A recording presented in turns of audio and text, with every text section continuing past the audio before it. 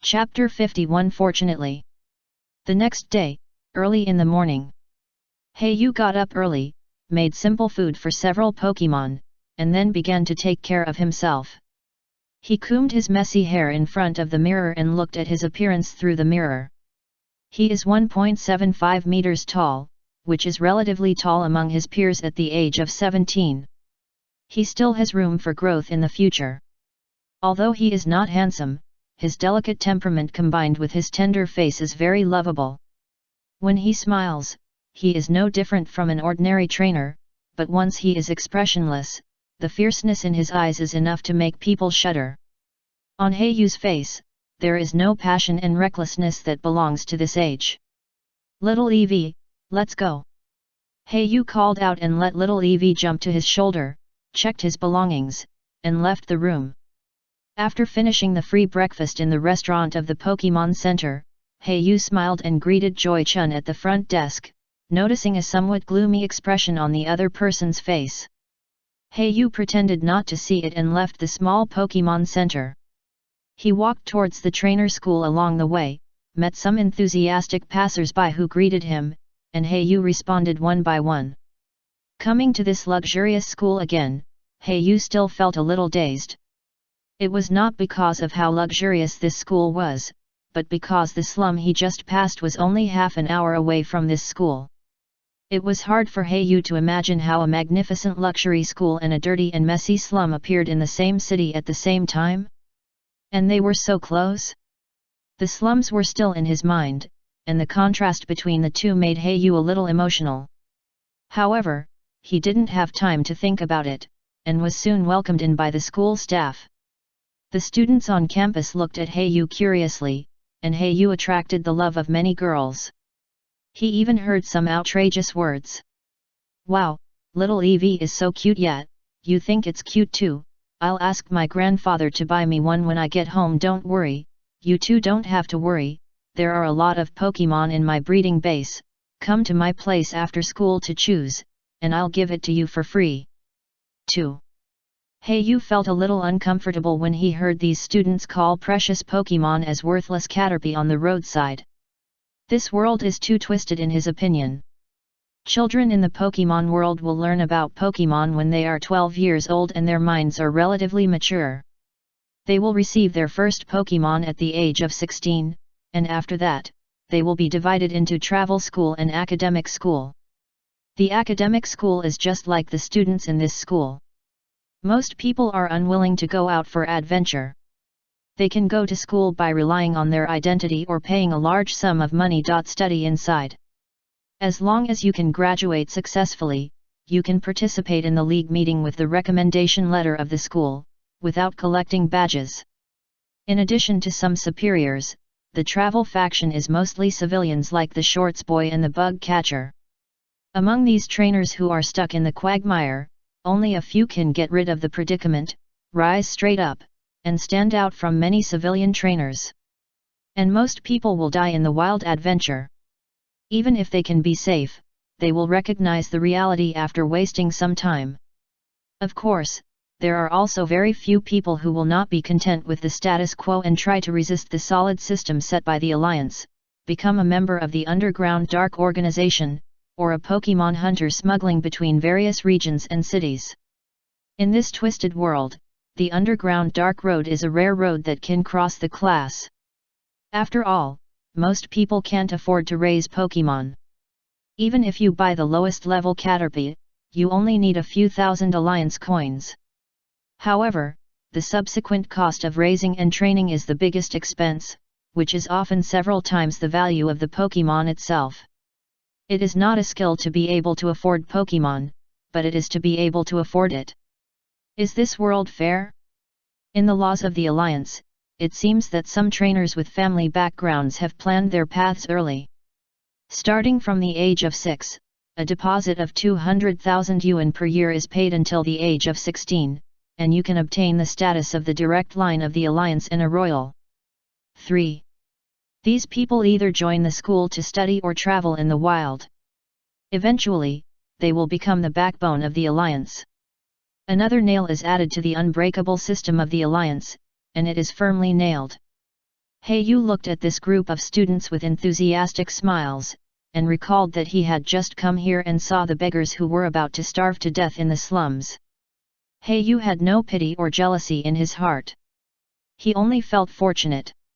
He was fortunate that he had the memory of his past life and could read.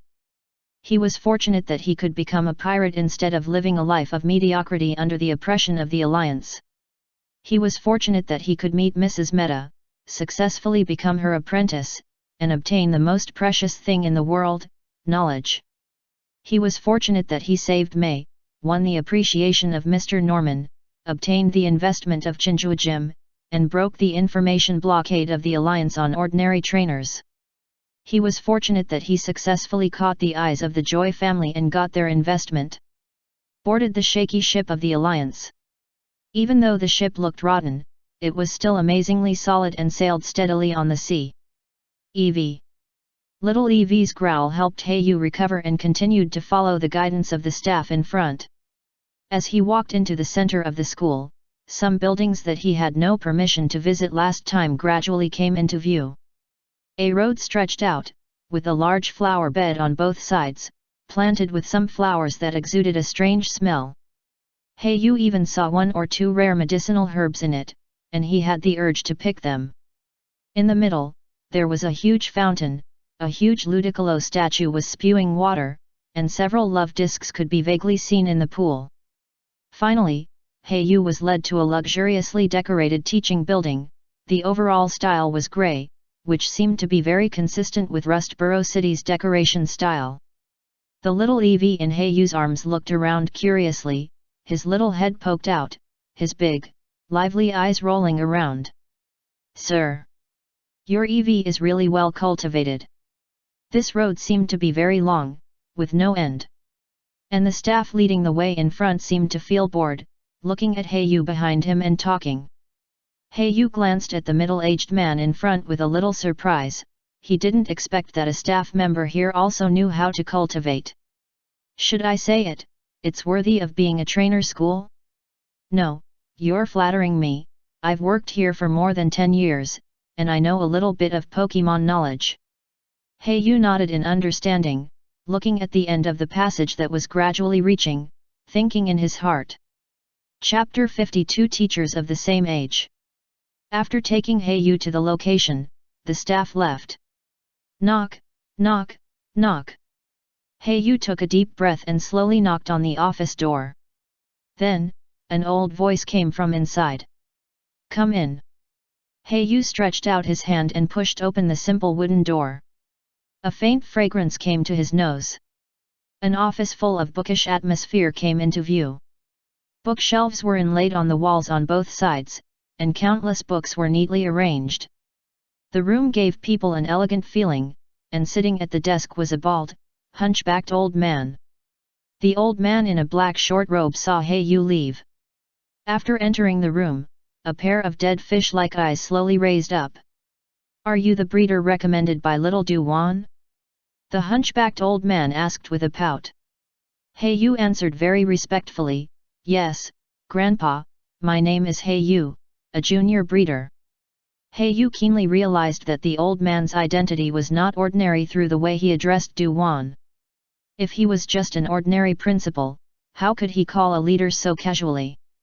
"Hee, don't pay attention to me, an old man, half of my body is almost buried in the ground." The hunchbacked old man waved his hand and sneered and said. But even so, Yu was still very respectful, standing quietly by the door, not daring to step in again. Although he sensed a hint of old age in this old man, the majesty he showed in his gestures was obvious, not that of an ordinary person. That was the majesty that belonged to the superior. Yu's ability to read people's expressions was self-proclaimed to be better than his talent as a trainer or even a breeder. Click. Just when the atmosphere in the room was strangely silent, the door behind him opened again. Duan walked in slowly, and a trace of fluctuation appeared in Yu's eyes. Before he could speak, Duan, who used to be reserved and dignified, actually trotted all the way to the old man. "Grandpa Mutuo, why didn't you eat the breakfast made for you in the cafeteria?" This is not good for your stomach. When will your body recover its vitality? Du-Wan supported him with a worried look on his face. The old man sat up straight, and whispered a rebuke. Hey, little Du-Wan is not busy with the gym, why do you care about me, an old man? The hunchbacked old man showed his few yellow teeth, and his voice was very hoarse. Hey, you listened to the conversation between the two, and soon, the two left the room. As Du-Wan slowly closed the door, she whispered to Hey Yu, Grandpa Mutuo is the former leader of Kana's gym, and also the teacher who helped me. Hey Yu understood, and went down consciously. He turned his head to look at the simple wooden door, and had a new understanding of the old man full of twilight in his heart. Then, Hey Yu was led by Du-Wan to another teaching building. Students passing by all greeted Du-Wan along the way.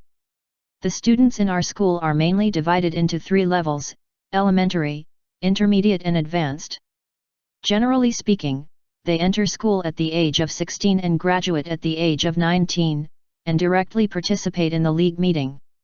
And the school uniforms you see are white, grey and black, representing the 3 grades. Of course, some stupid students will repeat a grade. Du-Wan explained to Hey Yu the various precautions for going to other people's schools very considerately. You are a temporary training teacher this time, and the main teaching direction is also biased towards training Pokemon. Accompanied by walking to a beautiful classroom, Du-Wan gave a final reminder. This is the student list of your next class. Hey Yu took a list and found that there were only a dozen students after a simple check. The trainer school still implements superior education. Looking at the correct house number and class number above his head, Hey Yu sorted out his feelings. Some of the students here are even 1 year older than him, and now he has to teach them. Hey Yu didn't know how to describe this feeling.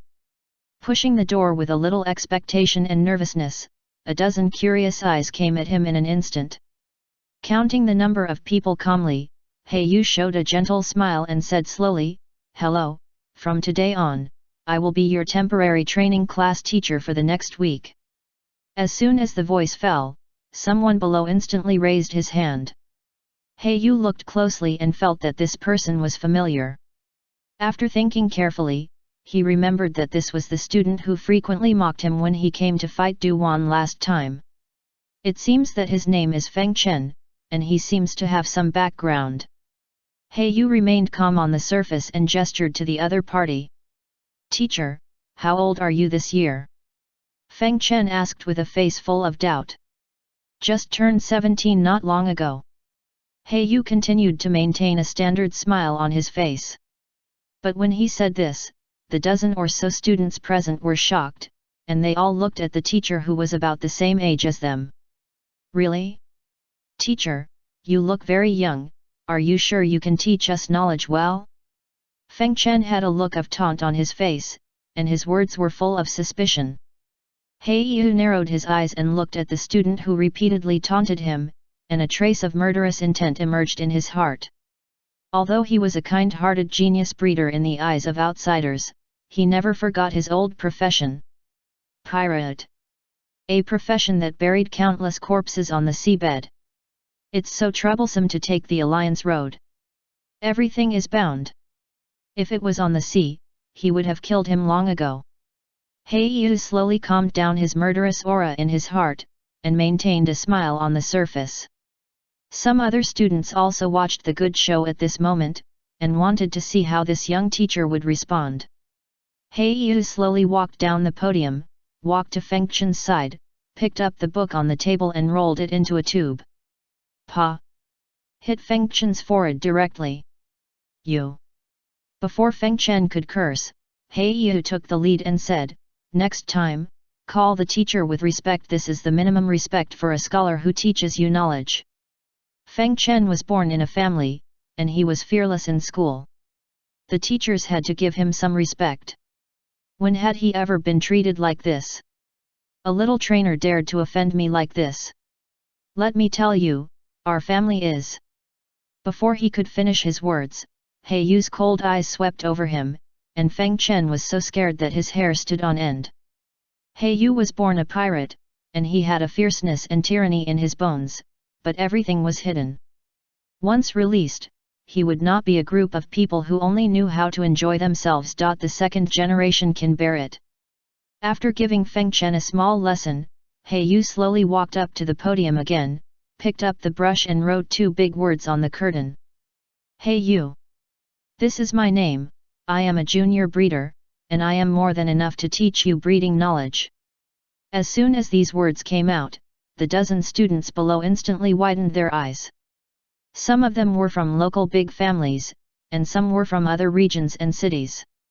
But they all received an order from their families recently to win over a breeder named He Yu.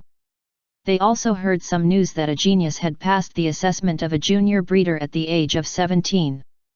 I didn't expect that He Yu was the plain-looking boy of the same age in front of him. No, now he is a teacher of the same age. Chapter 53 Teaching Knowledge. Everyone was dumbfounded, especially Feng Chen. In his eyes, He Yu was just a pretty boy who relied on trickery to defeat teacher Du Wan. I didn't expect that he was the genius trainer who made a lot of noise. The family sent me a message before, asking me to find an opportunity to win him over. Feng Chen's face turned green, and he sat in a chair in a daze. Although he came from a big family, and there was a Han region elite Bani in the family. But he was just a side branch of the family, otherwise he wouldn't come to the trainer school. If possible, who wouldn't want to stay at home? The headquarters of the tribe, enjoying superior resources. Now his mind is spinning rapidly, thinking about how to deal with the family when he returns. Although the family is based on blood ties and can unite all the tribe members at critical moments, it also has rules and regulations.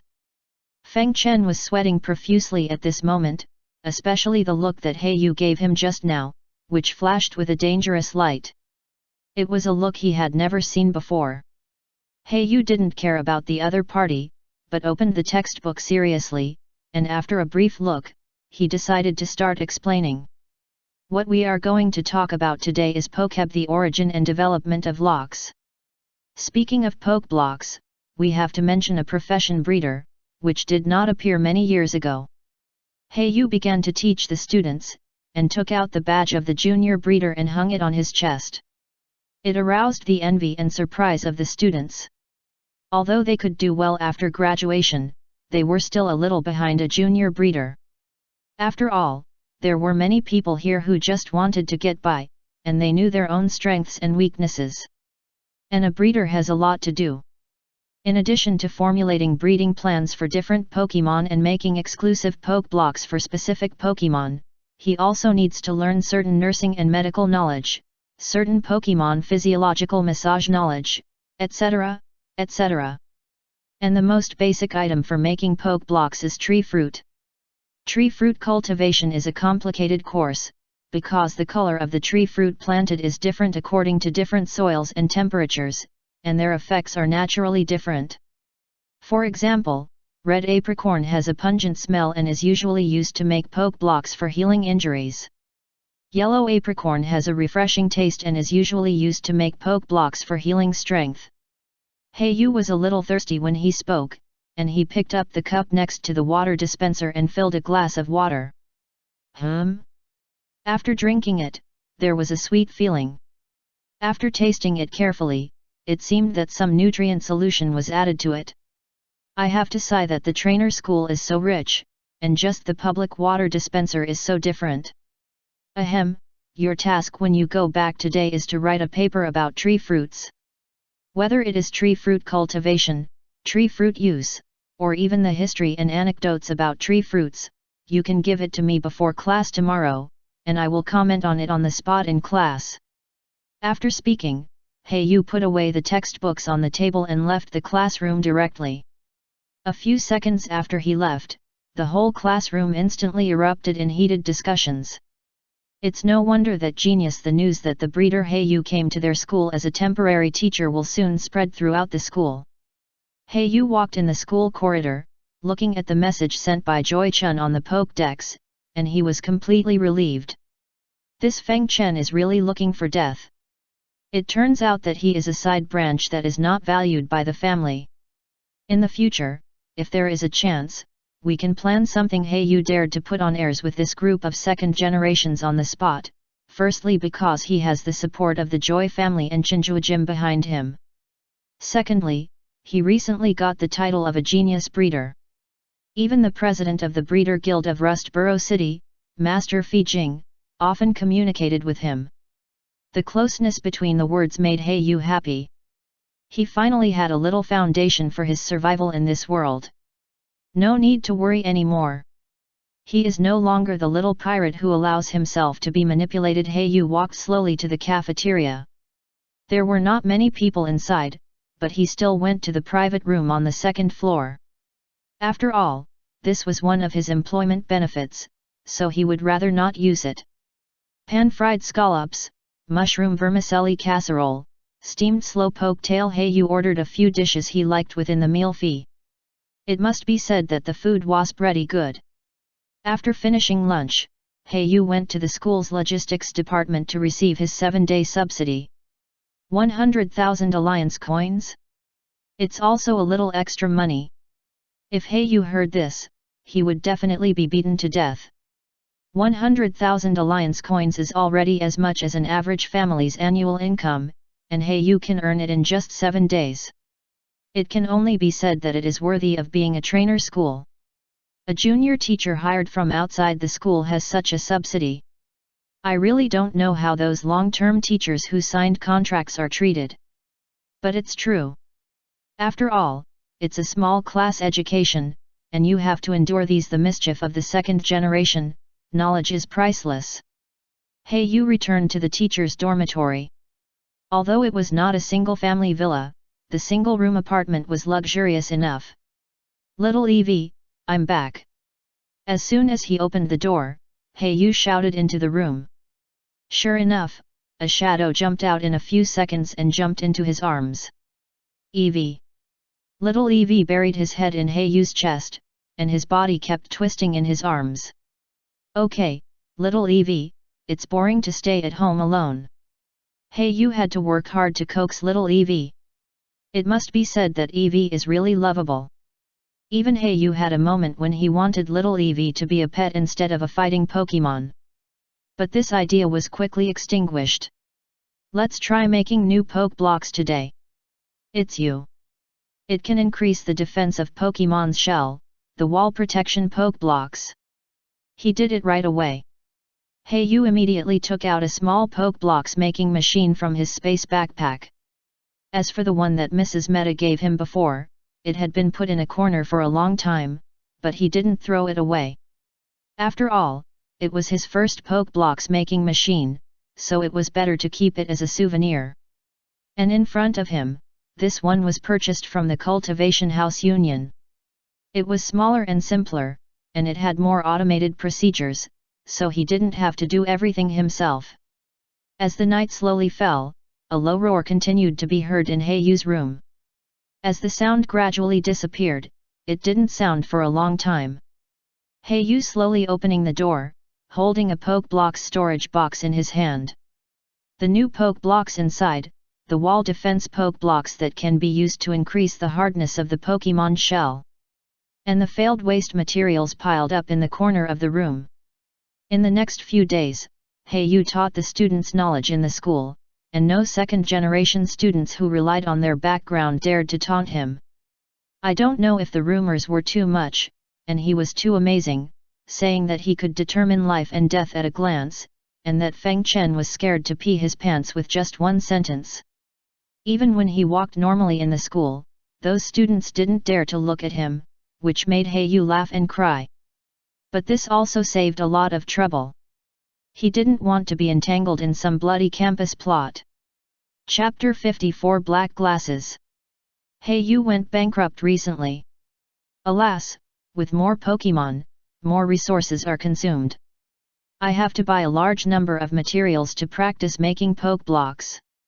Hayu looked at the less than 100,000 alliance coins in his account and wondered if he should sell a batch of poke blocks. As Pokemon increased, consumption increased, and the bills were all about various expenses required by Pokemon. Flying weights for Murkrow training. Sandbags for Crawdaunt to train her pliers. Buy Sharpedo, a device that can automatically build a small pool at any time. Evie, the only one who saves money, also spends a lot on various snacks, pofen, biscuits, and dolls. I have a lot of poke blocks in my hand. There are not many, but I can think of a way to sell a batch. Recently, he has practiced a lot of new types of poke blocks, all of which have strange functions. Therefore, except for some of the daily use, the rest can be considered for sale. Hayu put all the poke blocks into a beautiful box and said to himself, but this time I can't sell them on the black market, I'd better go to some shops or breeders' guilds. The price sold on the black market will certainly be a little higher, but it is not a good idea to keep selling them. At present, Hayu's apparent income mainly comes from the investment of Chinjuajim and the Joy family, but as long as someone carefully checks, they will find that Hayu's expenditure and income bills are wrong. Therefore, it is urgent to forge a reasonable bill and source of funds. Rustboro, the city is very big. If you don't follow the navigation on the Pokemon Pokédex, it may be difficult to find the Pokemon store. Walking into a bustling department store, Hayu saw it at a glance. It was a very conspicuous store on the first floor. The blue exterior with a Pokeball plaque was very conspicuous. Hayu looked at the bustling flow of people in the building and couldn't help but sigh, the owner of the building must be making a fortune every day. A small envy surged in his heart. Hayu walked towards the store, and as soon as he approached the store door, it opened automatically. The prosperity of Rustboro City is reflected in all aspects of life. As soon as he entered the door, there were few people in the entire store, and only a few uniformed staff were fiddling with the goods. The shelves were full of dazzling goods, and Hayu saw the latest love ball launched by Devon Corporation. Welcome! A staff member approached and wanted to entertain Hayu. Hayu politely refused and said that he was just looking around and was not in a hurry to sell poke blocks directly. First, he walked around the entire store and learned about the approximate prices and market conditions of various products and poke blocks. Finally, he walked to the front desk and said to the staff on duty, I am a breeder. I wonder if you are interested in purchasing poke blocks? Hayu took out the medal representing the junior breeder from his arms and showed it to the clerk. However, how could an ordinary clerk decide such a big thing? He directly called the shop owner behind him. A tall and thin man with a big beard. Thank you, distinguished breeder, for trusting our store. Do you mind if I find an appraiser? The shop owner greeted Hayu very warmly, and seemed to respect the breeder very much. Hayu nodded in agreement. Not long after, an old man wearing reading glasses walked into the store. He seemed to be a professional appraiser. There is no problem with these poke blocks. Each one is full of energy and bright in color. The person who made this batch of poke blocks is definitely a leader among the junior breeders. The old man's shrewd eyes revealed a sense of respect, and he slowly put down the identification tools and said. After this, the shop owner next to him had no more questions and began to discuss the price with Hayu. Okay, 1.4 million. I will also spend money in your store and buy some items. Hayu issued a final ultimatum, and the price of the goods worth 1.3 million was raised again. Okay, deal. The shop owner gritted his teeth and agreed. It is rare to come across such a batch of high-quality poke blocks, and there is profit to be made by selling all of them. Of course, what he values most is the variety of these poke blocks, as well as some special effects that are more niche. Often a breeder will only be proficient in 2 to 3 types of poke blocks, which helps them improve their production proficiency. And these poke blocks with special functions can help their shop gain a good reputation. For example, poke blocks that can help hand Pokemon comb and proliferate hair. For example, poke blocks that can help hand Pokemon gain weight and size in a short period of time. For example, poke blocks that can help hand Pokemon poke blocks that enhance body flexibility. These poke blocks are very niche, but they are quite useful for a certain type of Pokemon.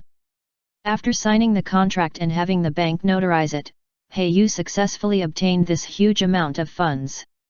Please help me pack this black glasses prop. Yu finally picked and chose an item that can increase the power of evil attribute moves by 8%, black glasses. There is also an appraisal certificate from a certain organization at the bottom. Generally speaking, ordinary items will increase by 5% to 15%. If it is less than 5%, it will be considered a broken item, which may be damaged or lose its wear function at any time. And items with more than 15% will be considered rare items. The price will double for every 1% increase. The former is generally unpopular in the market, while the latter is basically not seen in the market and is almost monopolized by large families. However, there is an exception. I remember that a few years ago, there was a news that an item with an increase of only 0.1% was not damaged and could still be used by Pokemon. Finally, it was bought by a mysterious wealthy businessman who did not want to reveal his name at a shocking price of over 10 million. It is said that it is for collection. In this store, I bought some basic items, nutrient solution, and ordinary materials, and spent nearly 1 million alliance coins in total. Just arrived after spending most of the money he had brought back, the balance in his account dropped below 500,000 again. After returning to the room at the Pokemon Center, Yu released several Pokemon again. Little Eevee couldn't wait to try the latest flavor of Pofen. A pair of furry little hands pulled Yu's trouser legs and asked for snacks. Okay, don't worry, I'll give it to you right away, Yu said lovingly. He reluctantly took out snacks from the space backpack and handed them to little Eevee. These cooked Pofen are not only edible by humans, but also very popular with Pokemon. However, Yu was not very interested in food, so the Pofen he bought from the cake shop were almost all specially prepared for little Eevee. After all, even the always lonely Murkrow knew that Eevee was a real little greedy cat. Come on, Sharpedo, take this absorb into your body. Yu carefully took out the black glasses, then slowly brought it close to Sharpedo's body. When the black glasses approached Sharpedo, a mysterious force began to surge. Sharpedo's body seemed to resonate with the black glasses. A faint light flashed, and the black glasses automatically broke away from Yu's hand and flew straight to Sharpedo. Sharpedo opened his mouth and swallowed the black glasses into his stomach. Yu was shocked, but fortunately this strange way of wearing props was feasible. Then, Sharpedo's body trembled slightly, an array of energy representing evil attributes overflowed from the sharp teeth. A shadow of black glasses appeared behind Sharpedo. The bully in the water, Sharpedo. Chapter 55 Expulsion from School. Yu's last day at school. Walking slowly into the classroom, all the students lowered their heads, not daring to look him in the eye. Yu raised his lips and said with a slight smile, "Today, there is no training class. I will take you to Do-One's class to audit the Pokemon battle class. Today seems to be an open class taught by Do-One to all students in the school. With Do-One's popularity, it is not surprising that it is a big hit. Almost all students in the class will go to audit, and Yu just saves a lot of trouble, so he simply takes a dozen students with him. It just so happens that he also wants to listen to the course explained by this top student who is intoxicated with the rock department."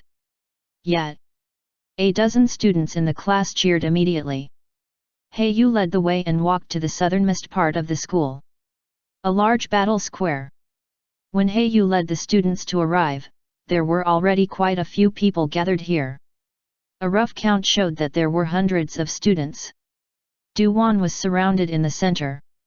A small projector, a screen, and a lawn were all the tools for teaching. Pokemon battles are not as simple as everyone usually imagines, nor are they as easy as everyone usually relies on battle simulations. Pokemon battles must take into account a series of duels such as the venue environment, moves, tactics, and props selection. In addition, we must also consider the psychological game and stress resistance of the trainers on both sides. Surrounded by hundreds of students, Do-One paced on the playground, holding a small teaching stick in her hand, and tirelessly taught everyone about the knowledge of battle. Unfortunately, most students don't seem to care much. In their minds, the battle is based on the crushing of Pokemon levels and the confrontation of moves, and the rest is all false. This group of students who have never experienced a real battle don't know the game of Pokemon battles. Let's take a look at the last Kanto Region Champ Ion Challenge, Dragonite Lance/Crossing vs Ice Elite Lorelei. When Hayu heard about Lance/Cross and Glance/Crossing, he instantly became alert, watching the fierce battle on the projector with his eyes full of curiosity. The students on the side were also very happy to watch the battle, not because they were eager to learn, but purely because. Hee. I remember this is Dragonite's 4th champion challenge, right? Every time he loses at Lorelei's level. Haha, yes, every time Shell smashes Cloyster can always beat Dragonite. According to what you said, why do I feel that Dragon Master Lance/Crossing is not a Dragon Elite? I always feel that all his Pokemon are flying type. These students are almost all focused on gossip, and as for Do-Won's analysis of psychological games and tactical confrontations, they did not listen to a single bit. This gave Do-Won, who was explaining, a headache, and she could only teach these rich kids earnestly. Unfortunately, these students did not seem to appreciate it. Look at your lazy and self-righteous appearance, Pokemon battles are not as simple as you think. Do-Won's originally dignified and reserved face showed anger, and even the ribbon-like hair behind her kept shaking. Look at Hayu, who is the same age as you, but is already a junior breeder, and even the battles are far better than you. In a hurry, Do-Won actually brought the topic to Hayu, which was rare. When she said it, she seemed to realize that something was wrong, but it was too late. All the students' eyes and hatred were attracted to Hayu. Everyone has been discussing Hayu recently. Why should Hayu, who is close to their age, be their teacher? Moreover, even their elders and parents behind them often compare them with Hayu, and their dissatisfaction with Hayu has been pent up for a long time. Now seeing that the goddess teacher in everyone's mind actually respects Hayu so much, some students with bad tempers can't stand it on the spot. Fuck, why, he has a good talent in breeding, but why do you say he is better than us in battle? That's right, this kid's Pokemon level is not high, and the last time he won Teacher Do-Won, it was purely luck. If you have the guts, come and have a fight Pokemon battle. Countless students' verbal criticisms instantly rushed towards Hayu. Do-Won in the center of the venue was a little overwhelmed. She didn't expect that her casual words would bring such a big trouble to Hayu. Anxiety appeared on her face, and she wanted to stop the students' anger, but unfortunately her admonition was quickly drowned out by the noisy voices. Hayu frowned slightly, and her sharp eyes swept across the crowd, and finally glanced at Do-Won. Is it intentional? Or is it accidental? Hayu thought to himself. But I really can't think of why Do-Won did this, and coupled with the other party's helpless expression, I have already made a judgment in my heart. But I can't let them scold like this. Hayu slowly stood up, swept his eyes at everyone with an indifferent look, and said, Article 7 of the Academy Code, insulting and disrespecting teachers will be punished by expulsion and never being recruited. As soon as these words came out, the venue was instantly quiet. Among the students present, except for a few who really have a background, they can withdraw from the trainer school at will. The vast majority of the rest, most of them care about their student status and resume. If they are really expelled because of this, they will not be able to explain to their family and parents when they go home. Do-Won, who was standing by, was relieved to see Hayu quickly calm down the anger of the students. Although she is a top student who has graduated and served as a gym leader, she is still a newcomer in dealing with people. She can't do things as experienced and decisive as Hayu. Hayu. Do-Won murmured unconsciously, her voice so soft that it seemed that only she could hear it. A pair of gem-like attracts eyes locked onto Hayu with a little admiration. This ordinary trainer has brought her too many surprises. Recalling their first encounter, Yu chased her from the gym to school to fight with her in the gym, and showed a bold fighting acumen in the Pokemon battle. At that time, Du-Wan realized that this boy might have great achievements in the future. But she didn't expect to hear about Yu again in less than half a month. He suddenly became a highly regarded genius breeder, became a popular target that all the major forces were vying to win over. Even she herself was no exception, and personally went to the small Pokemon Center to invite and win over, but was rejected. However, during the conversation with Yu, she was impressed by his profound knowledge of cultivation. And now, when facing such a problem that made people feel helpless, this Yu showed a calm mind far beyond ordinary people. Du-Wan found that everything she was proud of in her daily life seemed to be useless at this moment, and the faint sense of superiority had quietly dissipated.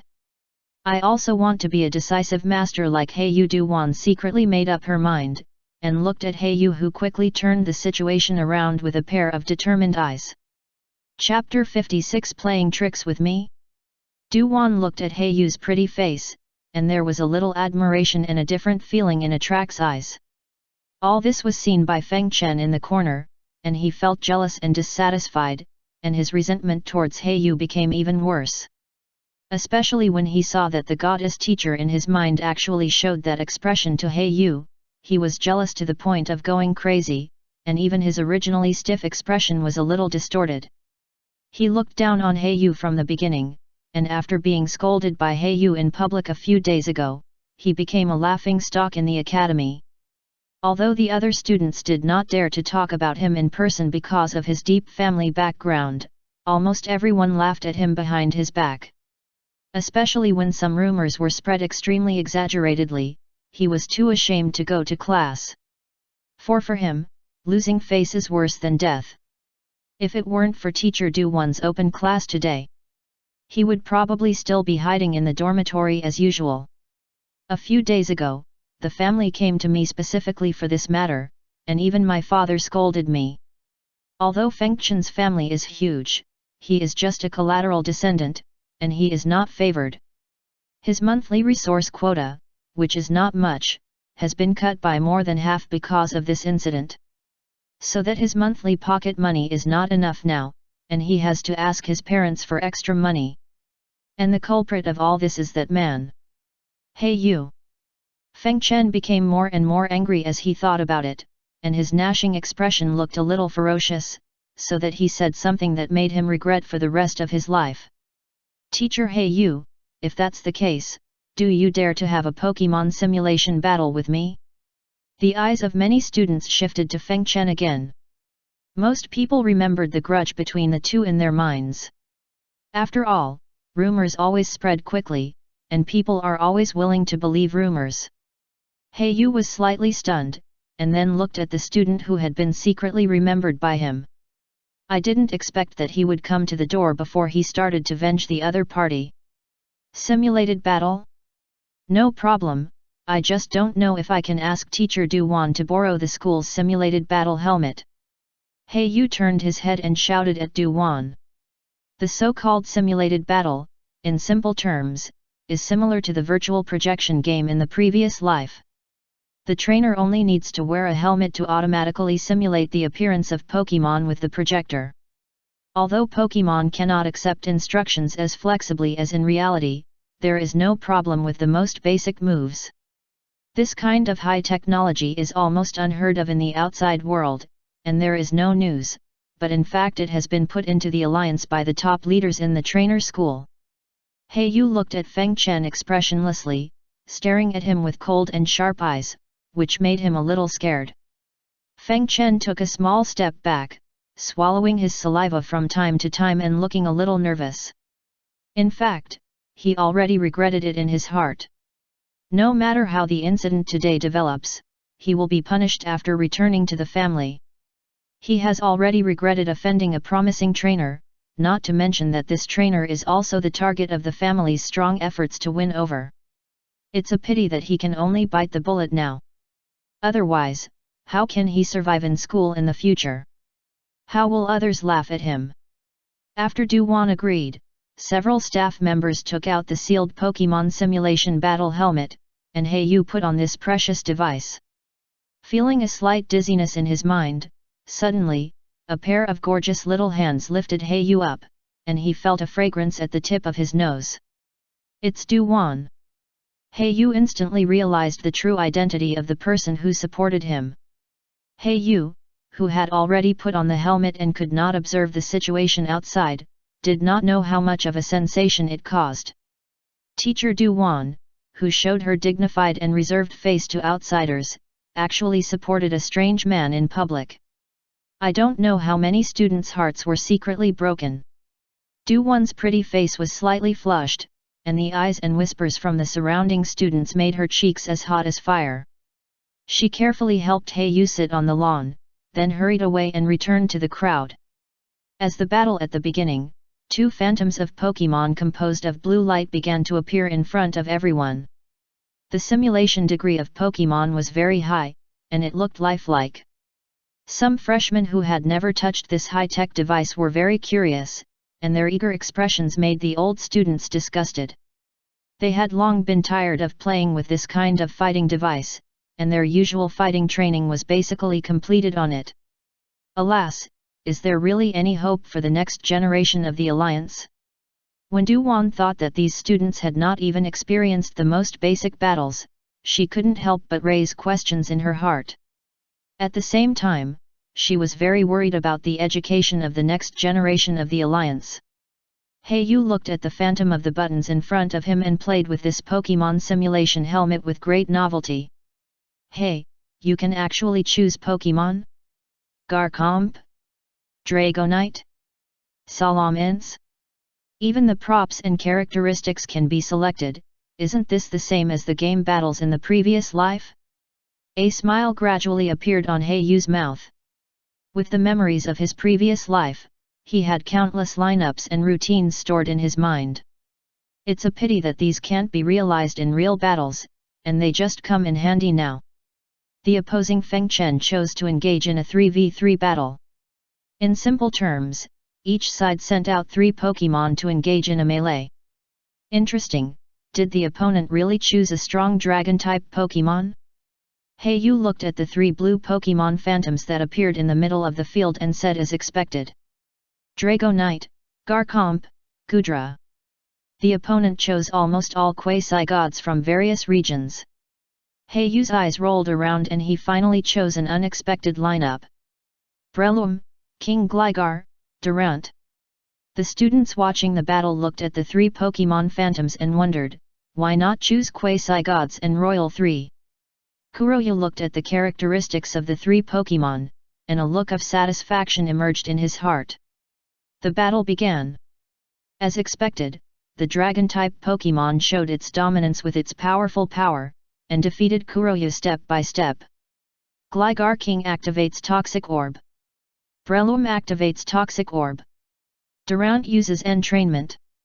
Entrainment, dancing with magical dance to make the opponent mimic your own movements, so as to make the characteristics the same. As Kuroya's command fell, a ball of purple mist suddenly appeared on the 2 Pokemon, and the poison spread all over the body. In the shocked eyes of everyone, the poison healing characteristic was launched brazenly. The characteristics of the 3 enemy Dragon-type quasi-gods all became Durant's hidden characteristic laziness. In an instant, the attacks of the 3 Dragon-type Pokemon suddenly dropped, and the sharp eyes began to become he was listless, his body was lazy, and he was unwilling to move. Breloom, use Toxic on yourself and King Gligar. At the same time, Breloom used Toxic skills to attack himself and King Gligar continuously. The toxins in his body had accumulated to an incredible level, and with the poison healing property, he converted all of them into healing. The 3 dragon Pokemon of the opponent became more and more tired, and the slowness property held them back. And King Gligar and Breloom became more and more happy. Even if they were injured, they relied on the poison healing property to the healing property can also heal quickly.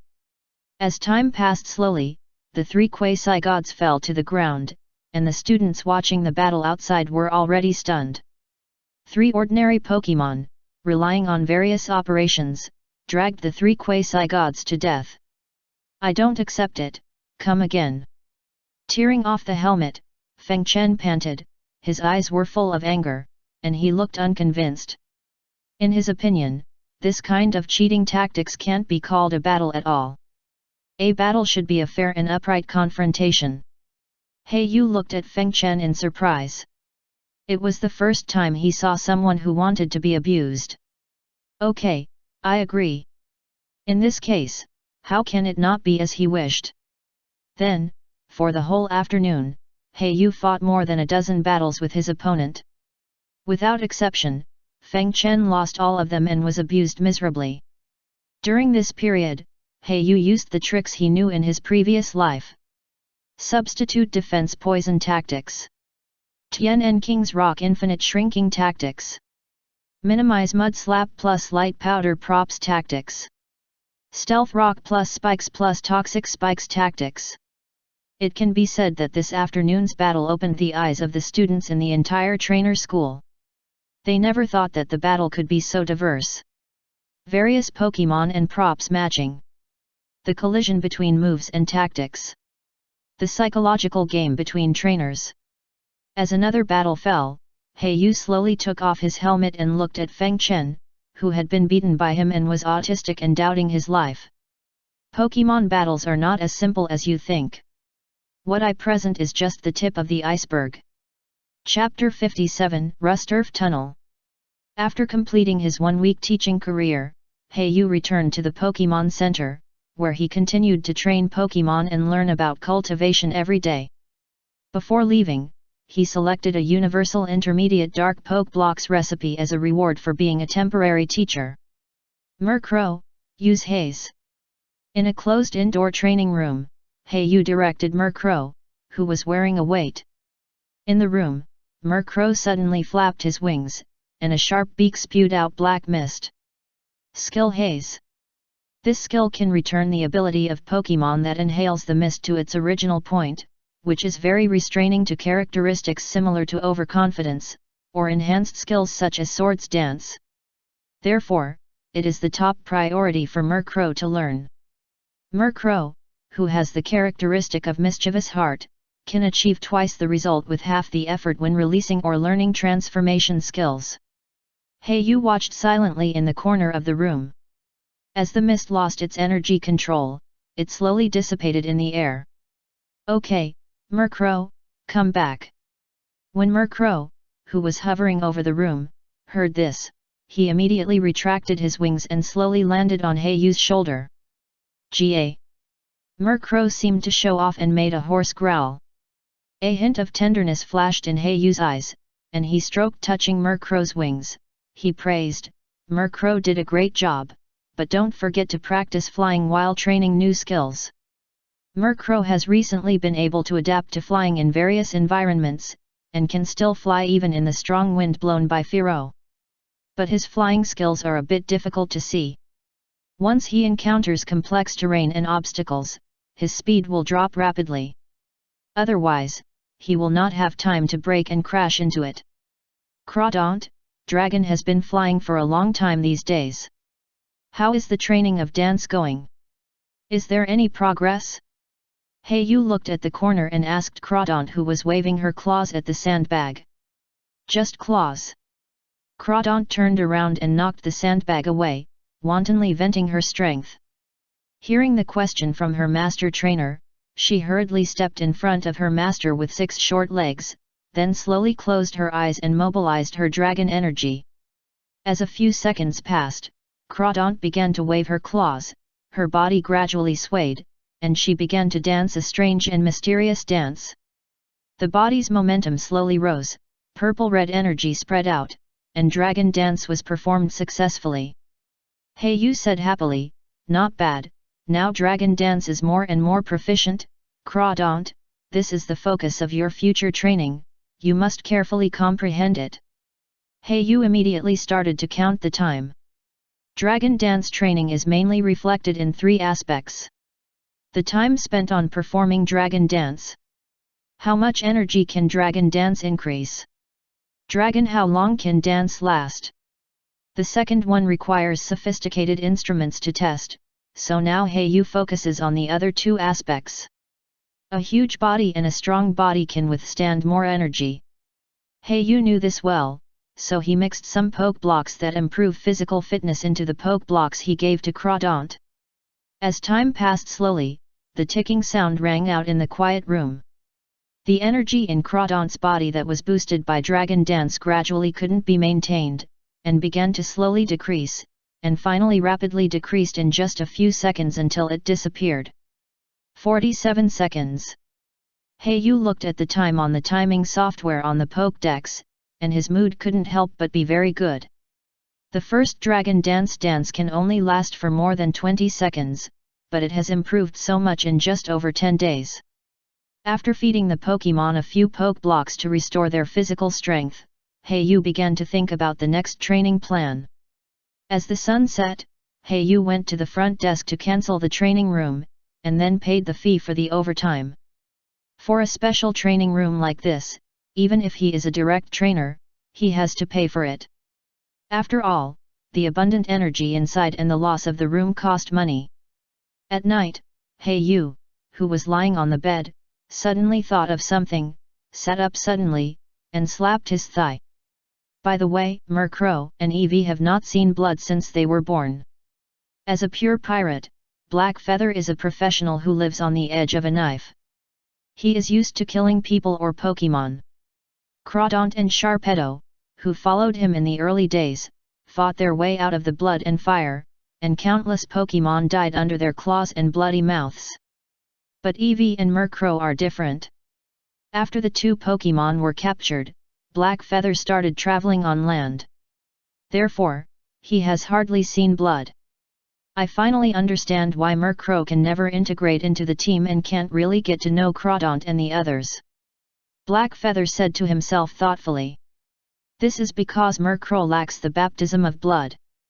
Little Eevee can also gain the status of a group pet in the team by being cute, but the cunning crow Pokémon can't do it.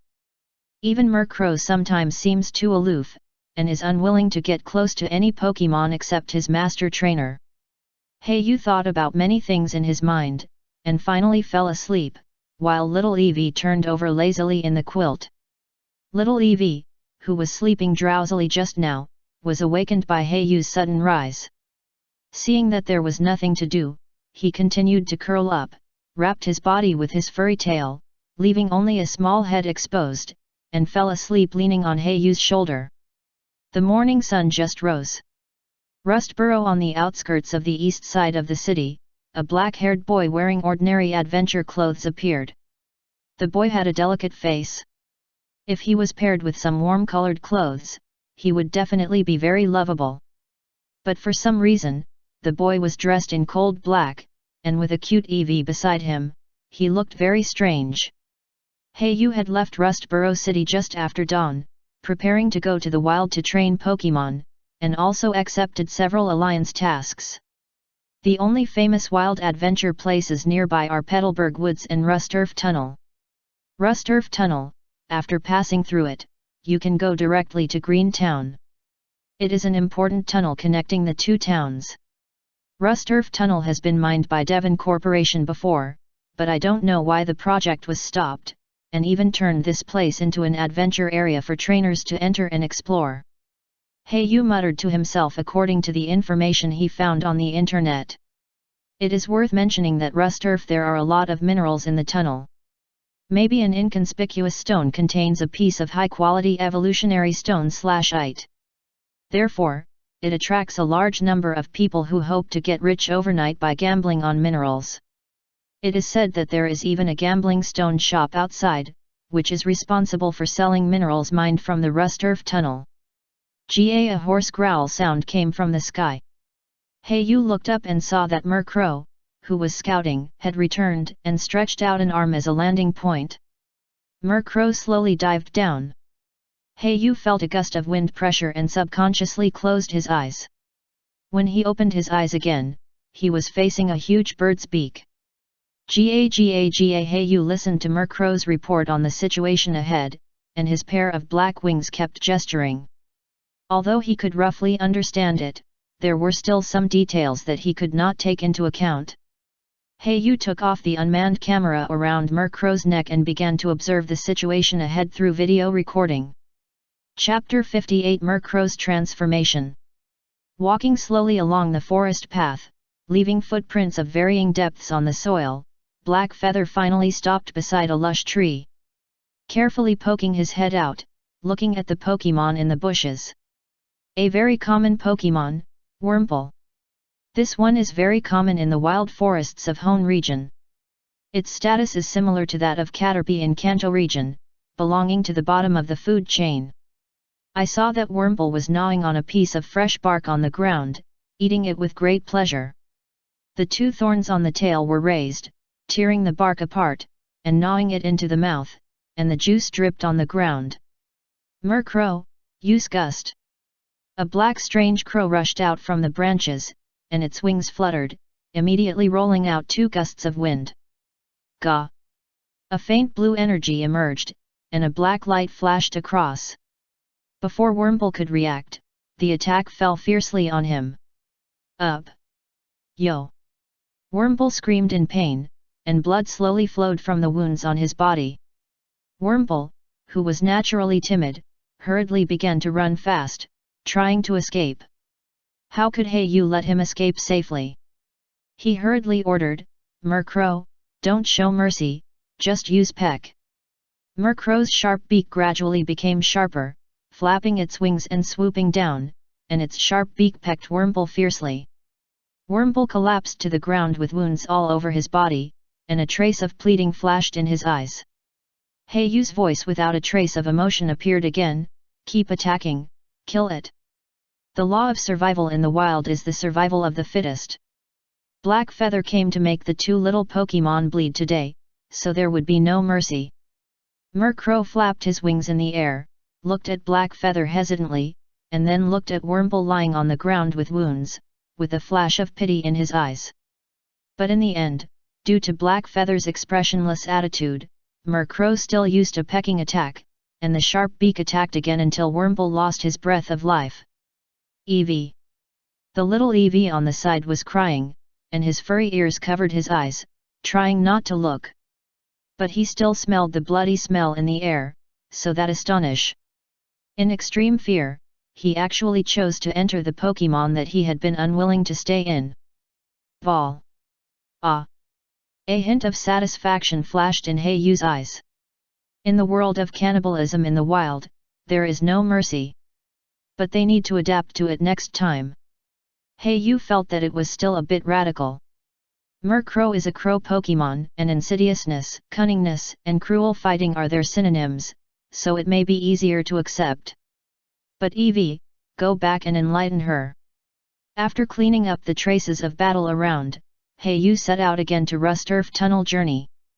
For more than a day, Yu stayed in the forest, mainly training Murkrow. As he killed more and more Pokémon, Murkrow gradually understood the principle of the survival of the fittest. He became more and more decisive and ruthless. In this regard, crow Pokémon seemed to have a special talent and could always adapt very quickly.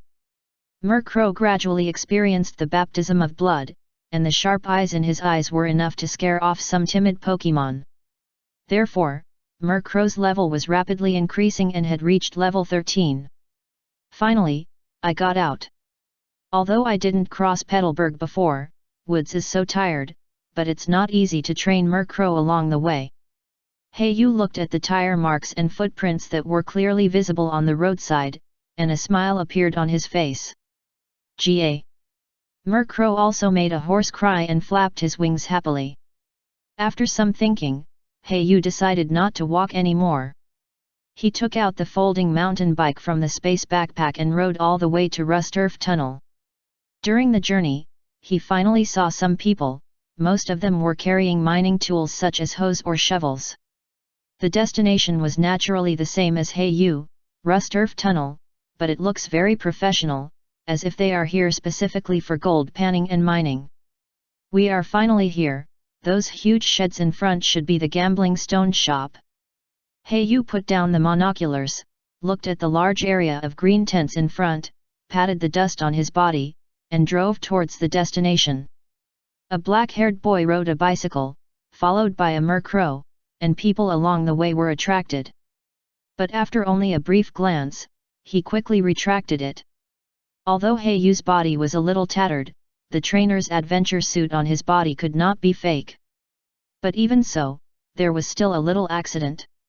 A plump Miss Jenny in a blue police uniform appeared on a motorcycle and blocked Heiyu's advance trail. "Hello, this trainer, please show your alliance identity card. If there is any offense, please forgive me." Miss Jenny, with her long legs, jumped off the motorcycle in a very domineering manner, first took out her police ID, and then asked Heiyu to show his ID. In her eyes of attract, there was a sense of scrutiny, and Grolive beside her also rushed up and sniffed at Heiyu. "Of course there is more than one in a city, Jenny or Miss Joy, and the person in front of me is responsible for checking the trainers who want to enter the Rusturf tunnel. Tunnel is quite special. It is neither in the wild nor in the city, and it is not planned as a conservation area by the Alliance. Hello, Miss Jenny, this is my ID card. Thank you for your routine inspection here." Heiyu said in a tired voice, took out his ID card from his arms and handed it to Miss Jenny in front of him. Miss Jenny took out a strange-looking small machine and put Heiyu's card on it, and then a beeping alarm sounded. After carefully reading the information that appeared, Miss Jenny's vigilant face gradually eased. "A trainer of the Alliance? It seems that there should be no problem. It is actually the second-level authority of the Alliance." Miss Jenny's heroic face showed a touch of surprise, especially when she saw the proof of the Joy family's guaranteed investment at the back. She looked up and down at Heiyu. After handing the ID card back, she said apologetically, "I'm sorry, respected Heiyu trainer, I am also doing routine work. Recently, Rusturf, there are often people from underground dark organizations in the tunnel to make trouble." Miss Jenny explained rarely. "You know, she usually doesn't give a shit to ordinary trainers." Heiyu didn't say much, just nodded lightly, and then hurried to the tent area below. "Thank you, Miss Jenny. I'm really tired. I'll take my leave first." Heiyu got on the bicycle and pedaled down. "Woof woof woof."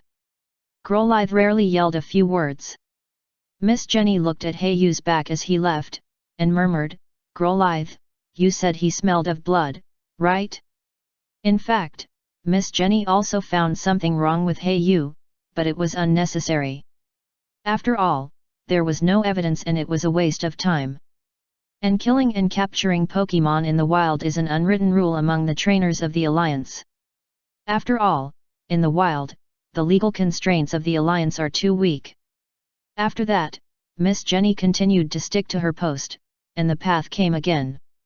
The two trainers, but this time Miss Jenny questioned them severely.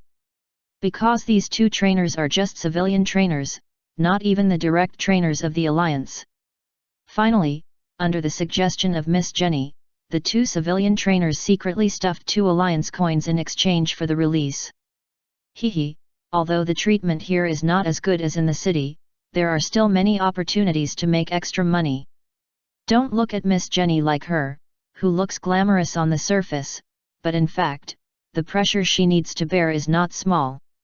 In the city, the position with good benefits and high salary is not the turn of her family's side branch.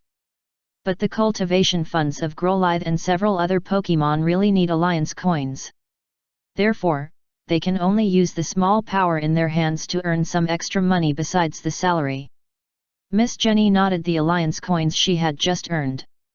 She was very skilled in this matter of embezzling money. She stuffed the Alliance coins back into her wallet and continued to wait for the arrival of the next trainer.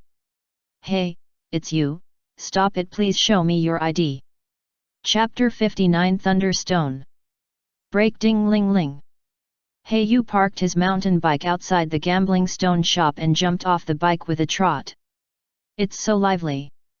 It seems that these people are all going to explore the Rusturf tunnel. The whole gambling stone shop made a noisy sound. From time to time, people came in and out, carrying hoes or mining shovels behind them. Yu keenly observed that the equipment on these people seemed to be different. They were wearing thick boots, and even the shovels were black and gold, which seemed different from those on the market. Don't rush into the green card tunnel. Take a walk in the urban square first and check if there are any maps for sale. Yu folded the bicycle and put it back into the space backpack, then took back Murkrow, and changed his slightly tattered exploration clothes into a brand new one. He tidied up his messy hair and wiped his face with a wet towel before slowly stepping into the stone shop. The whole stone shop was very large at a glance. Yu entering from the gate, you can't see the end. The stalls along the way are filled with stones of different shapes and sizes. Some look weird, like some Pokemon, while others are extremely small, only the size of an egg. Beside the stalls, from time to time, someone would hold a flashlight and a magnifying glass to observe, and finally seemed to have made up his mind, and then he gritted his teeth and bought one of them. Finally, a bunch of people around were cheering, and the stones were slowly sent into the cutting machine. The roar of woohoo sounded, as the saying goes, one cut makes you poor, one cut makes you rich. A stone worth tens of thousands of alliance coins may turn out a pile of worthless waste, or an inconspicuous stone may bring 1,000 times the return, making you rich overnight.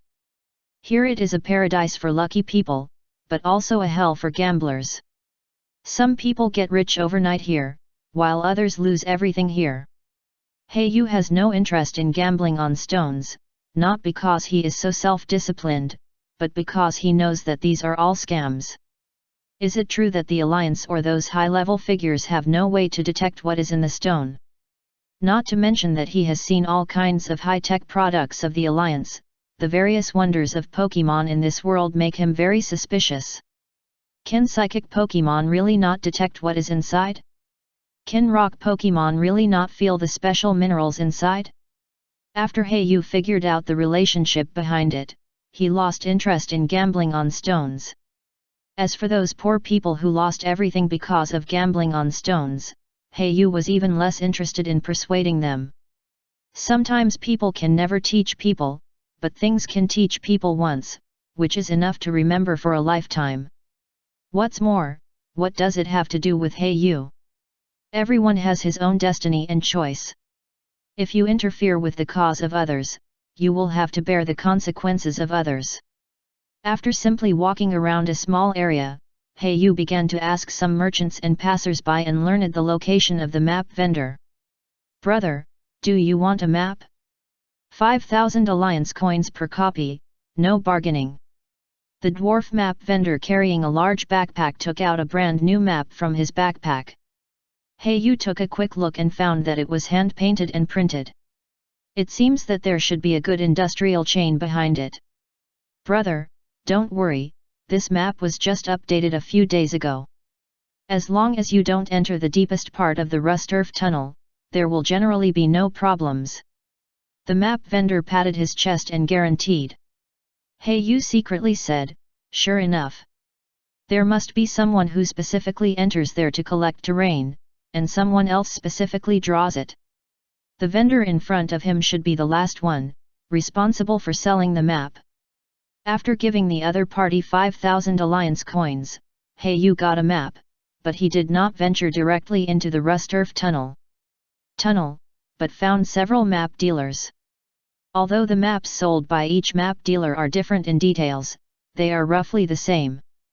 After ensuring the accuracy of the map, Yu bought a pair of exploration boots and alloy shovel in the shop near the gambling stone room. Although I went in to train Pokemon, if I can encounter rare ores, I can't miss it. Anyway, even if I don't encounter rare ores, these equipment can be recycled and it won't waste much money. Yu followed the troops entering the tunnel and slowly entered a foggy tunnel along the rocky path. At the entrance of the tunnel, there were a large number of people holding signs, and the content on them surprised Yu. Mining team, I have a Pokemon with damp characteristics, which can prevent explosions. An expedition team with over 3 years of experience, looking for a flying Pokemon trainer who can blow away the fog. Yu looked at these people thoughtfully, considering that there are two characteristics in the tunnel that are also very famous on the internet. The first is the various rare Pokemon inside, including Geodude, Whismur, etc. The second is that the tunnel is always filled with light fog, which greatly affects the vision. The visibility of the dim tunnel in front of you is almost no more than 5 meters. If there is no flying Pokemon, or an expedition flashlight, you will definitely get lost in it. Just as Heiyu was about to enter, a noisy cheer suddenly broke out in the distance. What's going on? What's going on? Oh my god, go back and see someone cut out a high-level thunder in the gambling stone shop stone. Is it true? Wouldn't it be a great profit? Soon, someone came running to inform his companions. Seeing this, the people around put down their props and chose to go back to join in the fun. After all, it's not every day that you can see ores of this level. Everyone wants to get some joy and worship the person who opened the Thunderstone. It's human nature to join in the fun. Even the police officers standing guard at the entrance of the tunnel couldn't help but leave temporarily to watch. Heiyu stepped on a rock with one foot, looking at the stone shop from a distance, and thought to himself, the purity of the evolutionary stone/ite that can be called high level is generally above 90, and it is definitely worth $1 million. This is only 90% pure. If the purity is a little higher, the price will be a little higher. Although Thunderstone is not as popular as Firestone and Waterstone, it is still valuable. Especially Kana's gym, which publicly sought to purchase Thunderstone more than a month ago. After all, its leader Do-1's signature Pokemon is a big Nosepass that needs Thunderstone evolution. Most of the apprentices recruited also have Nosepass. Heiyu was not interested in joining in the fun. He turned and entered the dim tunnel. He tightened the explorer hat on his head. A beam of light shone from the light hole of the explorer hat.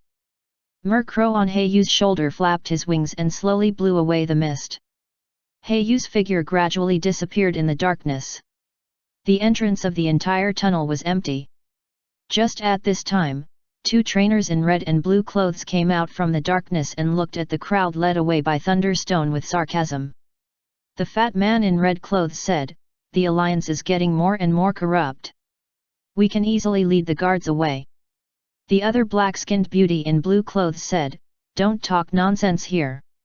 Don't forget that our goal is the things in the Rust-Earth tunnel." The fat man in red clothes seemed to be very dissatisfied with what the woman said, and retorted, "Humph, Achuan, don't forget that we are just temporarily cooperating. We sneaked into Devon Corporation just for the newly developed data and the topographic map of the Rust-Earth tunnel." "Tabitha, what do you mean? I have shared the data and maps with you. You should also tell me what happened to the Rust-Earth tunnel. The secret hidden in the tunnel." The dark-skinned woman called Aquan stamped her feet angrily, her hands slowly reaching for her waist, and looked at Tabitha in front of her vigilantly. The fat man in red clothes called Tabitha seemed to be a little afraid of the woman, waved his hand and said, "Don't forget that our organizations are now in a period of secret cooperation. Are you sure you want to do it here?" Tabitha's words seemed to calm Aquan down. Both of them turned their heads to look at the dark and quiet tunnel, and their eyes were full of vigilance. Just after the two entered, dozens of people in red and blue clothes entered the Rust-Earth tunnel in batches.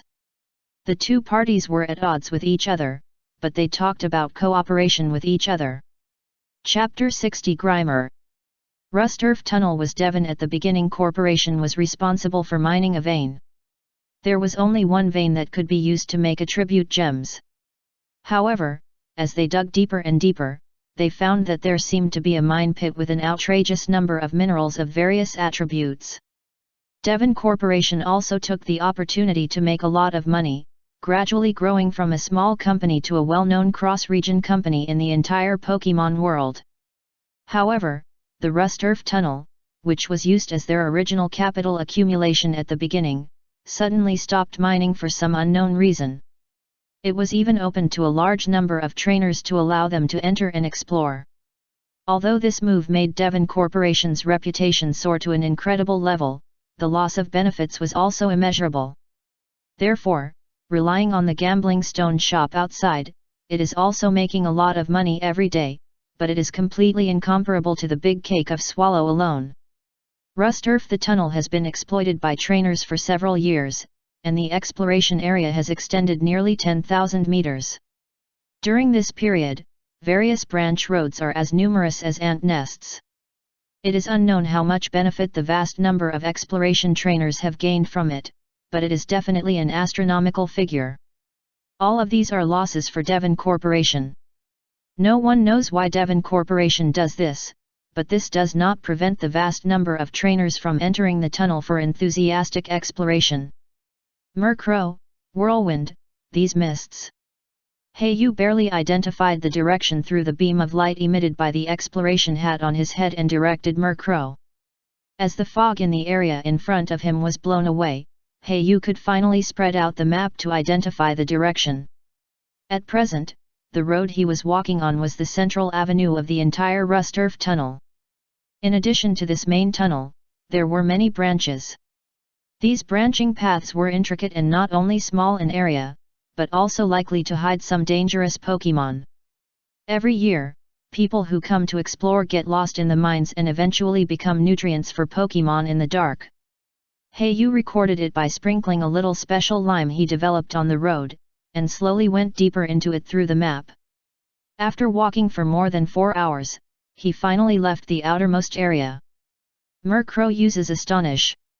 A dim light flashed in the cave, and with a scream, an ordinary Geodude appeared in sight. Hey-Yu commanded Eevee and Murkrow to deal with this Pokémon at the same time. As they went deeper and deeper, they began to encounter some low-level Pokémon. It turned out to be a Geodude with the hidden characteristic of Sand Hidden. It can be kept and sold after exiting the tunnel. Hey-Yu also encountered some low-level Pokémon along the way, such as Rattata, Wurmple, etc. These Pokémon are of different types, but they have one characteristic, that is, they are very weak and malnourished. At the same time, they have a very high tendency to take the initiative to attack. Hey-Yu has been attacked by many Pokémon along the way. It seems that the only food for these Pokémon is the trainers who enter the expedition. They can only survive by eating people. Come down. Hey-Yu quickly figured out the interests involved. There are no plants in this Rusturf tunnel, and Pokémon can basically not eat each other. Because the visibility here is too low, Pokémon can't tell the direction at all, and Geodude can survive by eating sand and rocks. The rest of the Pokémon can only get food by attacking humans, and carnivorous Pokémon like Zubat will choose to eat human flesh. However, at present, Hey-Yu has not encountered any danger in the periphery, and the level of the Pokémon encountered is generally below level 15. With the cooperation of the two Pokémon, it is very easy to solve the enemy. Murkrow is used to killing and has solved many wild Pokémon for Hey-Yu along the way. Eevee still seems to be unable to accept it. The last blow before each Pokémon dies is always responsible by Murkrow. Even so, Hey-Yu is already very satisfied. At least Eevee's eyes have no reluctance, and there is no mercy in the attack. You have to eat one bite at a time, and change your character step by step. There is a long way to go, so take it slow. Hey-Yu is still very tolerant of Eevee. After going deeper for another hour, Hey-Yu finally stopped, not only because his own physical strength was consumed very quickly. Even Murkrow and Eevee were exhausted and panting at this moment. Release Crawdaunt to guard the surroundings and be alert to danger. Hey-Yu held Eevee and Murkrow in his arms and gave them a simple massage to relax their muscles and fatigue.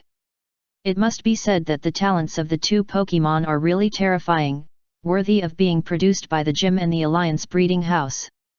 In just a few hours, the combat experience of the two Pokémon increased rapidly, from being slightly injured at the beginning, to being able to easily cooperate and deal with wild Pokémon later.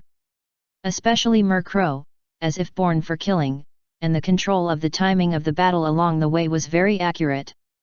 During the period, the level reached 15, and also learned Wing. Once you master the skill of attack, you don't need to use the extremely weak pecking. After a short rest, Yu and the Pokemon replenished their strength and continued to explore the inside according to the map.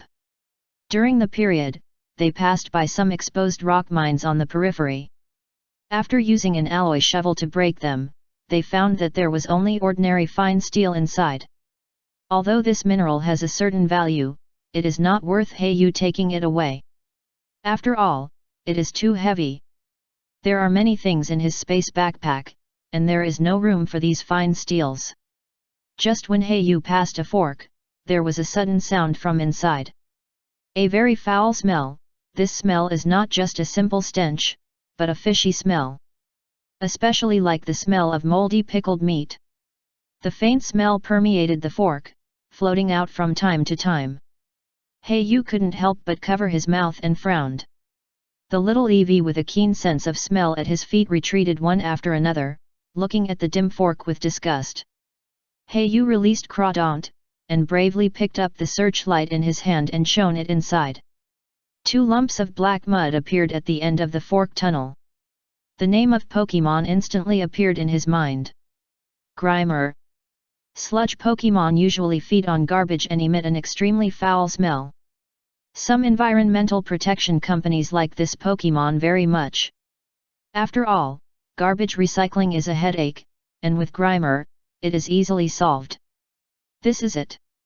The afterglow of Yu's searchlight hit the corner, and 2 deep white bones were placed there, and the skulls were still emitting a dark light.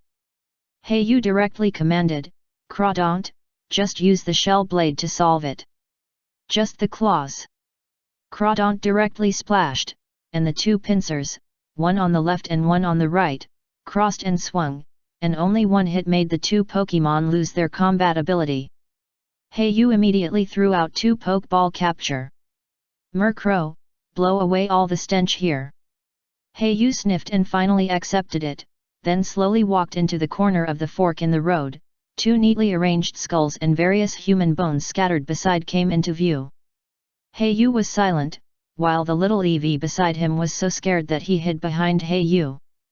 Murkrow looked down on the little Eevee, and then stood on Yu's shoulder indifferently. Grimer is also an omnivorous Pokemon, it eats meat. Yu's faint sigh filled the end of the fork, and his extremely dark pupils exuded a cold light. After burying the 2 white bones with a shovel, Yu left this dark and dirty place. Beep beep beep. As the sound of Pokemon Pokédex sounded, Yu checked the information of the 2 Grimers. One of them inherited a Shadow Punch move, which is a small surprise. Chapter 61 Cunning Uncle. After Kuruba continued walking, he became much more cautious, because the poisonous Pokemon here are really hard to guard against. In the Wilden edition, among the many abnormal states, the one that people often least want to encounter is poisoning. Burns, frostbite, paralysis, sleep, these abnormal states are very obvious, and the corresponding potions, tree fruits, etc. can alleviate the state. But poisoning is different. There are many types of poisons, and some poisons are hidden. They will temporarily lurk in the human body until they erupt later. It is hard to guard against, so poison attribute Pokemon is also known as one of the attributes that cannot be provoked. Yu also encountered traces of human habitation in the tunnel, such as a bonfire that has been extinguished in a tunnel fork. Well, this sign? Yu walked to a fork in the road again, and suddenly found a sign standing at the entrance of a tunnel. This tunnel does not seem to be deep. Ying can see a faint light inside from the door, and there is a sign at the entrance. It indicates that someone has temporarily requisitioned this tunnel as a due if anyone rashly enters the camp base, they will be attacked and the consequences will be at their own risk. These small tunnels that are not deep and have been explored will often serve as temporary footholds. Just as Yu was about to turn away, a burst of hurried footsteps suddenly came from the tunnel, and Yu hurriedly clenched the alloy shovel in his hand. Even the sound of Murkrow flapping his wings was minimized, and a pair of sharp eyes looked at the exit sharply, ready to launch an attack at any time. In just a dozen seconds, a middle-aged backpacker slowly walked out. Seeing Yu, he was obviously stunned, and then hurriedly clenched the shovel in his hand. And this uncle with a backpack was followed by a Meryl. Just when the two sides were on the verge of a fight, the middle-aged uncle suddenly showed a kind smile and blocked Heiyu's way to enter this branch tunnel. "Little brother, there is a landslide in this tunnel. I suggest you don't go in." The middle-aged uncle pointed to the tunnel that had just come out. Heiyu took 2 steps back and the two sides kept a safe distance. Just as he was about to leave, he suddenly found something wrong. The middle-aged uncle was extremely wet. Even his clothes were dripping with water, and there was a faint smell of blood on his body. Heiyu, who had drifted on the sea, was very familiar with this smell, a mixture of water and blood. Although the smell was so faint that it was unrecognizable, when Heiyu shone the light at the other's feet, he still keenly noticed a trace of blood left on the other's feet on his boots. Afraid that the uncle would notice, Heiyu quickly moved the light away, but a guess emerged in his heart. This blood is definitely not Pokemon blood, but human blood. Heiyu was shocked. But on the surface, he remained calm, showing an innocent expression, and said, "Okay, uncle, then I will take another way. Sorry, I disturbed you." Heiyu turned and walked towards another tunnel, and just as he left, he tried to look into the tunnel with the corner of his eyes.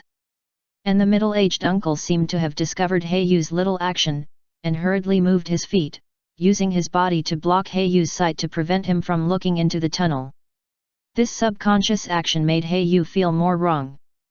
After entering another tunnel, Heiyu half squatted against the stone wall, and his dark pupils exuded a cold luster. There is definitely something wrong with that middle-aged uncle. There is definitely a secret in that branching tunnel that no one wants to know. Heiyu was not in a hurry to explore the secret, but stayed in the other branch tunnel for a long time before returning to the intersection where he met the uncle just now.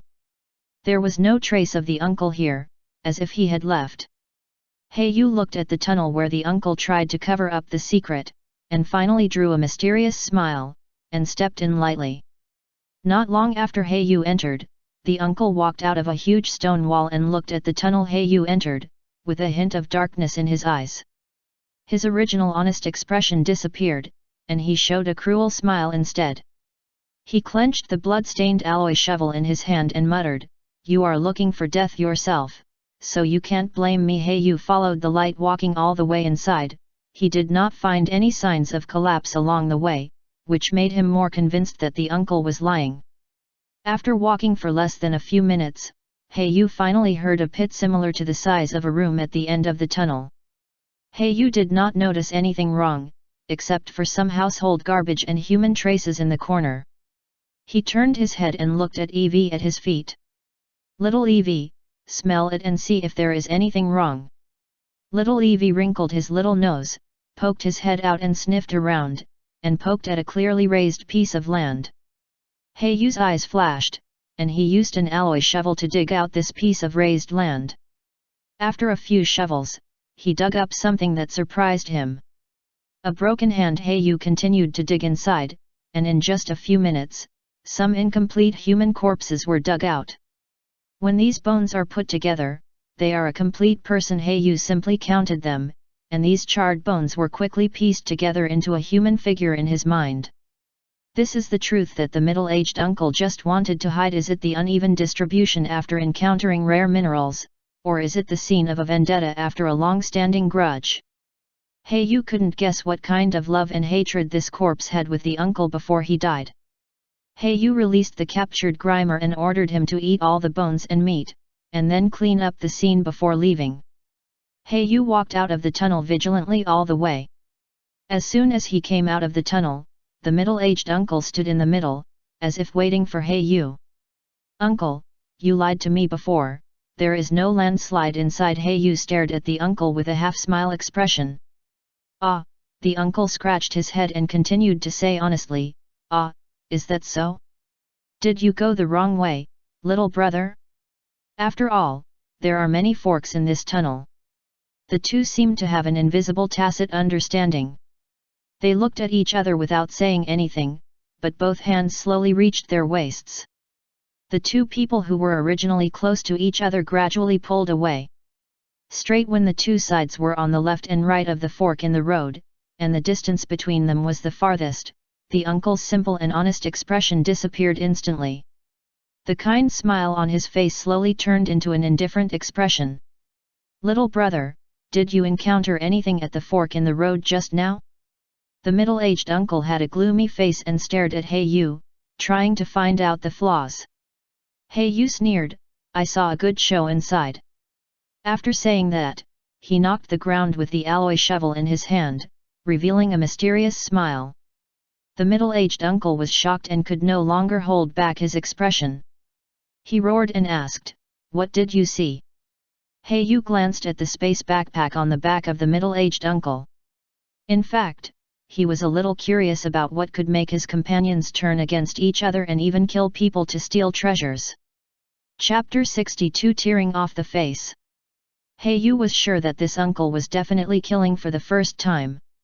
Although he seemed very calm and well disguised on the surface, this was just a manifestation of decades of experience. In terms of killing methods, this uncle was extremely rough, and even the disposal of corpses was hasty. It is true that it is not easy to be discovered in the intricate tunnels, but if it is left outside, it will probably be directly locked on by Miss Jenny as the murderer in a few days. "Uncle, this should be your first time killing someone, right? Don't you know that human bones are very hard and cannot be eliminated by fire? You don't have Pokemon that handles corpses?" Yu looked at the eyes calmly. The middle-aged man in front of him said calmly. When the middle-aged man heard this, his face changed slightly, but he quickly regained his composure and replied calmly, "Hey, I don't know what you are talking about." Yu's mouth corners slightly raised, revealing a mocking smile, and continued, "You have blood on your body, so you let your Pokemon spray water to eliminate it, but you didn't clean it up, and you didn't even pay attention to the smell. Can't you smell the blood on your body?" After saying that, he gently waved the searchlight in his hand to shine on the other's shoes. The middle-aged uncle slowly lowered his head and looked over in the direction of the light in Yu's hand. There were bloodstains on his shoes that were not washed clean. This discovery made him feel nervous, and beads of sweat began to appear on his forehead. He raised his head and stared at Yu fiercely. His expressionless face suddenly became extremely gloomy, and his eyes were bloodshot, like an angry beast.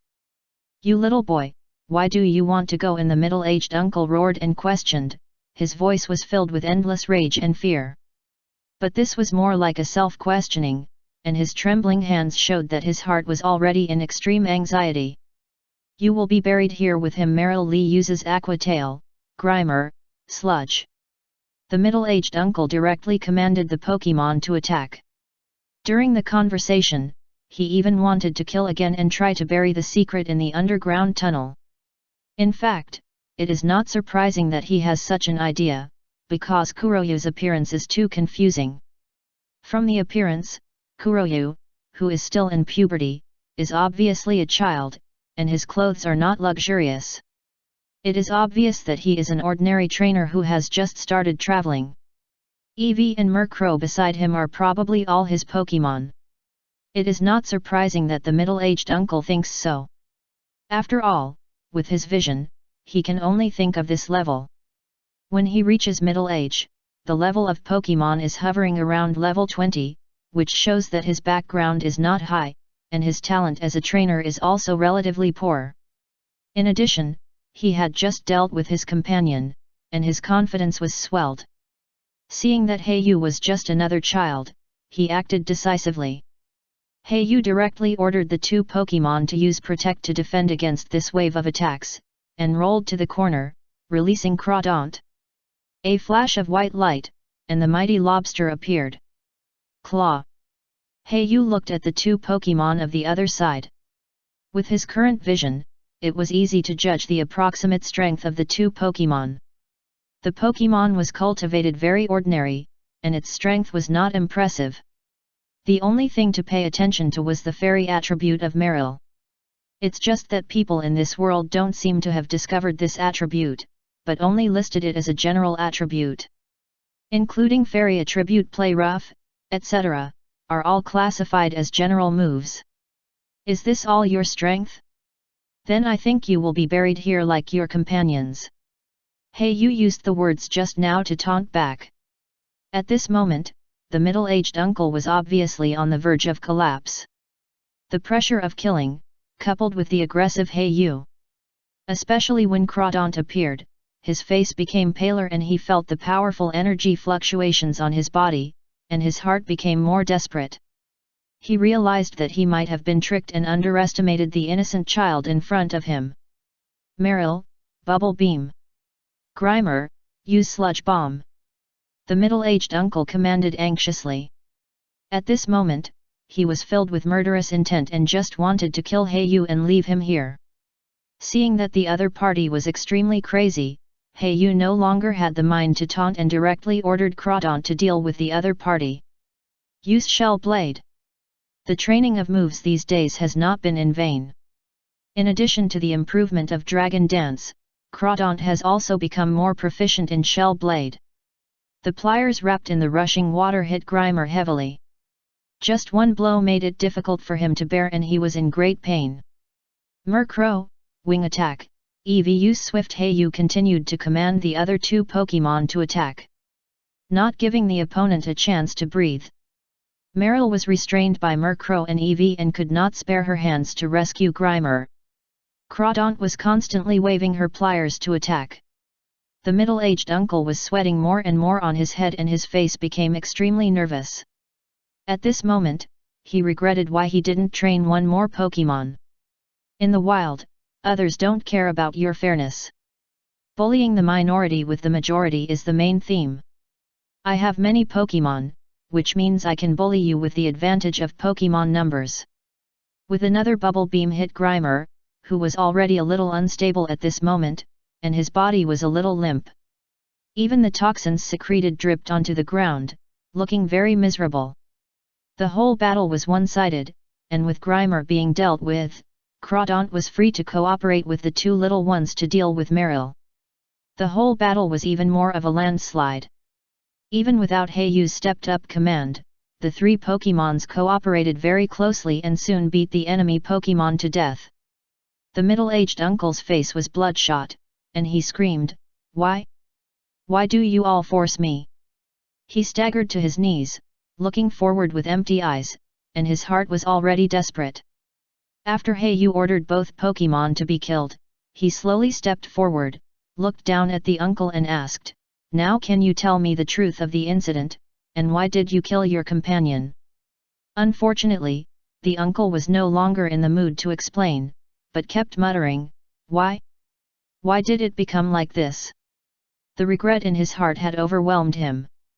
He was thinking, if he had not killed his companions in order to take the treasure for himself, wouldn't it be better to just suppress his greed and share it together? Heyu stepped back slowly and ordered Murkrow to kill him. Looking at the lifeless corpse, Heyu was indifferent, and a cold light flashed under his extremely dark pupils.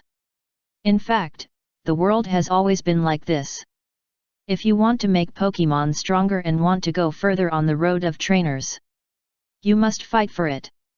Especially for ordinary people with no background for civilian trainers, the only way out is to fight for resources with their lives. But unfortunately, some people don't even have the qualifications to fight, just like this middle-aged uncle, who has wasted half his life and achieved nothing.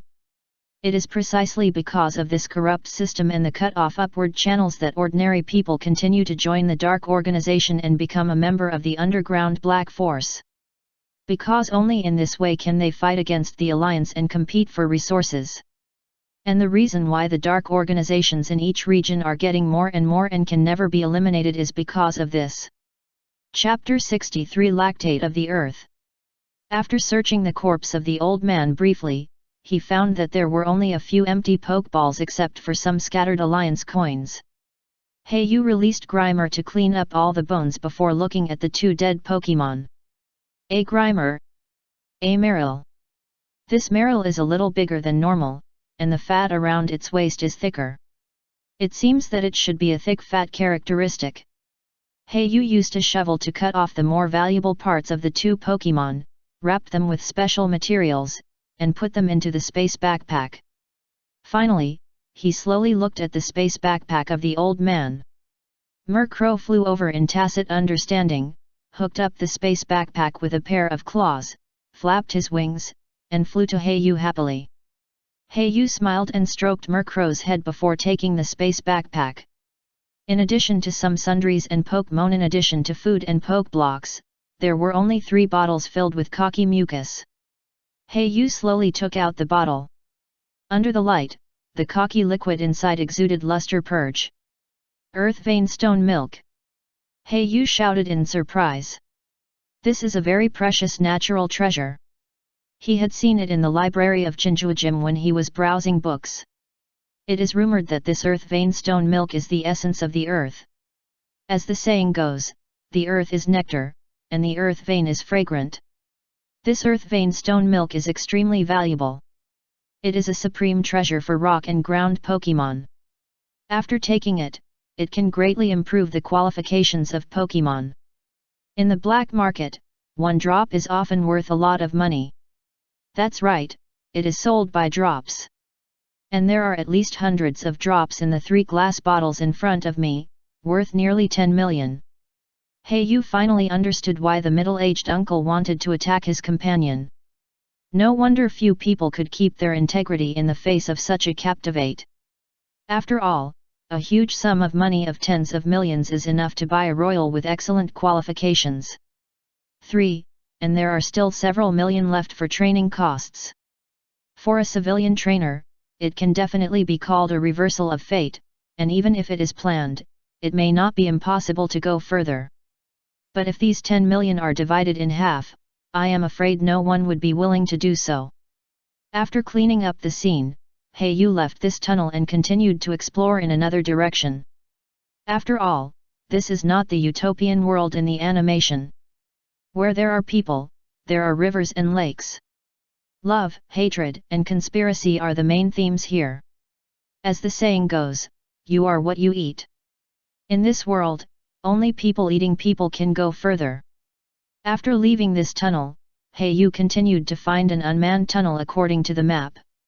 After inserting a sign at the entrance of the tunnel, he asked Crawdaunt to guard the door.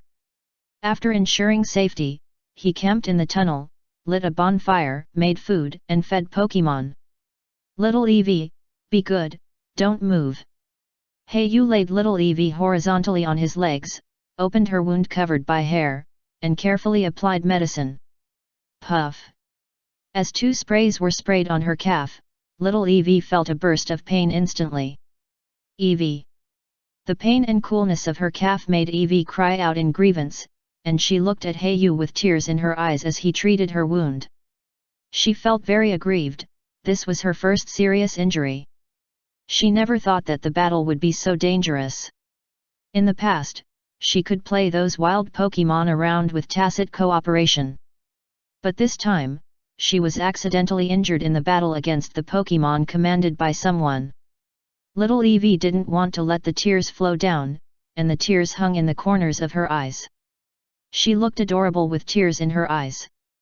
Heiyu looked at the aggrieved look of Little Eevee, fed her a pain-relieving poke block, and used skilled massage techniques to help Hand Eevee relieves pain. Not long after, Eevee fell into a deep sleep due to excessive fatigue and the gradual cessation of pain from the wound. Heiyu carefully put Eevee on the soft sleeping mat and covered it with a warm blanket. He breathed a sigh of relief without waking Eevee up. "Ga. Is it finally a yes turn?"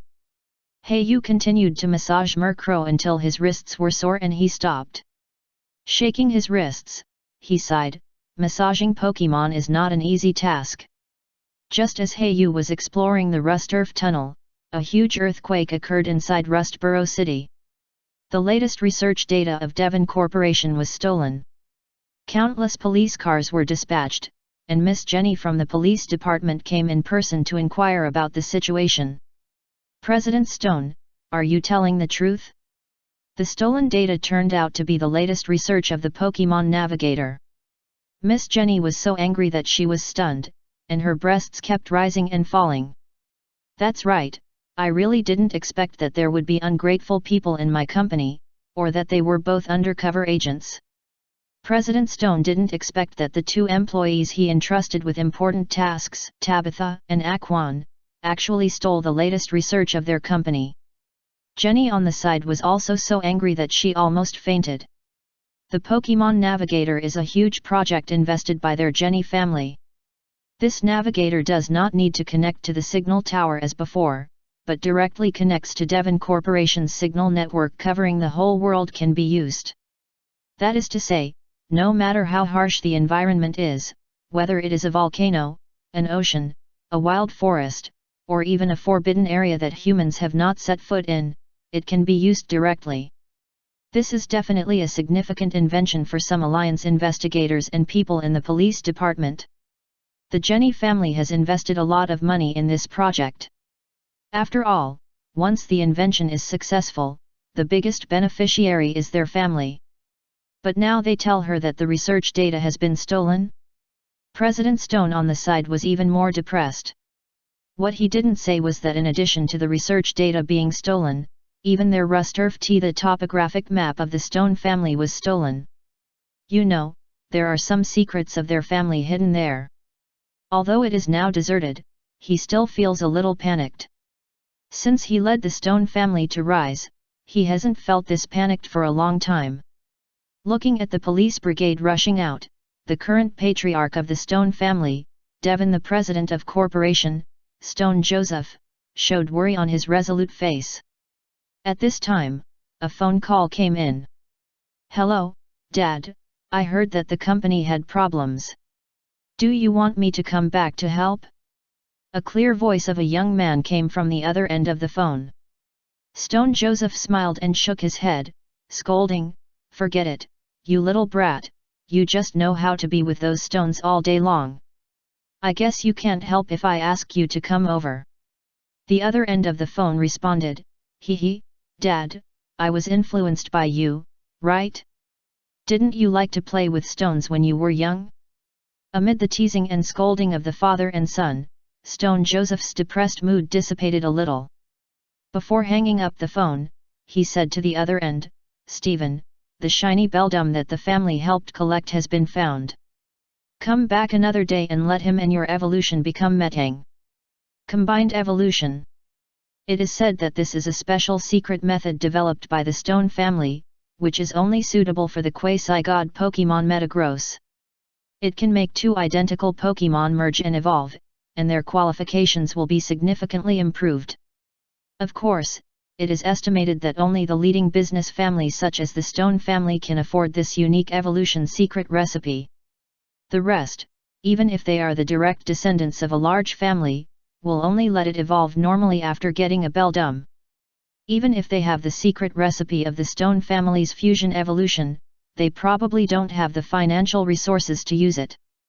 Chapter 64 Team Magma and Team Aqua Kuroyo continues to Rusturf Tunnel, during which he entered countless branch tunnels and witnessed various situations. There are Pokemon corpses in the branch tunnels. There are human camps in the branch tunnels. There are Pokemon eggs in the branch tunnels, but they are already necrotic and have lost their breath of life. Every small branch tunnel is like opening a blind box, bringing you all kinds of different surprises. Of course there are, maybe astonish. You carefully took the shovel and knocked on the soil wall on the side, with the searchlight in his hand pointing forward. Murkrow to the tunnel mist whirlwind. As the light haze was blown away, you finally saw the road ahead and carefully moved forward step by step. Grabbed a stone beside him and threw it into the dark tunnel. After a long time, a series of tiny echoes came from the darkness. It seems that this tunnel is not short. You stopped moving forward. He leaned against the wall and thought, this road might be a fork in the road, or it might lead to another main road. It is necessary to think carefully and plan the route. Murkrow flapped his wings appropriately not far ahead to dispel the fog. I have gained a lot on this trip. In addition to the great progress of several Pokemon, I also got the ground stone milk unexpectedly.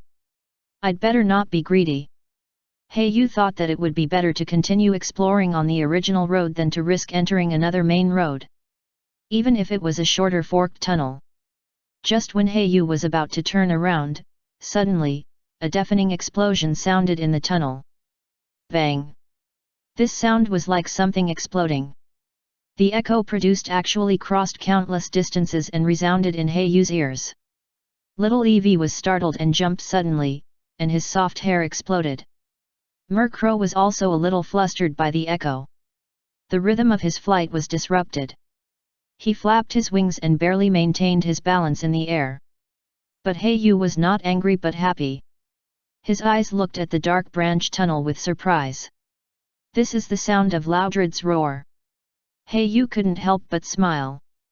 He also took on several tasks during this trip, one of which was to capture a Whismur. Loudred, this Pokémon is the evolution of Whismur. When it reaches level 40, it can also evolve into Exploud.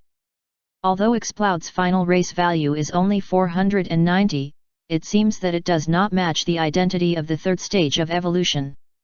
But he is still loved by many trainers. The reason is that he has mastered a powerful trick called Sonic Wave. This trick is one of the most powerful special tricks of the general system.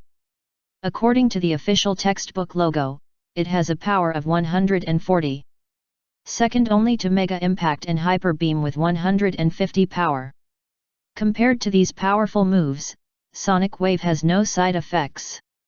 But correspondingly, Pokémon that can learn this move are extremely rare.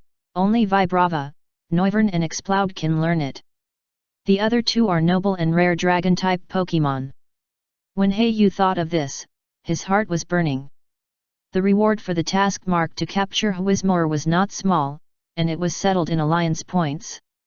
In order to avoid being seen, Yu turned the light to the lowest brightness, bent his waist and slowly moved forward, slowly walking towards the dark tunnel where the sound burst out. After groping for an unknown period of time, Yu finally saw a ray of light, and a look of joy appeared in his eyes. But as he got closer, he heard a human voice. "Boss, this Pokémon is too difficult to deal with.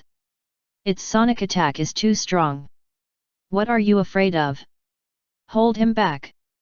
My Mightyena will charge up Crunch soon." Two men in red clothes were seen commanding a Poochyena and a Mightyena respectively, fighting with a Loudred. From the situation, Loudred gradually fell into a disadvantage in a 1-on-2 situation. In addition to the disadvantage in numbers, Loudred was protected by a Whismur behind him. He had to focus not only on fighting but also on protecting the Pokémon cubs. This caused Loudred's wounds to increase gradually. Roar! Loudred launched another powerful sonic attack. A Poochyena that was attacking was instantly blown away, and its body crashed into the stone wall beside it, and it fainted. "Boss, attack quickly, I can't hold on," one of the men in red clothes said anxiously to his companions beside him. "Mightyena, use Crunch," another man said fiercely. Mightyena, who was accumulating power, suddenly rushed forward, with a pair of sharp teeth dripping saliva, looking extremely ferocious. Dark's energy gathered, and it bit Loudred's body madly. But even so, Loudred still did not forget to protect Whismur behind him. Just when Loudred fainted and despaired, a blue stream of water rushed over. "Crawdont, use Water Jet." After observing secretly for a while, Kuroyu appeared and commanded Crawdont to attack Mightyena. A blue water column directly hit Mightyena, and the level suppression caused it to be knocked away with just one hit. "Don't give him a chance, use Shell Blade." Kuroyu's cold voice sounded again, without a trace of emotion. The two trainers in red on the other side reacted instantly and shouted, "How dare you, don't you see that it is our Pokémon?" Kuroyu smiled coldly, "So what, now those two Pokémon are my prey." With a cold look at the two, Yu suddenly felt that the clothes on the other party were a little familiar, as if he had seen them somewhere, but he couldn't remember. However, this did not prevent him from fighting for the right to snatch the wild Pokémon from the two. One of them was instantly furious and wanted to find Yu to argue. The other one turned his body and said something in his ear, which calmed rage down. He looked at Crawdaunt with some fear, and then he showed a look of sudden realization. Humph, you Team Aqua are still so unreasonable, I must accuse you to the captain later. The first man in red, who couldn't hold his temper, said sarcastically.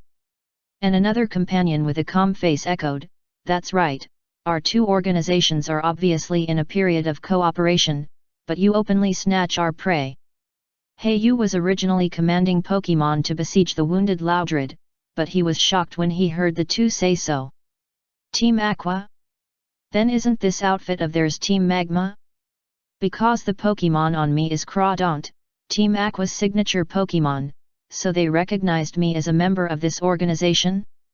Heiyu's smart head reacted instantly, and he did not deny the other party's words, but responded silently. Heiyu shone the light on the two people. The crimson clothes represented the hotness of lava, and the letter M on the chest made Heiyu instantly recall his memory. Team Magma? Heiyu opened his mouth slightly and murmured in surprise. Without Heiyu's command, Loudred also took the opportunity to run into one of the branch tunnels. When Heiyu looked back again, he had disappeared. And the two Team Magma members said with some gloating, "Hey, friends from Team Aqua on the opposite side, this Loudred is given to you. I hope you can find it again in the intricate tunnel." After that, the two Team Magma members took back Mitaina and Puchaina and left the tunnel. Heiyu stared at the other party's back, and was a little worried, so he didn't let Pokemon take action to keep the two people. There are many dark organizations in Hone region now. Team Aqua and Team Magma are just some of the better developed organizations. And from the tone of the two people just now, Ocean and Team Magma seem to have begun to cooperate secretly. I have the memory verification of my previous life, so I know that these two organizations will rise in the end. Don't provoke them for now. Heiyu took back Crawdaunt and called Eevee and Murkrow to continue chasing Loudred, who had just escaped. Chapter 65 Emergency Recruitment of the Alliance. Murkrow, Wing Attack. Eevee uses Swift to block it. Heiyu ran in the dark tunnel. The light in his hand illuminated the road ahead. A monster like Loudred was swaying his body left and right to escape. In his arms was a small Whismur, which seemed to be a Pokemon cub. Roar roar! Loudred took the opportunity to turn around and launched another sonic attack, and the two Pokemon instantly propped up the protective shield to block the attack. However, in this narrow tunnel, the vibration of the sonic wave made the surrounding earth walls a little loose, and soil and rocks kept falling down. Drip, drip, drip. Heiyu continued to command the Pokemon Eamon attacked, constantly closing the distance between the two sides, until he finally saw Loudred entering a branch tunnel that he had explored. The branch tunnel was a dead end, and Heiyu had already recorded the mark. Murkrow, don't rush to chase him. Anyway, he is also trapped. Blow away the fog first. After a simple repair, Heiyu entered the tunnel and stepped on the soft soil, making a rustling sound. Heiyu frowned slightly. Loudred is very sensitive to sound. If he approaches rashly, he will definitely be detected and attacked by the opponent. No wonder, in this quiet tunnel, Loudred, who is very sensitive to sound, is a perfect place. Heiyu suddenly realized. As long as you are not flying in the air like Murkrow, for Loudred family, as long as you step on the ground and make a sound, they will be noticed by them immediately. Crawdaunt, if you find something wrong, remember to use Protect immediately. To be on the safe side, Heiyu still released the ace Pokemon Crawdaunt, which is definitely the strongest and most trustworthy among all his Pokemon. As he stepped into the end of the tunnel, Heiyu carefully tried not to make any sound.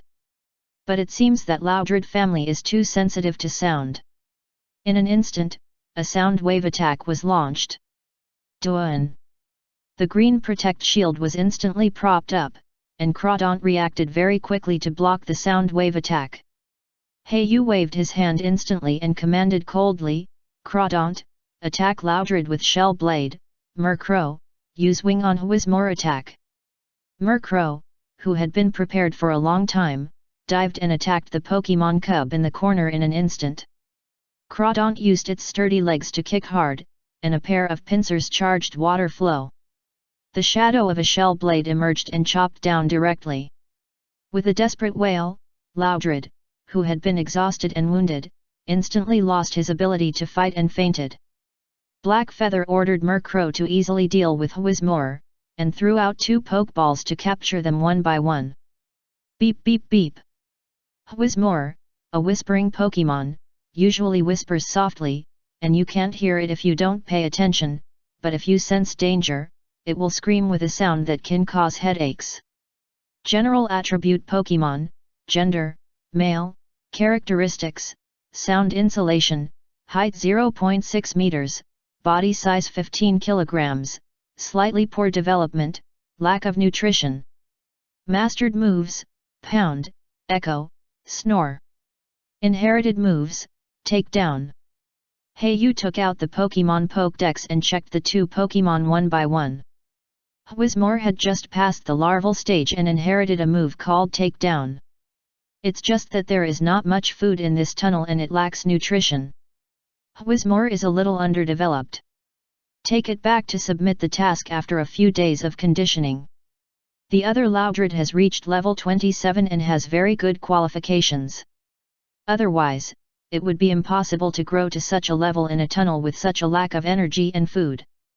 What surprised Hey-You was that Loudred's characteristic was actually the hidden characteristic Courage. This move can allow general and fighting attribute moves to hit ghost type. For Loudred, who is originally a general attribute, it is an excellent characteristic. It widens the attack surface and relies on the sound wave attack. Difficult, definitely a good player. It's a pity that Hey-You didn't plan to capture and keep it. He was surprised, just because Loudred with the Courage characteristic is more valuable. After successfully completing the capture, Hey-Yu's mission on this trip was also successfully completed. Although he bumped into a series of small accidents such as the Uncle and Team Magma during the period, it was harmless and did not lead to any special situation. Hey-You walked back along the way he came, preparing to leave the Rust Earth tunnel. Because special lime was sprinkled on the road as a mark when he came at the beginning, the way back was very smooth and he almost didn't get lost. When he walked halfway, Hey-You looked at the little Eevee beside him. Even though he was out of breath, he was very stubborn and didn't complain or feel tired. Eevee has indeed improved a lot this time. In the past, Eevee was basically a small pet kept by Hey-You. It basically didn't experience battles, and it was aggrieved when its fur got dirty. After this Rust Earth during the tunnel trip, little Eevee finally grew up, knew the hardships of fighting, and witnessed bloody scenes. Although he could not kill as ruthlessly as Murkrow, Hey-You was already very satisfied. He returned to a tunnel where he had stayed before and continued to camp. Hey-You and the Pokémon sat around the campfire and enjoyed a quiet dinner time. After Hey-You washed the ingredients he brought, he roasted them in the campfire. He had been eating frozen food all the time, but he finally couldn't stand it anymore and had to eat some cooked food. The little Pokémon looked forward to watching their rice bowls being filled with a lot of food and poke blocks by Hey-You. Little Eevee is still so clean, and there is a small tablecloth on the seat where he sits. Unlike the other Pokémon who eat in a bold way, little Eevee picks up a piece of food with his hand and puts it into his mouth very elegantly. After Crawdaunt quickly finished his own food, he consciously walked to the tunnel entrance and began his duty of guarding. The food Murkrow eats is poke blocks carefully prepared by Hey-You, in which the ratio of evil attribute to flying attribute is 3:7. Because Murkrow has not learned any excellent evil attribute moves at present, the 3 moves in the inherited moves are all flying type. Sky Attack, Roost and Drill Peck. It can be seen that his flying talent seems to be better, and Kuroyu also intends to cultivate him into a Sky Overlord. But for now, Murkrow has not mastered any of the inherited moves. After all, these moves are too difficult to learn. Even the inherited moves engraved in the bloodline genes are very difficult to master. Not to mention that Murkrow was born not long ago. Murkrow, who has just learned to fly, has not had time to study the moves. After all, it has to be done step by step. Pokemon training is the result of accumulation. It is impossible to swallow it whole and become a big fat man. Just when Kuroya was about to lean against the wall to take a short break, there was a sudden sound from the Pokemon Pokédex in his hand. Generally, Kuroya's Pokemon Pokédex is set to silent, so he was a little confused. Just when he opened it, the Pokemon Pokédex automatically jumped to a pattern he didn't recognize. Emergency recruitment of the League. Dear Trainer, your current location is Rusturf Tunnel. There are underground dark organization members active in it. Now issue the Alliance first level emergency task. Cooperate with the police to arrest them, and reward Alliance coins according to the contribution afterwards. Chapter 66 Join the War. Just when Heiyu and all the trainers exploring in the Rusturf Tunnel received the Alliance's emergency call-up information. At this moment, outside the gambling stone shop outside the Rusturf Tunnel, a whistling police car drove in. A group of police officers wearing police uniforms solemnly surrounded the entire gambling stone shop, and the leader was a heroic female police officer, Miss Jenny. Miss Jenny stood on the huge off-road police car, holding a loudspeaker, and her heroic voice instantly spread throughout the gambling stone shop. Attention, all Alliance residents and trainers, now there is a high possibility that members of the underground dark organization have mixed in with you. Please don't panic, follow the arrangements of the police bureau in an orderly manner, we can ensure your safety. Miss Jenny repeated these words over and over again with the loudspeaker, trying not to cause unrest among the people, but even so, with Miss Jenny's assurance, people were still panicking. Handing the loudspeaker to the deputy beside her, Miss Jenny asked the technician beside her, "How is it? Has the news of the emergency mission been issued?" "Don't worry, Captain Jenny, all Pokemon Pokédex in Rusturf Tunnel have been forcibly issued." Hearing these words, Miss Jenny's hanging heart finally relaxed a little. Commanding the police officers to evacuate and separate the crowd in an orderly manner, while continuing to urge the support of the Pokemon troops. The moment Heiyu received the emergency mission, he didn't dare to stay in Rusturf Tunnel for a long time. He hurriedly asked Murkrow to scout ahead and ran out. As soon as he came out of the tunnel, he was gathered together by police officers for personnel sorting.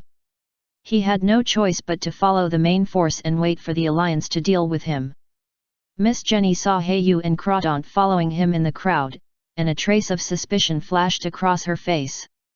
Among the members of the Dark Organization arrested this time, many of them have Corphish Pokemon, which seems to be one of the representative Pokemon of this organization. Name? Heiyu. Show me your ID. Heiyu was pulled out of the crowd by Miss Jenny as expected and was questioned and examined. Hey? Miss Jenny swiped Heiyu's ID card on the machine, and looked at the information on it, and a trace of doubt flashed across her face. "Sorry, dear Heiyu trainer, it's an emergency now, so please forgive me." Miss Jenny seemed to have seen Heiyu's direct lineage and second-level authority, so her doubts were instantly dispelled. She straightened up, put her long straight legs together, saluted Heiyu in a very standard way, and apologized seriously. Heiyu nodded calmly, and when he was about to leave, he was suddenly stopped by Miss Jenny, who walked to Heiyu and asked him, "Dear Heiyu trainer, I believe you have also received the message. We have now issued an emergency task of the first level of the Alliance. Although it is not a special mandatory task, as a member of the Alliance, we also hope that you can contribute to it." Miss Jenny noticed that Heiyu's strength seemed to be not low. After all, the Pokemon Crawdaunt can only evolve when it reaches level 30. Therefore, she wanted to let Heiyu participate in the battle. It seemed that she was afraid that Heiyu would not be willing, and hurriedly added, "As long as you can, Helping Hand Alliance will give you a generous reward after the emergency mission is over." Miss Jenny's tone was very gentle, of course only for Heiyu. If it was an ordinary civilian trainer, he would have forced him to join the war team long ago. Heiyu lowered his head and thought secretly. In fact, in his current situation, he didn't have to take the risk of participating in such a dangerous mission. He could get a stable reward from Alliance coins by selling poke blocks. Can the reward be exchanged for Alliance points? Yu asked after a brief thought.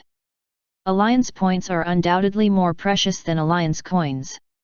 After all, they are the most precious currency under the official exchange reward system.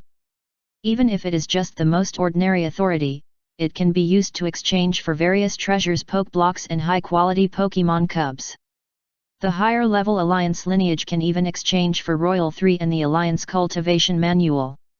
And Yu's current second-level authority can exchange for more things, such as precious Pokémon props and rare Pokémon cubs. As for the third-level authority above, Yu is expected to open the exchange for quasi-gods, but I don't know how to improve the Alliance authority. Sure enough, after hearing Yu's idea of exchanging Alliance points, Miss Jenny hesitated for a moment. Okay, no problem, I agree on behalf of the Alliance Police Bureau. It seems that Miss Jenny thought of Yu's second-level authority, and she did not make it difficult in this regard. She agreed very quickly. However, she still had a little complaint about Yu in her heart, thinking that he was taking advantage of the situation here. This is the pride of the Jenny family. After all, no one has ever dared to refuse her in the past, and no one dared to take the opportunity to raise the stakes in front of her. Miss Jenny looked at Yu deeply, and wanted to remember his appearance with some surprise. When Yu entered the group of trainers who accepted the Alliance recruitment mission, someone soon came forward to talk, because most people saw that Miss Jenny had personally invited Yu just now. In addition, Crawdaunt, who followed Yu, was not weak at first glance. In the unknown situation, it was always the choice of most people to keep warm together. But before everyone could greet for long, a burst of fire suddenly broke out in the entire Rusturf tunnel. Boom! Everyone stared at the tunnel that had collapsed halfway, and Miss Jenny and a group of police officers were also on high alert.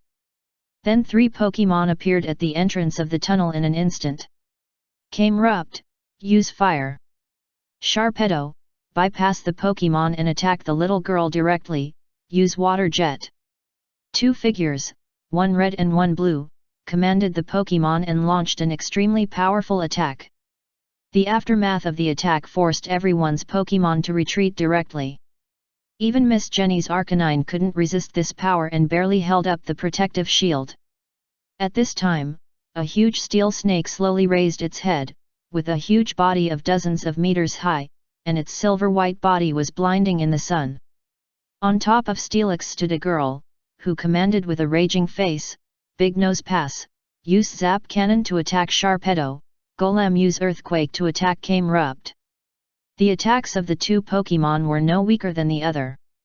The huge Fulner energy ball covered the sky above everyone.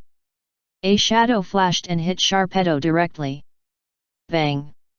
The girl standing on Steelix's head remained calm and continued to calmly command several Pokémon to fight against the enemy. The people below were fighting a group of ordinary members of the Dark Organization wearing red and blue clothes, but they couldn't help but look at the main battlefield from time to time. Because the power of those Pokémon was too strong, the aftermath alone shocked their Pokémon into coma. Is this the power of elite-level Pokémon? Miss Jenny stared at the battle between Leader Duwan and the leader of the Dark Organization above the tunnel in amazement. For a moment, her straight white thighs were a little weak. Yu also looked at the figure of the girl unconsciously and exclaimed in surprise, Teacher Duwan? Chapter 67 Jenny. While the melee was still going on, Yu was approached by a member of Team Aqua in blue. Humph, I didn't expect your Pokémon to be Crawdaunt too. Let's see whose Pokémon is stronger. Team Aqua member Taunt glanced at Crawdaunt next to Yu, especially at his pair of pincers for a long time. The pincers are so small, it shows that the strength is not very good. Team Aqua members immediately mocked. Yu ignored these gossips and continued to command Pokémon to attack. The reason why the opponent's Crawdaunt has big pincers is nothing more than the characteristic of Machamp pincers. The appearance of this characteristic is that Crawdaunt's pincers will be a circle larger, but the large pincers do not mean strong strength. Crawdaunt, Use Shell Blade. Hey you commanded expressionlessly. Then go head to head, see how I crush you. My Pokémon's pincers are better than yours. Team the Aquaman also commanded his Crawdaunt to use the Shell Blade. The two Crawdaunts used their sturdy calves to step and leap into the air, casting the Shell Blade at the same time. Water attribute energy gathered, the water gradually wrapped around the pliers, and the shadow of the Shell Blade emerged. Boom! Water is invisible, but it is tangible. Although the pliers are smaller than the opponent's Crawdaunt, in terms of size, Black Feather's Crawdaunt is more than a little bigger than the opponent. The Team Aqua member seemed to have noticed this, and his face was a little embarrassed, but he continued to command the Pokémon to attack. Black Feather released Sharpedo and ordered him to use water jets continuously, and with the acceleration characteristics, harass the entire battlefield. Murkrow, little Eevee, you two stay by my side and be ready to use Protect at any time. Black Feather still attaches great importance to saving his life. After all, only when people are alive can there be a future. And the group of Team Aqua and Team Magma members are not like those trainers in the Alliance. They are well versed in the essence of outdoor combat. They don't need to defeat your Pokémon, they just need to kill you. Therefore, although the temporary members of their own team seem to be powerful in the battle, one or two trainers are killed by the sneak attacks of enemy Pokémon from time to time. After all, most of the temporary members are not serious trainers. Most of the Pokémon on them are Pokémon that help with mining, such as Geodude and Machop. And these Pokémon don't seem to cooperate with the training at all. It is obvious that this group of people are specialized gold diggers. How can a team composed of only these ordinary people resist the members of the Dark Organization who are closely coordinated and powerful? As expected, as the defense lines collapsed, another trainer was torn to death by a Mightyena. Blood and flesh flew everywhere, and the head rolled into the crowd. The trainers who were temporarily recruited were instantly scattered, and the entire battlefield was instantly in chaos. Some trainers with poor psychological quality became headless flies, ordering their Pokémon to take them away and run around the entire battlefield. Not all trainers have the courage to face death and adventure. Most people accept the call to join the war just for the reward proposed by Miss Jenny. Crawdaunt, give him the last water jet. Hayu looked at the defeat of the battlefield on the side and was secretly anxious. At the same time, he kept ordering Crawdaunt to attack.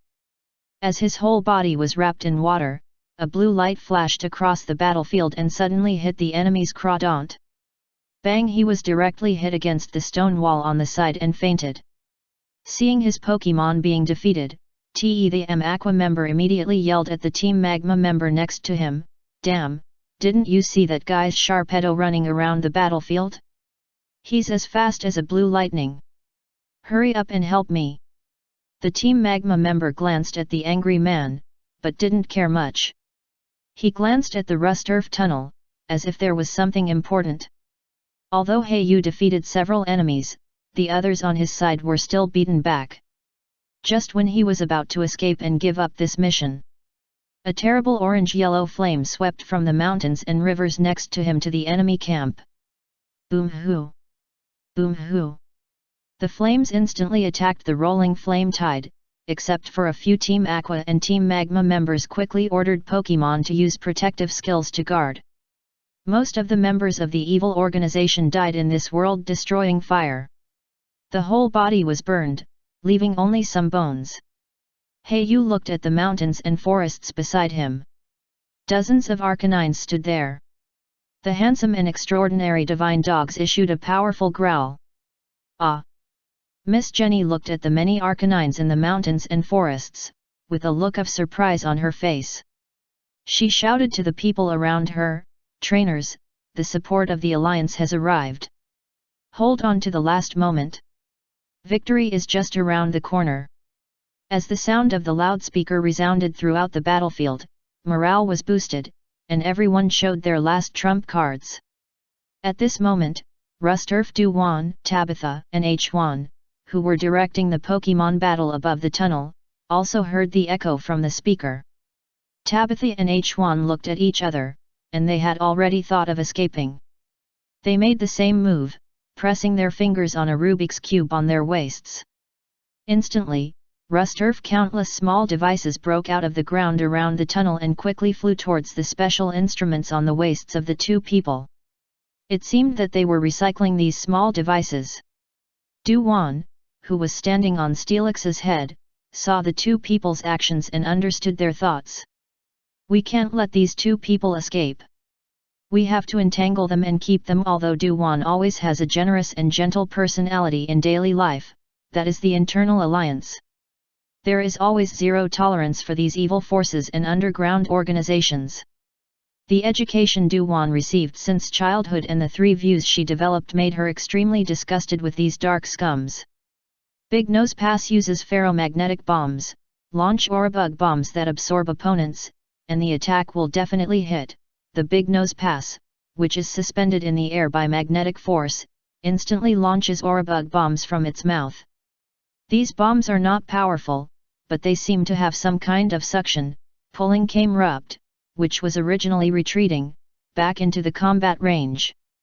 Damn, these alliance dogs are still so difficult. My Kamerupt has been sucked away.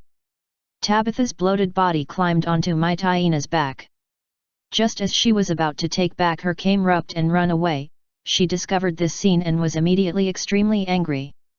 Seeing that the Kamerupt had been sucked away and exceeded the recycle range of her pokeball, even the usually steady Tabitha was a little flustered. At this time, the dark-skinned beauty Aquan reminded, the data collection is complete, our mission has been completed. Even if you lose a Pokemon, your boss Maxie should compensate you when you go back. Aquan's implication is not to entangle here in vain. Since the Pokemon team of the police department has arrived, the masters sent by the Alliance will probably arrive soon. Although the two of them can fight the elite together, if an elite really comes, they will most likely be left behind. And the little girl in front of him, although the other few only Pokemon is relatively ordinary, but the Big Nose Pass is really too powerful. As long as there is green, there is no need to worry about firewood. Tabitha was reminded of this and woke up instantly. But facing Kamerupt, who has always accompanied him from weak to strong, he still feels reluctant to leave. He glanced at the people on the Alliance side with resentment, and swore in his heart that after the boss's plan is completed and the entire continent is expanded, he must kill all the Alliance dogs. Before leaving, he must not let these Alliance dogs have an easy time. Patting Mai Taina, who was riding under him. Use Dark Pulse on the group of people in the Alliance. Chapter 68 The Rising Star of the Alliance. All Arcanines use Protect. A sonorous female voice ordered, and all Arcanines jumped down the forest and came to the trainers to hold up the protective shield. Bang! Bang! Everyone looked in the direction of his gaze, and saw the large nose pass floating in the air, condensing a huge silver beam of light and shooting it towards Kamerupt. Flash cannon, fire! As the battle came to an end, the survivors, the trainers of the Alliance, cheered endlessly, and the police of the Alliance took the captured Team Aqua and Team Magma members into the police car one by one. They will be tortured and interrogated. As for whether they can really spit out some important information, it is unknown. Heiyu leaned against a reef, and like most other people, he waited for the Alliance to clean up the scene and then disband. In fact, after the battle just now, everyone around looked at Heiyu with awe. On the battlefield just now, Heiyu was definitely shining. Most people received the helping hand of the Blue Lightning Sharpedo in the battle, not to mention the Crawdaunt, who defeated several Oceans and Team Magma in succession. Magma's superior Pokemon were taken away by the Alliance one by one, and Heiyu felt a little sorry. You know, he defeated several superior Pokemon above level 30 in succession. In the end, he didn't get any trophies, and all of them were just for the Alliance. If I'm not satisfied with the Alliance points later, I will. Heiyu couldn't help but complain in his heart. But when he felt a pokeball on his chest, Heiyu hurriedly covered it up. As an absolute egoist, how could Heiyu work for the Alliance for nothing? As early as the melee just now, he took the opportunity to sneakily find a Pokeball. It was a high-level Mytyena, reaching above level 30, and it seemed that team the main Pokemon of Aqua members. Just don't know why it was not used in the previous battle. Hey, you guessed that it should be the opponent's trump card, reserved for escape. It's a pity that I didn't have time to escape and was burned to ashes. Hey, you thought of the flamethrower performed by the group of Arcanines, and looked at the charred land with lingering fear. The land seemed to be turned over, showing a different color from the surrounding. Turning his head to look at the other Alliance trainers who were in a bad situation around him, he felt contempt in his heart. They were too naive. Alliance trainers, especially those who traveled for a short time, are more naive and have not experienced the darker side of this world. Any experienced trainer walking in the gray area would be like Hey You, secretly taking the opportunity to make a profit for himself. And among the dozens of surviving Alliance trainers at home, Hey You only saw a few people who were similar to him. They smiled at each other and understood each other. He retracted his gaze and stopped paying attention to others. He held Sharpedo in his arms. The rough scaly skin made Hey You uncomfortable. However, he still took out a small potion spray from his arms and treated several Pokemon one after another. Hey You still liked to do it himself in terms of cultivating Pokemon. Lucky Chansey walked over slowly, took out a milky white egg from his arms, and fed it to Crawdaunt very gently. Just the claw? Crawdaunt looked back at Hey You hesitantly, and only accepted the egg reluctantly after getting his consent. After breaking it, he stuffed it into his mouth piece by piece. In an instant, the scratches on Crawdaunt's surface disappeared in an instant, and the pink and white particles slowly covered the wound. In an instant, a brand new and shiny shell reappeared. Just the claw. Crawdaunt waved her proud pliers, and the 5-pointed star on her head shone brightly. Hello, Miss Jenny. Thank you for your hard work, Miss Jenny. Miss Jenny, who was heroic, slowly walked towards the camp where everyone was resting. The trainers around her stood up and greeted her. There were even wounded soldiers who ignored their bodies, which shows the high status of Miss Jenny. Thank you for your hard work. The medical team sent by the Alliance is coming one after another. I am here to thank you all for your contributions on behalf of the Alliance Police Department. The people of Rustboro City will not forget your contributions, the Police Department will not forget your contributions, and the Alliance will not forget your contributions.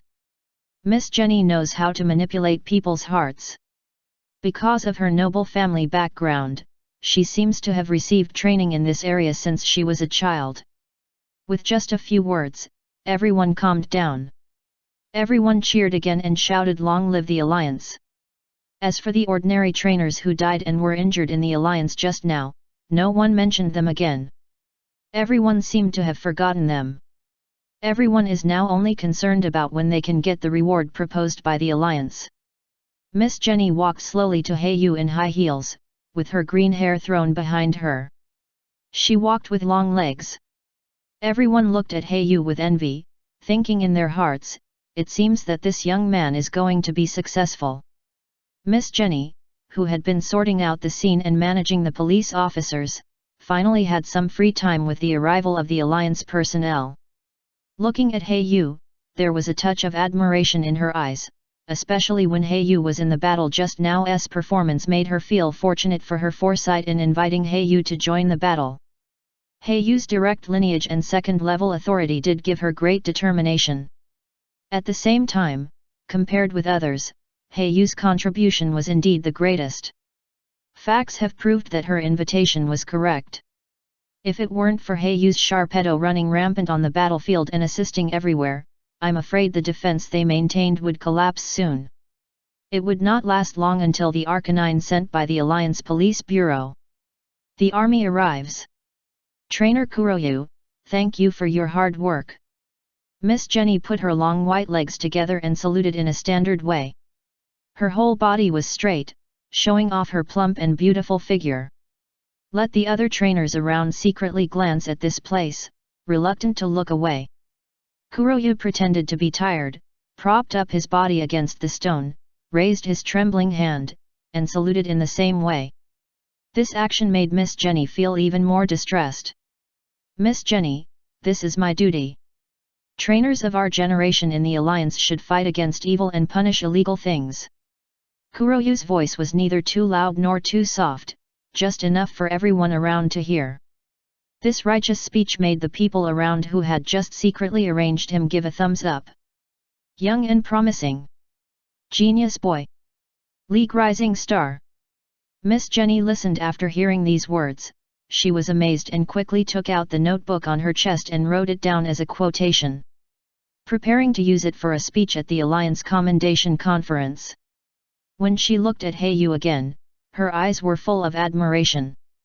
Originally, due to Hayu's direct lineage and second-level authority, she thought he was a child of a big family.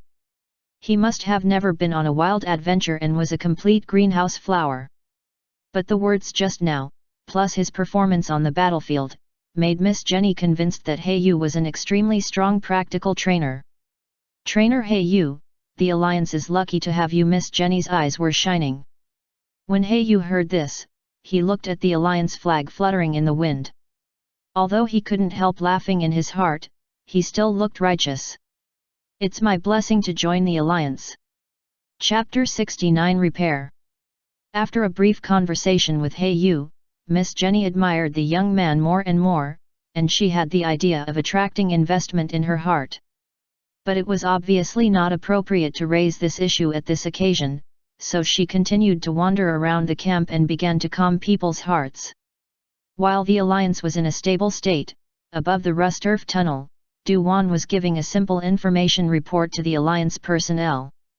And the chairman of Devon Corporation, Stone Joseph, was telling the whole story. "Yes, Tabitha and H1 have been lurking in our company for a long time. They not only stole our company's first research data, but also the topographic map of the rust earth tunnel." Old Stone Joseph was complaining about the evil deeds of the dark organization with a sad face. If others saw it, they would probably think that the lonely old man was bullied. But the leader of the Alliance Legion beside him was a little embarrassed. Who doesn't know that old Joseph is also a powerful elite? He is known as the Revival Master of the Stone family, the savior of Devon Corporation, and the founder of the business empire. At this time, Du-Wan suddenly asked, "Strange, they stole the data and could have escaped directly and quickly, so why did they come to the rust earth tunnel to make trouble?" Recalling the small instrument that the opponent recycled during the battle just now, Du-Wan asked straightforwardly.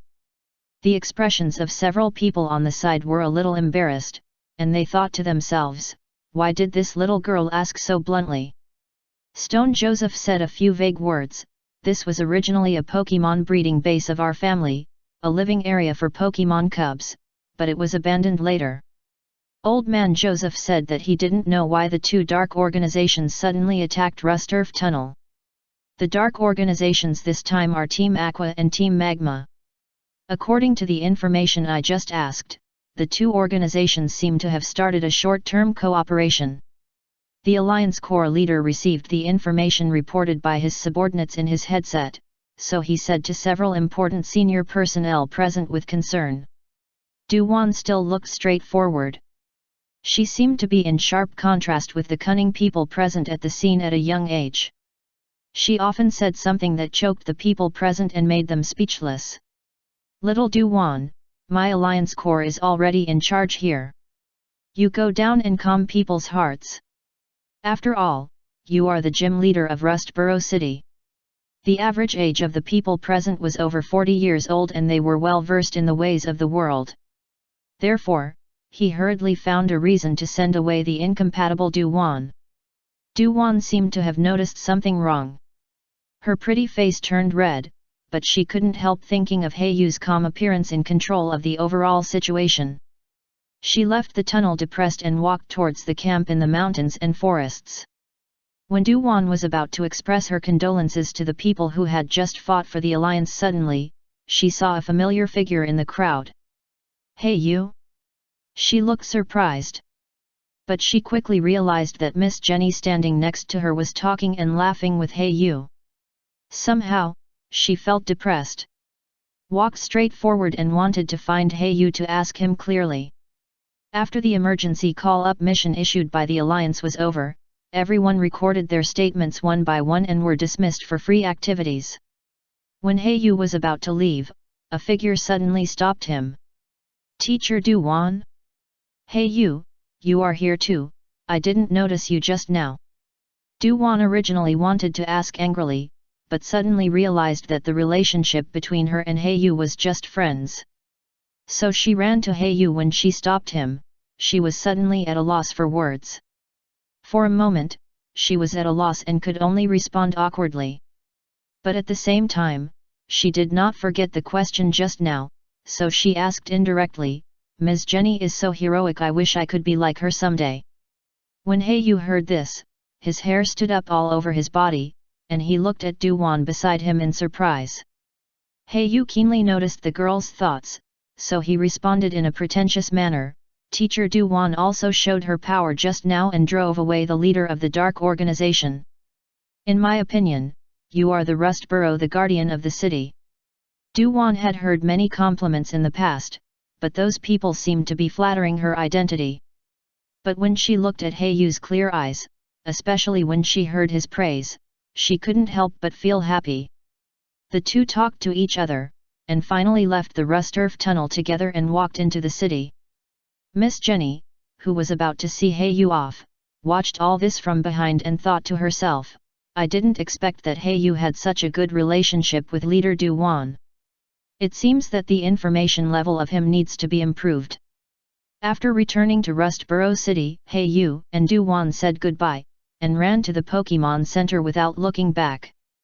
As soon as he entered his room, he immediately threw himself on the bed. "I didn't expect that just wanting to train Pokemon would involve so many things." Hei-yu looked up at the ceiling, with his hands stretched out in the air, as if trying to grab something. Rust-Earth human bones buried at the bottom of the tunnel. The betrayal of the cunning uncle to his companions. The preciousness of rare Pokemon and ley line stalactites. The intrusion of Team Aqua and Team Magma. The urgent mission of the Alliance. Things came back to mind one by one. I had experienced so much in just a few days, and I didn't get a good rest in the underground tunnel. So I lay down on the bed, relaxed my whole body, and soon fell into a deep sleep. When I woke up the next day, Hei-yu looked at the headlines on the Pokédex network, and a different emotion emerged in my heart. The Dark Organization attacked the important base of the Alliance, and the Alliance Legion cooperated with the majority of trainers to successfully repel it. Reading the entire report, it was all praising the victory and glory of the Alliance, and criticizing the Dark Organization for being useless. On the contrary, it did not mention the number of deaths of the trainers who were urgently recruited. Hei-yu laughed and swiped across the Pokédex with his backhand. He opened the space backpack and was about to clean up the various spoils and gains of this trip. The door suddenly knocked. Hei-yu hurriedly put all the spoils back into the space backpack, and only opened the door with confidence after making sure there were no personal belongings in the room. Standing at the door was Miss Jenny from yesterday. As for Miss Jenny, they all looked the same, so why could Hei-yu recognize them? Hei-yu didn't have Brock's squinting eyes to identify beauties. He could tell that it was because the police number of the police uniform was 001. After opening the door, Miss Jenny subconsciously glanced at the environment in Hei-yu's room, and then retracted her gaze in an instant. But Hei-yu was still keenly aware of it, so he made way for Miss Jenny and signaled that she could enter. "Sorry, I've observed too many crime scenes, so I did it subconsciously." Miss Jenny responded rather awkwardly. Hei-yu naturally waved his hand and said it was okay. Miss Jenny seemed to think it was okay, and she actually walked in openly. Perhaps because she lives in the pursuit and admiration of everyone, Miss Jenny has developed a self-centered mindset. Chapter 70 Provoking Trouble. Miss Jenny sat on a chair in the room without Hei-yu's consent and said to herself, "Trainer Hei-yu, in view of your outstanding performance in the Alliance recruitment mission yesterday, I will give you a corresponding reward on behalf of the Alliance. In addition to 50,000 yuan in cash, 500 alliance points have been deposited into your account." After saying that, she took out a stack of cash from her pocket, put them neatly on the table, and then stood up. Miss Jenny looked at Hey Yu, and smiled on her handsome face full of heroic spirit, and said, "I hope you can continue to maintain your excellent performance and contribute to the alliance. Make more contributions. I wish you all the best." After saying these words, Miss Jenny nodded gently, then turned and left, leaving Hey Yu standing alone in the room. Hey Yu looked at the alliance coins on the table, thinking, 500 alliance points, about 500,000 alliance coins, the alliance seems a bit generous. Hey Yu was puzzled, but the benefits that were given to him for free could not be returned, so he took it for granted. Miss Jenny walked out of Hey Yu's room in a happy mood. The recent series of events have made her merits in the alliance soar, and she may have a chance to be promoted in the future. But distributing rewards is indeed a good job. Hey Yu is a direct descendant of the alliance and has a second-level authority. He can't embezzle from him. Miss Jenny looked back at Hey Yu's door and thought regretfully. Among the dozens of alliance trainers participating in the battle this time, there are civilians, direct descendants, and those with a strong background like Hey Yu. If it is a civilian trainer, then Miss Jenny will intercept all the rewards without hesitation. After all, they are just civilians, so there is no fear of offending them. If it is a direct descendant, Miss Jenny will not be so easy to operate, but most of them will deduct 1 or 2% from their rewards, and eventually flow into their own wallets. Just when Miss Jenny was happily thinking about her dream of getting rich, the phone on her waist suddenly rang. "Hello, Captain Jenny?" A group of civilian trainers suddenly surrounded the door of the police district, saying that we embezzled their alliance rewards and wanted to ask for an explanation. On the other side, the voice from the phone was extremely noisy, and it seemed to be accompanied by some kind of shouting. Miss Jenny showed a trace of sarcasm on her heroic face, and said disdainfully, "A few lowly civilians dare to ask me for an explanation? Arrest them all and charge them with provoking trouble." A few respectful voices came from the other end of the phone. Miss Jenny has done similar things countless times and has almost never failed.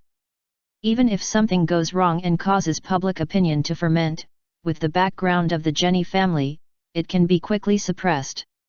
Even the alliance can only let the Jenny family do this. In other words, the Jenny family itself is part of the alliance, and the two sides have long been in each other's company. Hey Yu slowly walked towards the room, came to the lobby of the small Pokemon Center, walked to a self-service machine and started operating. Hand in Whismore first. After a series of intense discussions with the buyer who posted the task, Hey Yu finally succeeded in getting a satisfactory price. Looking at the increasing number of alliance points in the account, Hey Yu was in a good mood. Needless to say, he directly handed over Crawdaunt and Sha. The remaining points were barely enough to exchange for Murkrow's training manual. Hey Yu simply spent all his points. After all, he was about to leave the city, and there were no small Pokemon centers in the wild. Instead of leaving the points in the account for nothing, it was better to spend them as soon as possible and convert them into useful things for himself. It's just that the Pokemon in the backpack are really hard to sell. I'd better be patient and sell them on the black market later. Recently, due to the turmoil caused by the two major dark organizations, the black market will definitely usher in a period of turmoil. Hey Yu didn't want to take any more risks. Anyway, he now had a lot of resources and alliance coins in his backpack, and he was not short of money. Taking advantage of the relatively empty hall in the morning, Hey Yu found the front desk and opened a training ground.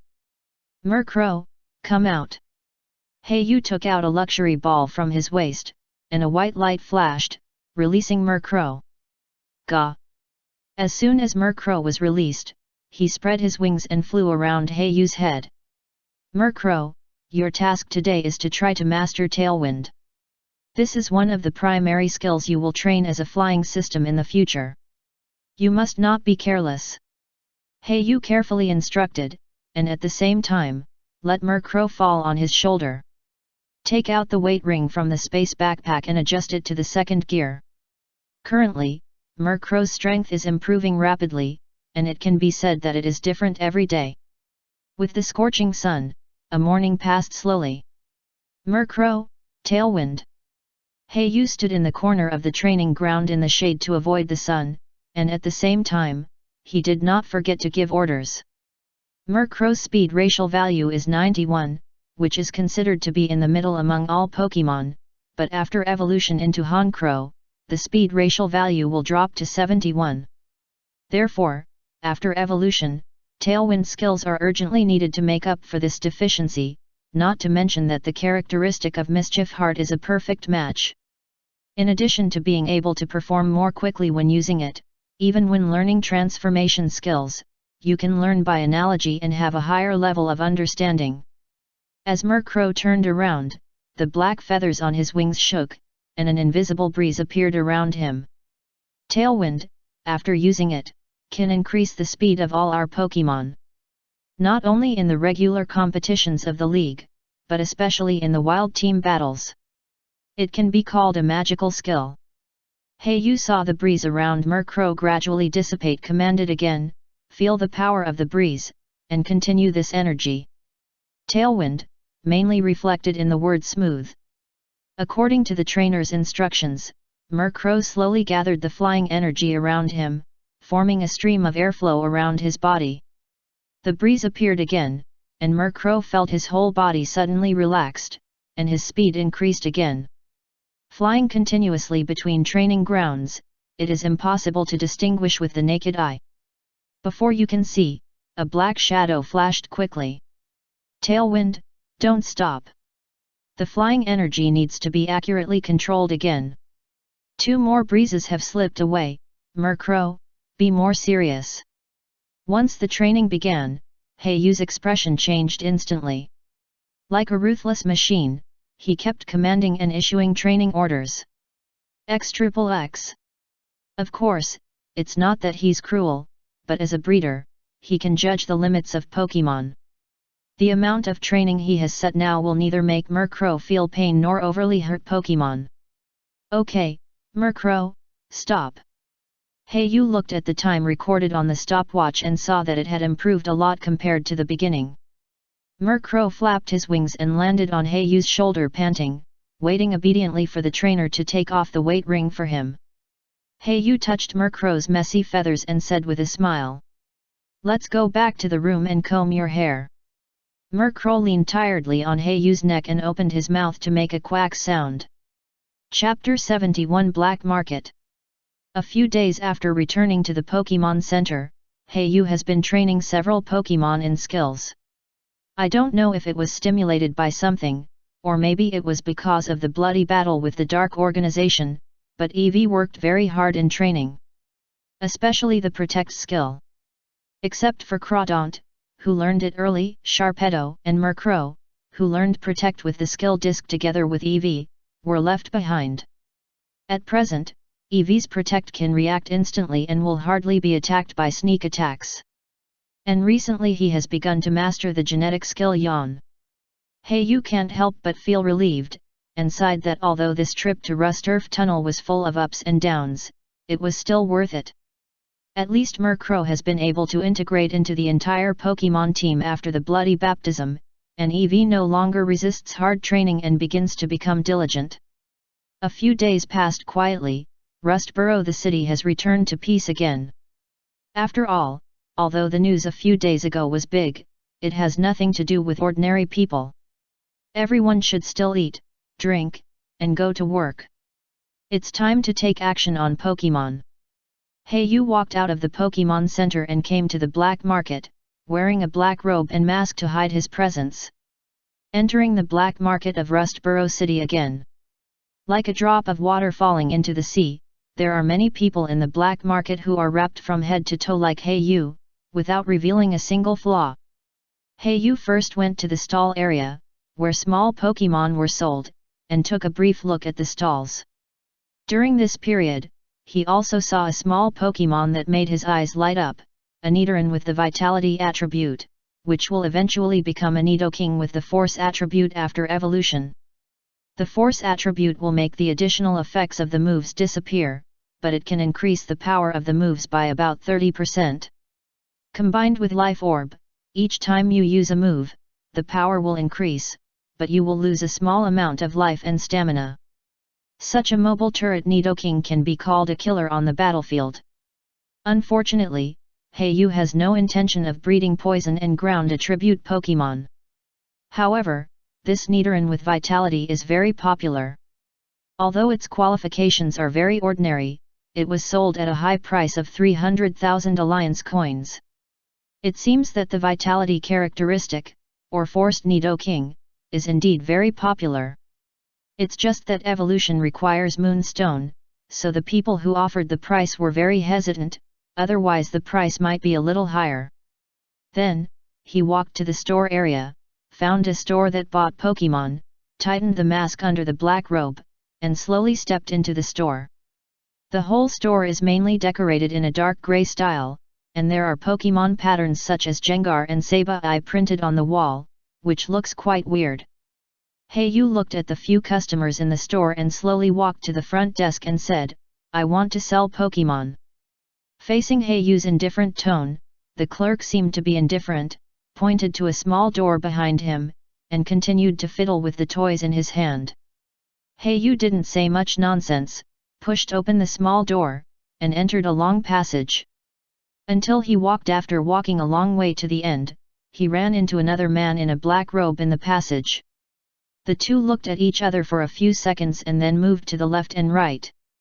There was no much conversation between them. However, when they passed by each other, they unconsciously tightened their pokeballs at their waists. When the distance between the two sides was far, they subconsciously breathed a sigh of relief. Finally, Heiyu entered a small room, where a middle-aged man was wiping his glasses. His dark brown suit looked quite sophisticated. "Haha, the guests are here, sit down, take out the goods." The middle-aged man put down the glasses he was wiping and said to Heiyu with a smile. Heiyu said nothing, and slowly stretched out his hand in a black robe and took out 4 pokeballs. Ball, placed in a glass box beside. The middle-aged man subconsciously glanced at Heiyu's outstretched hand, and found that it was all covered by gloves, so he quickly retracted it. He thought to himself, "It seems that he is an old hand, not a single flaw is revealed." Heiyu naturally discovered the other party's small movements, and laughed twice strangely, "He, this friend should bid quickly." The middle-aged man laughed awkwardly a few times, and then put a few pokeballs into the machine in the corner of the room for testing. 1 Loudred, 1 Guaidud, and 2 Grimer, hey? One of them actually inherited Shadow Punch, that's not bad. The middle-aged man made a simple evaluation, and after a little thought, he gave a slightly lower price. 550,000 Alliance coins, this is the highest price I can give, and this is still based on the fact that Loudred's level is not low and Grimer has inherited a skill. Heiyu sneered and raised his hand to put the pokeball, took it back and said mercilessly, "You are really ignorant. I suggest you check it again. Your detection machine is probably an antique." When the middle-aged man heard what Heiyu said, he quickly stretched out his hand to stop him and went to the machine to do another test. This time it took obviously longer than before. After a long time, he bent over and poured Heiyu a cup of tea again, and smiled and said, "We were negligent just now, this guest, your Guaidud has the hidden characteristic of sand hiding, and Loudred has the hidden characteristic of courage. We can give you 750,000 Alliance coins for the price." Heiyu's face hidden under the mask showed a mocking smile. Detection negligence? Is there anyone who believes such a trivial thing? Even the Pokémon Pokédex can detect the characteristics of Pokémon, not to mention such a sophisticated instrument. These people walking in the dark zone are really profit-oriented and cunning. Heiyu leaned back in his chair, put his hands casually on the table, and tapped the table rhythmically. The steaming teacup on the table emitted bursts of smoke. After a long time, Heiyu said, "If you are not sincere, I believe other stores will be happy to trade with me." After this, the middle-aged man finally had a different expression on his face, no longer embarrassed to smile. A shrewd look flashed in his eyes, and he said solemnly, 80W Alliance coins, this is the highest price I can give. If the customer is not satisfied, I can only reluctantly give up this business. After saying that, regardless of how Yu answered, the man sat down by himself on the chair. He continued to wipe the lenses of the glasses. No one knew the expression of Yu hidden under the mask, but after a long time, a voice came out from under the mask. Deal. Both parties were happy and the transaction was completed after the price was agreed. After Yu walked out of the store, the alliance coins on his body soared again, and he sold some of his sundries to the store. For example, the precious parts of Pokemon corpses. For example, the common minerals found in the tunnel. For example, the notes on breeding Pokemon compiled by others. There is still one Mytyena left to sell. Yu wandered on the road of the black market, and people kept a vigilant distance between each other. Whenever someone cast his eyes on Yu, Crawdaunt beside him would emit a ferocious growl. It intimidated those walking in the black area. Chapter 72 Scald and Taunt. And most people were indeed shocked. After all, Crawdaunt can only evolve when she reaches level 30. She is already a small expert in the black market, and no one is willing to provoke her for a small matter. Yu was strolling around the black market, and he noticed that there were some obscure eyes sweeping over him, and then they quickly moved away. Yu sneered, thinking to himself, there are so many restless people in the black market. I was noticed just by entering and leaving a store? Yu pretended to stop in front of a stall and picked up items, and the corner of his eye under the mask, but he glanced at the people who were watching him in secret. Yu walked along with the crowd, pretending to leave, and after a few turns, he shook off the people following him. When the other party reacted, Yu had already disappeared and appeared in an ancient shop. Yu's current savings, including the 800,000 earned from selling Pokemon just now, is nearly 3 million alliance coins.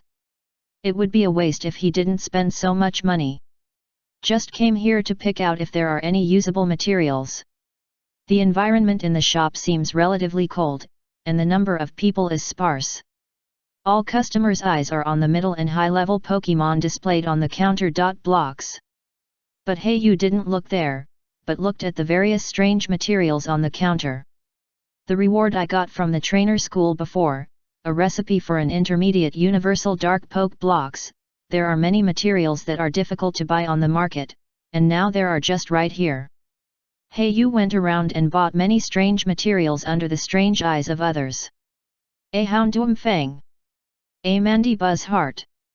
A Waterstone Fragments. A bunch of feathers on the top of Pidgeot's head. In addition, there are a large number of tree fruits and rare medicinal materials. In the end, Yu spent 700,000 alliance coins to collect all the materials. In the puzzled eyes of others, he left the store with some brisk steps. Sure enough, it still attracted attention. Walking slowly on the road of the black market, he noticed that there were several figures following him. Yu once again had a deeper understanding of the darkness of the black market. Here, as long as you show a little wealth, the group of people walking in the black area will pounce on you like hyenas. Yu found an opportunity to get into a crowd watching the store.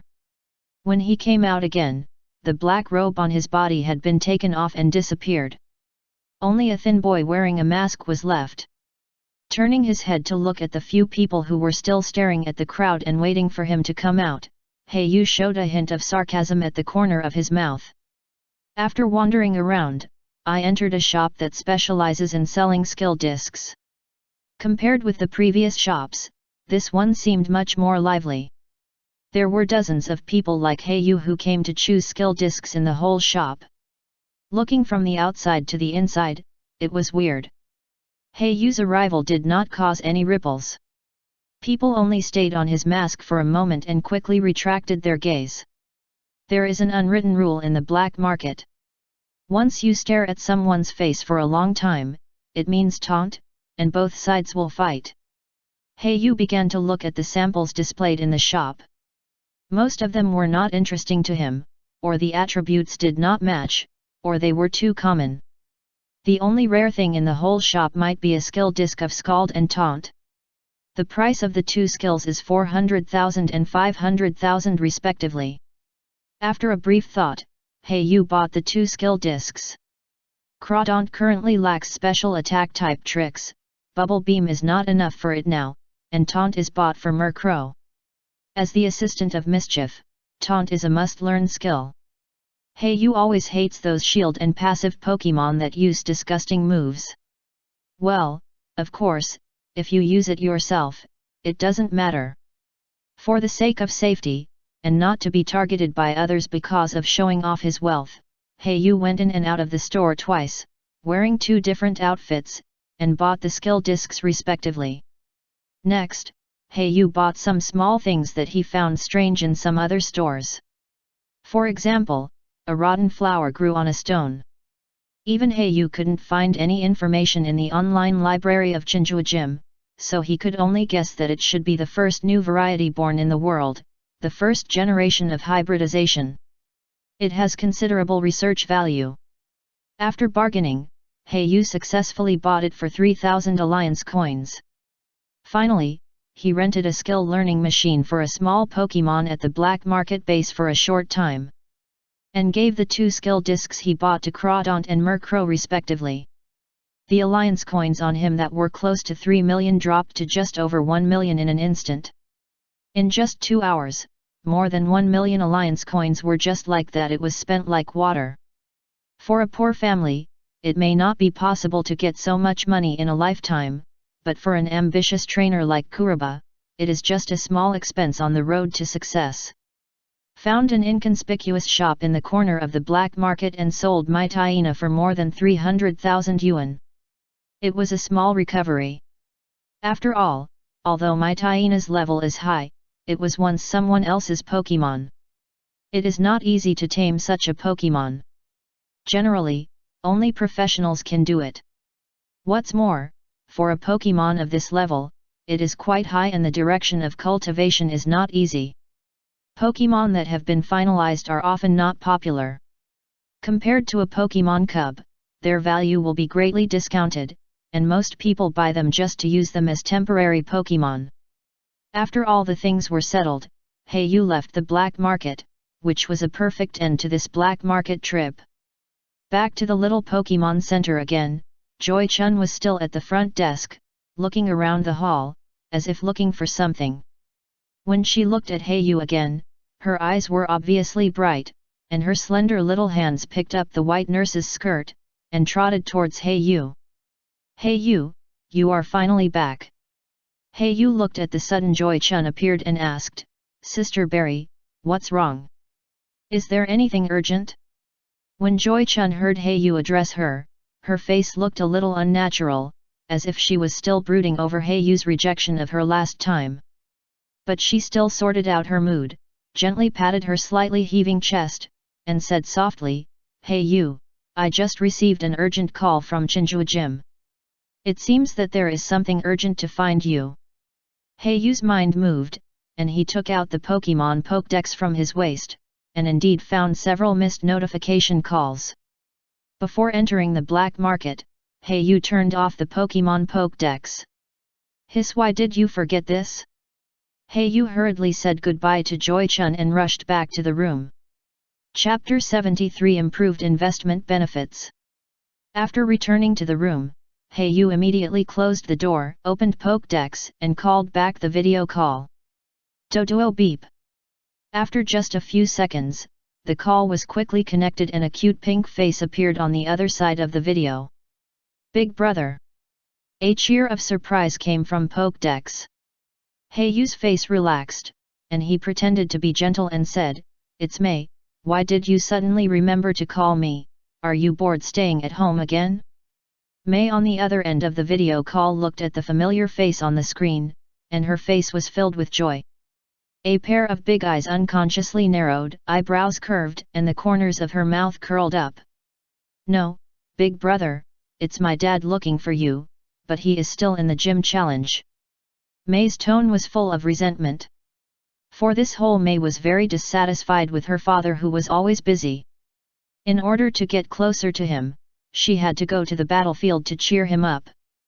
Big brother is still the best. May looked at the star flower placed at the head of her bed, and a sweet feeling rose in her heart unconsciously. Yu couldn't help but chuckle and comforted her. May, I tell you, this period of travel is very interesting. Yu began to tell Xiao Yao the story of this trip. Of course, it was modified, and the stories were full of innocence, joy, and sunshine. As for the underground cave killing and stealing treasures, fighting the dark organization, and slaughtering Pokemon wantonly to sell on the black market, these processes were of course cut out by him. However, even so, May, who had never left home since she was a child, still listened with relish. I liked my big brother better. Big brother is so nice. Just when Yu was talking dry, Mr. Norman's voice finally came from the other end of the phone. Okay, May, give the Pokédex to Daddy quickly, I want to talk business with your big brother. May looked at Mr. Norman aggrievedly, but it was a pity that this charm seemed to have lost its effect. Lulu. Finally, in May's funny expression package, Pokemon Pokédex still fell into Mr. Norman's hands. Yu quickly straightened his expression and said respectfully, Mr. Norman, good afternoon. Norman on the other end of the phone simply exchanged a few words with Yu, and then brought up the business of this call. Yu, I'm in Petalburg City, has also received your news. I didn't expect you to become a junior breeder. It seems that you are really talented in this area. I was right about you. You are not a mud shrimp in the pond, but a hidden dragon. As time went by, the news about Yu was naturally spread by Rustboro. The city's breeder guild spread the word. Some ordinary trainers may not care, but league officials like Mr. Norman are very concerned. He had memorized Yu's face long ago. When Yu heard Mr. Norman's praise, he was a little happy, but on the surface he was still humble. No, Mr. Norman, you are too kind. It was you who discovered this rough diamond in my eyes. Otherwise, I would have been buried in the crowd. Yu would not be too modest and devalue himself. He would not be arrogant and leave a bad impression on Mr. Norman. It must be said that Yu is a master in the art of language. In just a few words, he neither belittled himself nor praised Norman. Norman finally felt comfortable. Haha, I'm glad that you have such an opinion, Yu.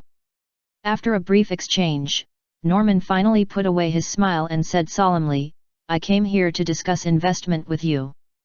According to the evaluation of our gym professionals, we will increase your investment. The annual training fund will be increased from 500,000 to 1.5 million. In addition, you will have the right to choose a skill CD. Yu smiled appropriately when he heard this, and his eyes lit up. Thank you, Mr. Norman, for your attention. Yu also expected the increase in investment in Chinjua Gym. After all, the amount of investment by the Joy family was too large. This is certainly due to the family's own wealth, but more of it is due to, in this case, how could the first investment, Chinjua Gym, be indifferent? After a brief exchange, Yu said goodbye to Mr. Norman on the other end of the phone, and hung up the phone with May's reluctant expression. He collapsed on the bed and looked up at the ceiling. I didn't expect that. I just mentioned it casually, and Mr. Norman actually agreed to give him a skill disc of rain dance. Yu murmured unconsciously, and the smile on the corner of his mouth was hard to suppress, rising wildly. You know, even the wealthy Joy family didn't want to invest in similar skill discs for him. The most expensive skill discs are undoubtedly the amplification skills such as Swords Dance and Dragon Dance, as well as the field space skills, such as Grassy Terrain and Psychic Terrain. There is also a category such as Rain Dance, Sunny Day, Sandstorm, and other weather-related moves. Skill discs like these are often the most precious. Even in the black market they are worth millions, and they are out of stock. Even if you wave the Alliance coin in your hand, you can't buy it at all. Yu guessed that his relationship with May was probably part of the reason. It's right to have a good relationship with May. Mr. Norman is really a daughter control, Hayu thought with a bad taste in his heart. Hayu got up and prepared dinner for several Pokemon, and then he got up to eat at the small Pokemon restaurant. Today, he didn't order the free meal as before, although those meals were also nutritionally balanced, but he was obviously in a good mood today. I want a fish burger, a curry meat sauce noodles, and a bottle of delicious soda. Hayu sat happily at the table, enjoying the delicious food while eliminating the fatigue of going to the black market today. Of course, it was not physical fatigue. Walking in a place like the black market, the whole process was tense and the heart was indeed quite tired. Hayu also knew that whether it was training or life, you have to relax and tighten.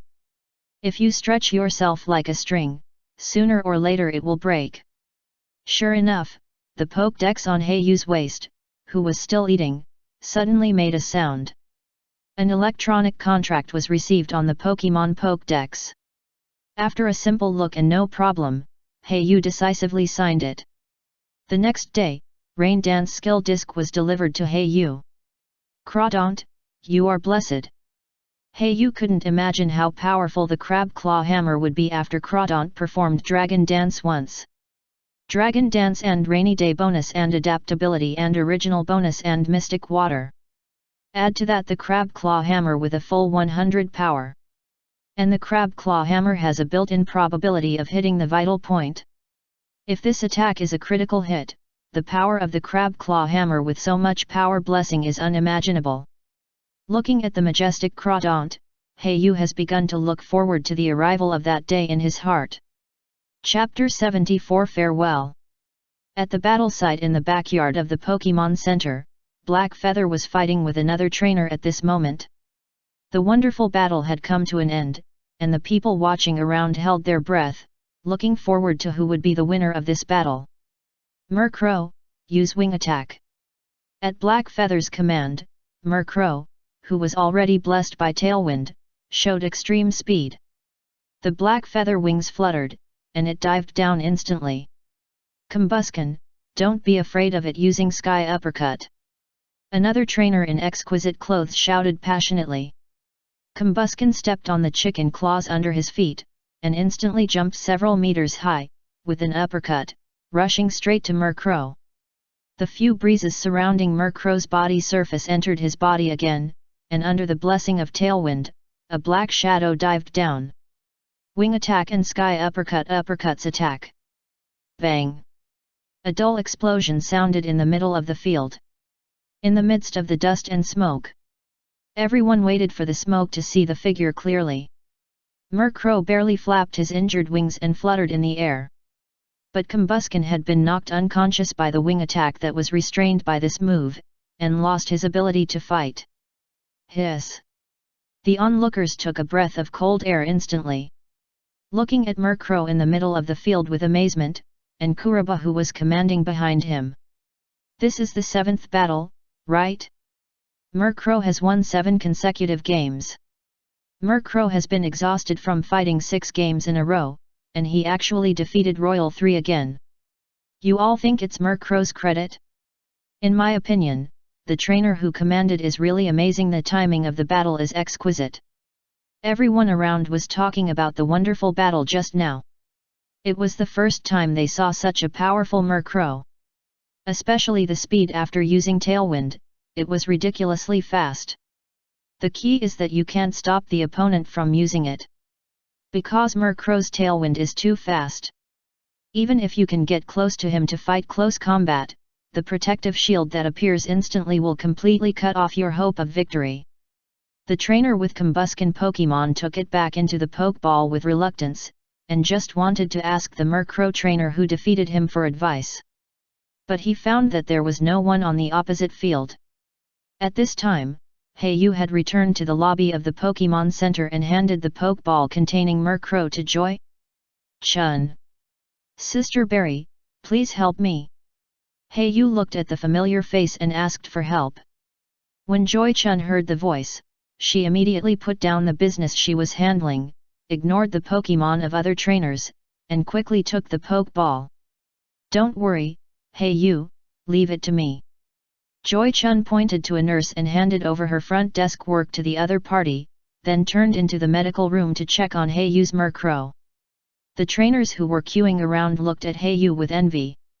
He thought to himself, damn, which big family's child is coming out again? Haeyu's privileges naturally caused dissatisfaction among some people, but they dared not say anything.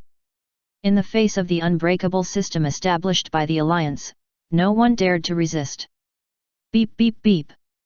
With the sound of a healing completed, Haeyu took Murkrow's pokeball from Joy Chun's pink hands.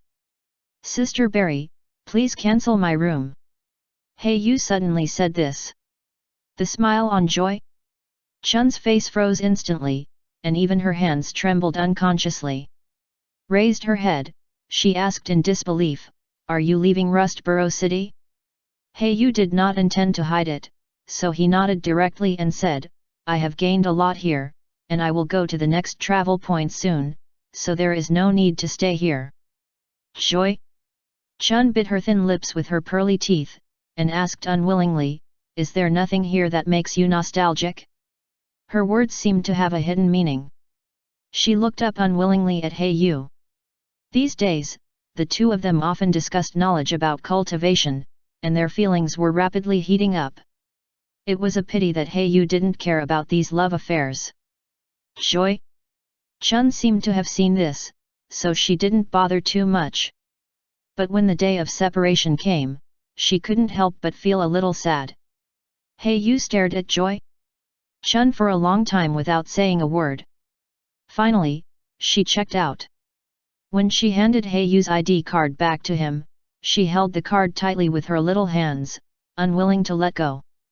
Remember to come back to see me. I'll wait for you to discuss cultivation knowledge together.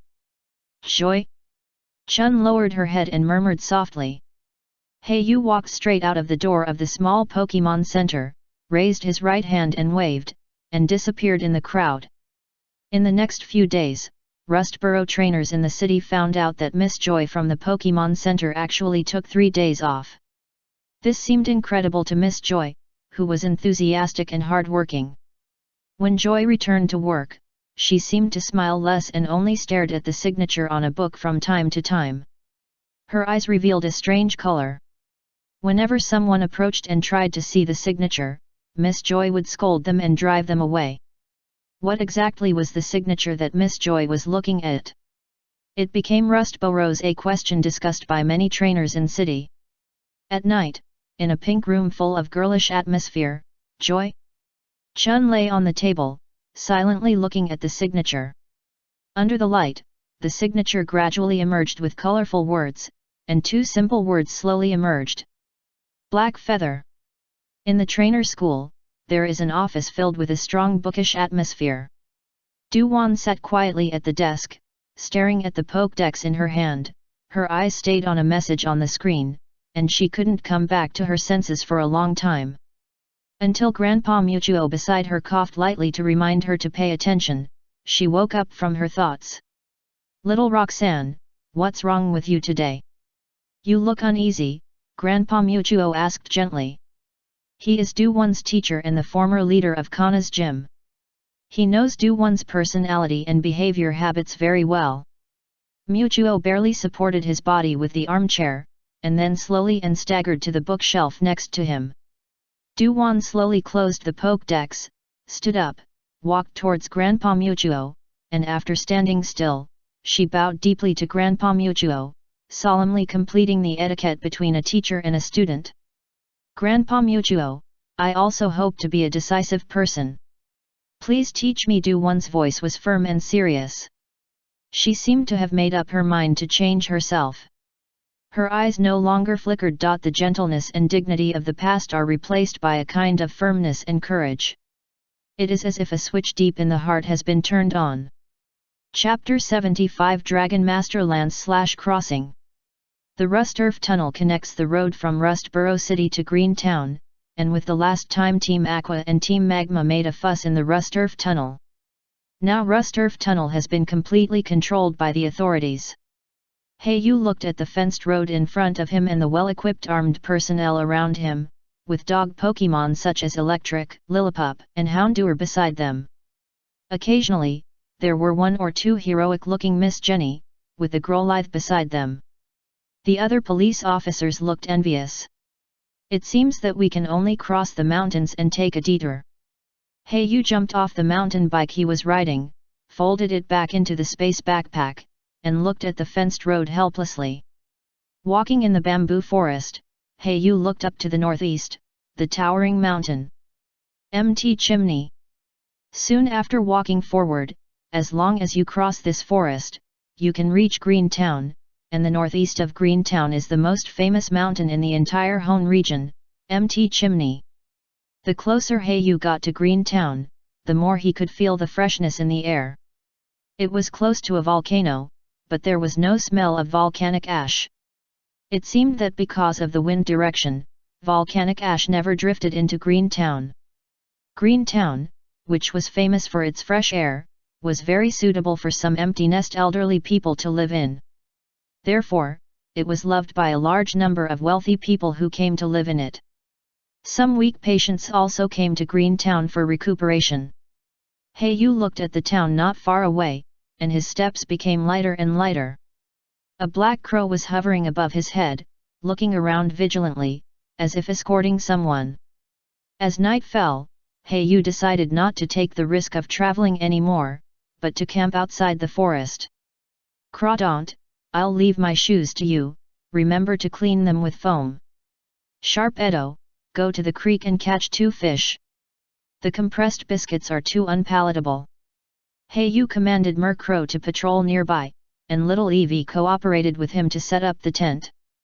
Assisting Pokemon in daily chores can effectively enhance the bonds between each other. Hayu picked up a handful of flammable dead branches and leaves and piled them together, then took out the flammable wood and disposable fire from the backpack. With the bonfire, a warm feeling spread throughout the body. The temperature in the forest at night is still very low. If you don't pay attention to keeping warm, you may catch a cold.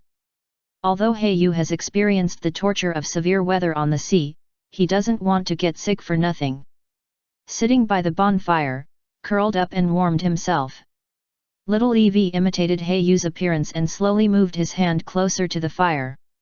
Who knew that a tuft of hair on his hand would catch fire? Eevee! Little Eevee screamed anxiously, and hurriedly stepped on the ground with her soft little paws, trying to put out the fire. At this time, a pool of water poured over Little Eevee's short hands. Crawdaunt slightly opened her proud pincers, and Hayu looked at Little Eevee's little paws with pink pads, and a smile appeared on his face. Hey Eevee, what's your style? It's quite unique. Little Eevee was ridiculed by the trainer, and a feeling of grievance instantly surged in his heart. The tearful expression made Hayu embarrassed for a while. Okay, don't cry, tomorrow's breakfast will be added with a piece of smooth poke blocks, and try to grow hair quickly. Little Eevee covered her eyes with her short hands, but the pink pads that were exposed from time to time still made everyone laugh. Especially Murkrow, who laughed gaga from time to time. Hayu turned the shaft of the grill and turned over the fish that Sharpedo had just caught. The sizzling sound of oil attracted the attention of Little Eevee. Hayu took out a bag of all-purpose seasoning, picked up a small handful and slowly sprinkled it on. A strong smell of grilled fish came with it, and Hayu couldn't help licking his lips. While eating the delicious grilled fish, Hayu looked through the news on the Pokemon Pokédex, checking today's city news, region news, and even world news. Oh my god, the Dragon Master of Kanto region, Lance/Crossing, failed in the 5th challenge of the Champion Challenge, and lost to the Ice Elite Lorelei again. Hayu watched with great interest and was amazed. The Champion Challenge is currently the highest level and highest standard official competition in the history of the Pokemon League. As long as the challenge is successful, you can become a champion of a region, with the same status as the chairman of the region.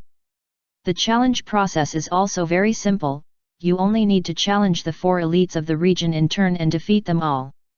The premise is that you cannot enter the rest stage in the middle, and you need to defeat the main 6 Pokemon of the 4 elites in one go. It can be seen from this that it is difficult. As for the dragon rider, Lance/Crossing, he would fall to the last elite, Lorelei, in every challenge. After all, the opponent had 2 cloisters, and after Shell Smash, plus the continuous attack feature, plus the focus band item. The increase brought by Shell Smash, plus the fault tolerance of focus band. The 5-shot icicle spear and rock crit made Lance cry for his parents. Shell Smash, break the shell, regardless of your own defense, reduce your physical defense and special defense, but greatly increase your attack, special attack, and speed. Continuous attack, when performing continuous moves, you can always use the maximum number of times. Focus band, after carrying it, even if you are hit by a move that could cause you to be on the verge of death, you can sometimes hold on with only 1 drop of blood. At night, Hayu crawled into the tent, slept in the sleeping bag, and looked through the Champion Challenge video in the Pokédex. Trying to learn from it, but every time I see those funny comments, I always laugh unconsciously. It's so funny, Lance was still smiling when he failed the first time, but not the second time, and he was expressionless after the third time. Bah, what Lance, what a disgrace to the Yulong family, all Pokemon are flying. It's so funny, when Cloyster's countless rock crits and countless icicle spears appeared. Dragonite, his cute expression was distorted. Lance might as well come to our Johto region. Kanto region's strength is simply not something a human can pass. Last time I challenged a gym, an elite Pokemon jumped out. To be honest, the gym owners in Kanto region are all elite level on average. Hayu laughed and shook his head. The audience above was right. Lance did serve as the acting champion of Kanto and Johto region in the future. Hayu shouted to Murkrow on the periphery, "Murkrow, please keep watch tonight." Haha. Murkrow responded with a hoarse growl. For Murkrow, the night is their main battlefield. At night, Murkrow actually enjoys this environment more. Chapter 76 Greenery Town.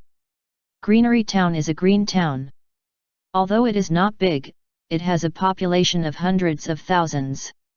The reason why a town can be so prosperous is not only due to the unique fresh air and recuperation environment here, but also due to 2 buildings. The venue of the gorgeous competition and the battle club. Alas, it's a pity that the next gorgeous competition in Greenery Town will be held in 3 months. By then, I must have left here. Hayu looked at the rows of houses in front of him and his pace could not help but speed up. After crossing a wind-blown plateau with the smell of green grass, a handsome black-haired boy appeared at the gate of Greenery Town, followed by a cute Eevee. Hayu immediately found the small Pokemon Center in Greenery Town, which was located not far from the gate, as if it was for passing trainers to rest. "Hello, welcome to the small Pokemon Center." A gentle and enthusiastic female voice sounded, and Miss Joy standing at the front desk said with a smile. When Hayu saw this familiar face, he couldn't help but feel dazed and said, "Hello, Miss Joy, please help me to apply for residence." After looking at the lobby of the entire small Pokemon Center, he found that it was undoubtedly much worse than the small Pokemon Centers in the first 2 cities. After all, it is just a small Pokemon Center in a small town. Not only does it not have a battlefield, but even some public facilities are very backward, Hayu thought thoughtfully. After putting all the luggage in the room, Hayu walked out of the small Pokemon Center as soon as possible. I couldn't wait to come to the destination of this trip, the Battle Club. The Battle Club in front of him has the largest flow of people in the entire Green City, and it even has more people than the small Pokemon Center. Hayu stood at the gate and looked at the slogan above. "Come and see the battle here, feast your eyes." Hayu suddenly heard a noisy cheer from inside the club, and when he pushed the door open, a strong and warm atmosphere hit him. In the hall, countless people were moving around, merchants were selling goods, people were in the audience, and some rich people were betting. Green Town outside is so cold, but it's so lively inside. After a simple observation, Yu found that most of the people betting were old people wearing gorgeous clothes. It seems that the reason why this group of wealthy businessmen chose to settle in Greentown, in addition to the fresh environment here, is probably for profit. Yu found a chair in the corner, sat down and began to look through the library of Jinjua Gym. It turns out that the Battle Club is a lower-level industry of Battle Frontier. No wonder it is so lively. It turns out that there is capital behind it. Battle Frontier is a special facility located in Hone region. Each region's Battle Frontier has several powerful frontier brains in charge.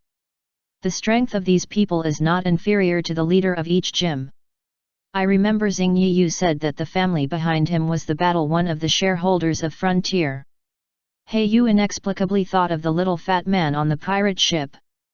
At this moment, the entire Battle Club suddenly burst into cheers again. It turned out that the battle on the ring was decided. This not only represents the duel between the two players, but also the interests represented by countless dignitaries who bet on both players. Some people gain money, and naturally some people lose. Yu got up and walked to the registration office, and said to the busy staff, "Hello, I want to sign up for the primary ring. Fill in the name and the participating Pokemon." The staff didn't even look up and took out a list and put it on the table. After Yu filled in the name of the Pokemon, he quietly waited for the staff to handle it. Not long after, Yu's information was entered into the database of the Battle Club, and he also got a card representing his identity. Go directly to the self-service machine over there to handle the battle application. The staff member saw the identity of the direct trainer provided by Yu, and his expression was slightly relieved. He patiently explained. Yu didn't care much. He had seen this kind of drama of looking at people and serving them dishes countless times. The Battle Club operates a 24-hour non-stop business model. There are 3 levels of battle venues in total: elementary, intermediate, and advanced. The elementary level generally represents Pokemon below level 20. The registration fee for the elementary arena is 500 Alliance coins. As long as you win a game, you can not only get back your registration fee, but also the registration fee of your opponent. As long as you continue to win, the rewards for each win will be added up. In addition to the registration fee for each player, there are also some precious gifts awarded by the Battle Club. For example, only Battle A Panacea specially produced by Frontier, or some kind of premier ball. Of course, the most precious item is the characteristic capsule. As long as you win 10 games in a row in the primary arena and defeat the last defender sent by the fighting club, you can get this $1 million characteristic capsule.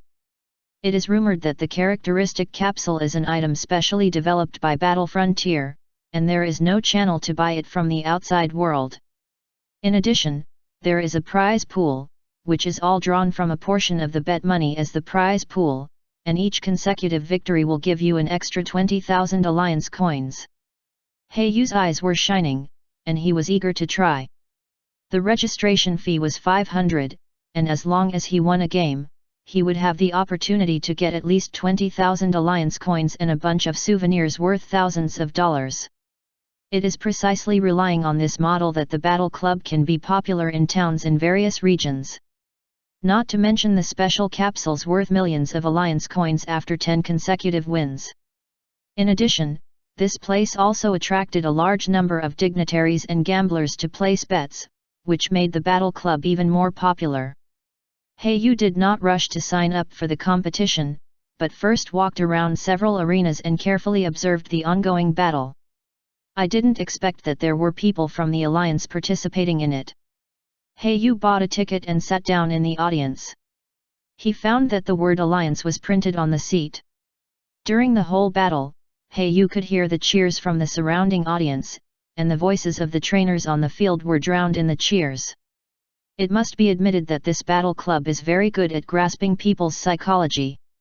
In addition to playing some exciting music at the critical moment of the battle rules here are different from the regular battles of the League. They even allow a certain degree of killing and bloody violence. The explanation given by the Battle Club is also very straightforward. the battle between Pokemon is not a child's play, and casualties are common. Therefore, for most ordinary people, such a battle is full of excitement, and many people will choose to watch it after get off work. In addition, since the Battle Club is open 24 hours a day, they can make a lot of money just by relying on ticket revenue. Chapter 77 Black Sky. Laren loses his ability to fight, Ursaring wins.